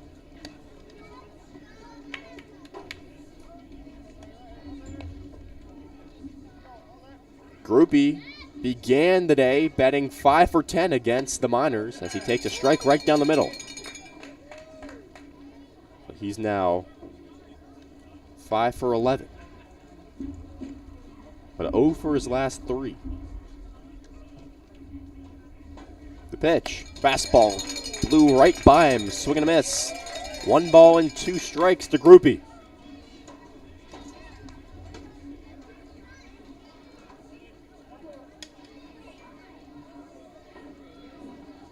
Westall checks the runner at first with about a 4-stride lead. He fires home. Just too high. Ball 2. It's a 2-2 count.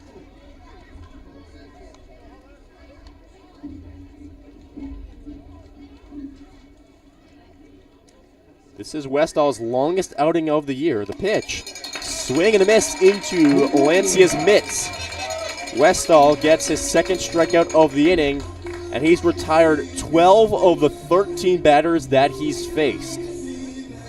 Through 5.5. Good guys 3, bad guys nothing. We'll be right back.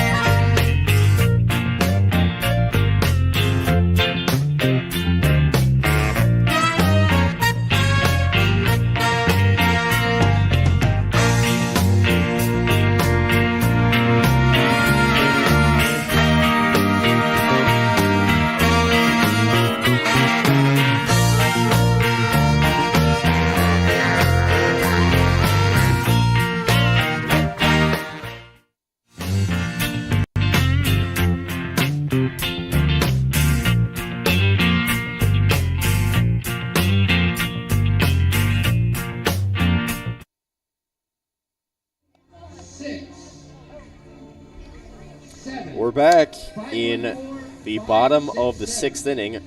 The starter for Peninsula, Ryan Palmer, his day is done. He went 5 innings, allowing 3 earned runs on 5 hits, 2 walks, 2 strikeouts, a hit batter. He gives way to Sam Silversmith. He enters with 6 games under his belt. He has an 11.57 ERA in those 6 outings for the rising redshirt sophomore. Rather, the rising sophomore, no redshirt, out of Mount San Antonio College. His first batter is Caden Carpenter. Go Carpenter, Rogers, and Tomerlin. 5, 6, 7 here in the 6th. Pitch 1 dips below the knees for a ball.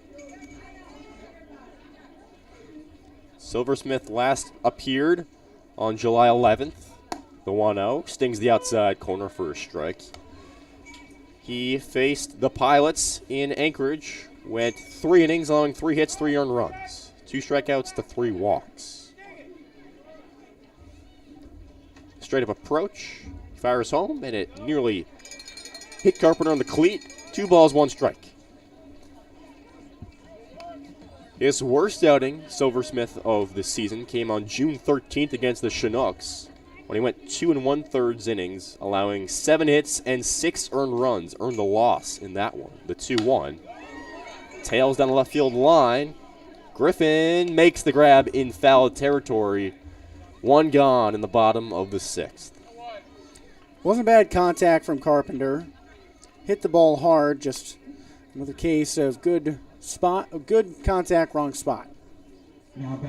Second flyout to left this game for Caden, and he gives away to Braden Rogers, who is 2 for 2 today, in game 2, rather, with a pair of singles. Silversmith deals. Fastball swung on, hit to the backstop for strike 1.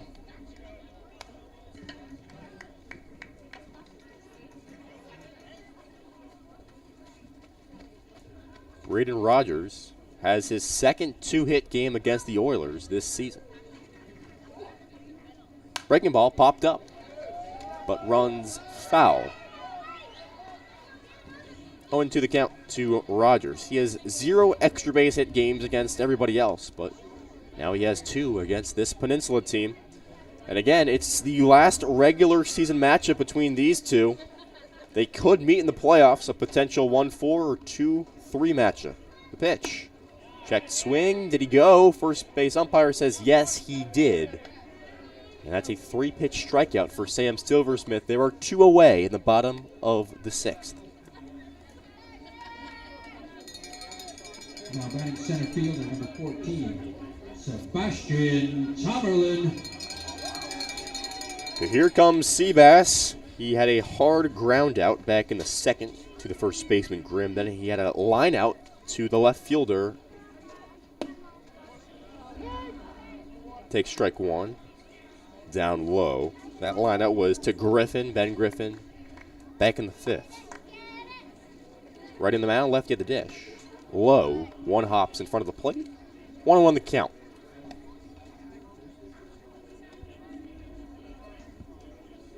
Tomlin stuck on 6 base hits this season. He's had his most success against the Oilers.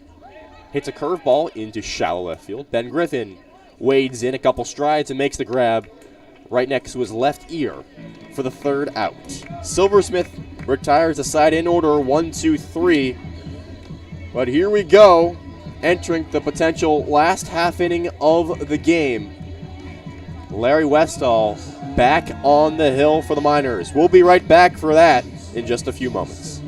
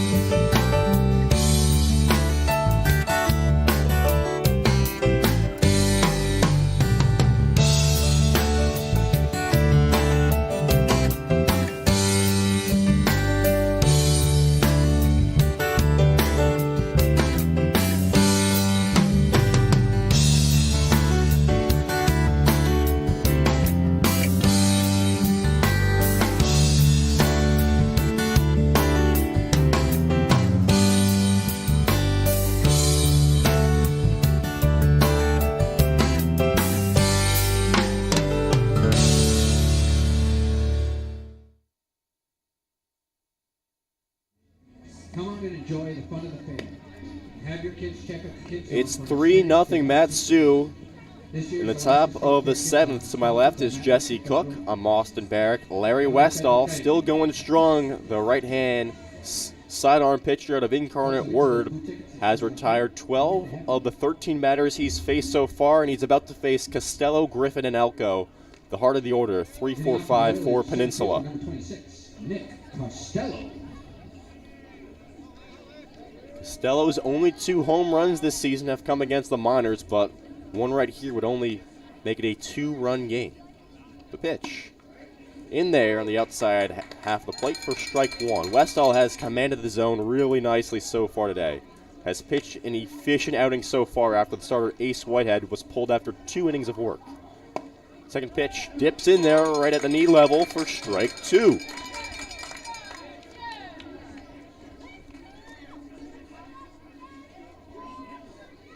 The 0-2, outside, 1-2. Westall in a rhythm right now, smiling after he misfired on that 0-2 count.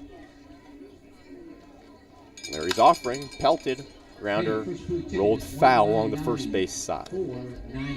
Larry's family was in town last week, and his mom had a homemade Crazy Larry Miners shirt. That's right. Susan Westall will be back here in the Matsu Valley for the playoff run. The 1-2 misses outside. Evens up the count. 2 balls, 2 strikes. The 3-hitter, Nick Costello.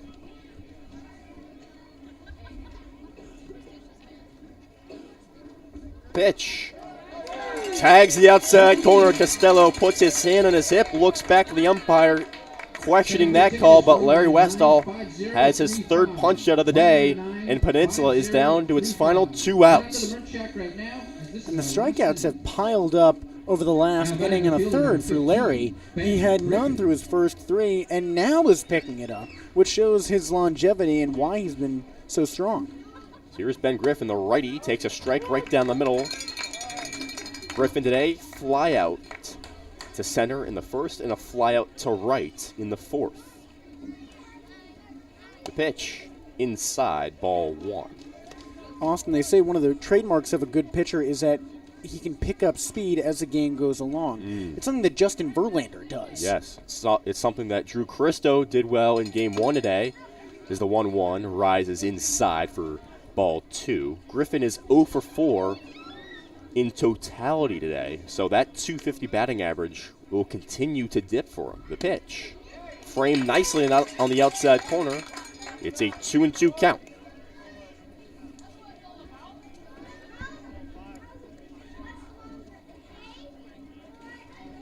Pitch hit to third underneath the glove of Hannes, and it rolls into left field. That'll go down as a base hit for Ben Griffin. And there is a runner aboard for the Oilers.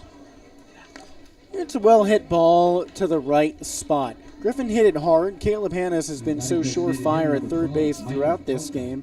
Just a rough hand for him.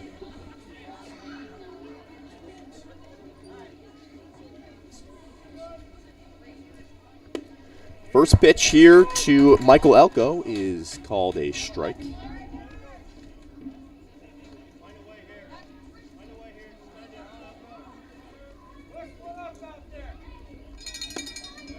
The 0-1 misses outside. 1-1 the count to Elko.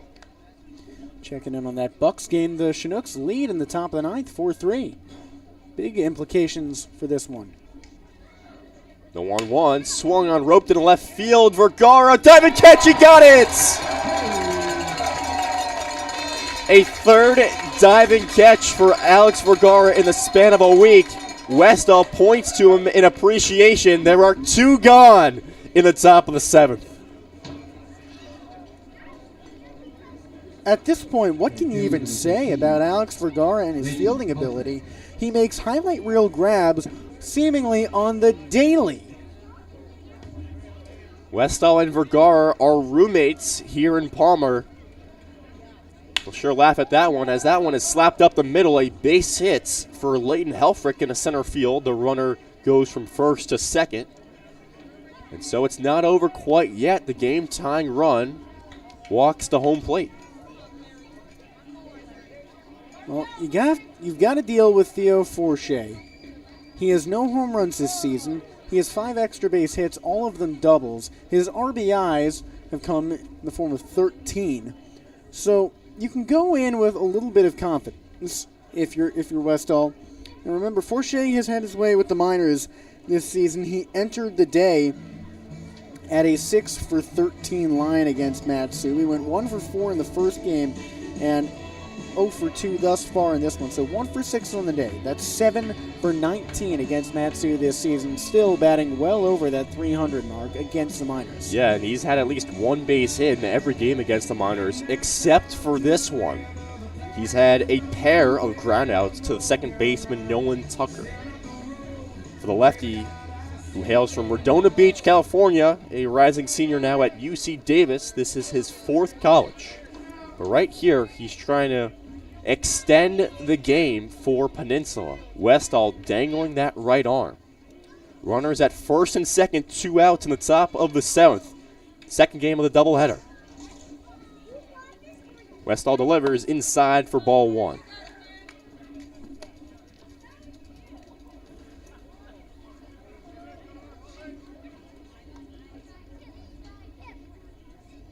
Forshea began the day 4th in the ABL in batting average. The pitch, rope to second base again. Tucker goes to a knee, throws on a first base, and that's the game. Matsu comes storming back after a 0-0 loss in game 1 and wins game 2 3-0. The Miners win the season series against the Oilers 5-4, and now head into Tuesday back in first place, not going anywhere. That says a lot about the Miners as a pitching staff. We know they've been good. We know that they've been either one or two as far as lowest earned run average in the league since day one. This just proves it. You go up against a red-hot Oilers team, and in 16 innings, 15 of which on defense, you hold them scoreless. Not just scoreless, but to a total of 9 hits on the day. 9 hits in 15 innings. That is unreal. Great work by Matsu, and great work by the 4 pitches, by the 4 pitchers they threw. Drew Christo and Will Rizzo in Game 1, who had struggled in the first few matchups entering this game. Ace Whitehead and Larry Westall, who had both been reliable. Doesn't matter what the past was, all of them performed to near perfection in this game. Whitehead only had 1 hit, Westall only had 4, Rizzo only had 1, Christo had 4. This doubleheader, if it weren't for the peculiar extra innings rule, on defense, this could not have gone any better. That's right, and we have to give some credit to Steven Lancia for catching all 15 innings today. Oh, yeah. Impressive stuff out of him. He got hit by a pitch. You see him and head coach Tyler Brunn sharing a laugh and a hug. Those two couldn't get any closer.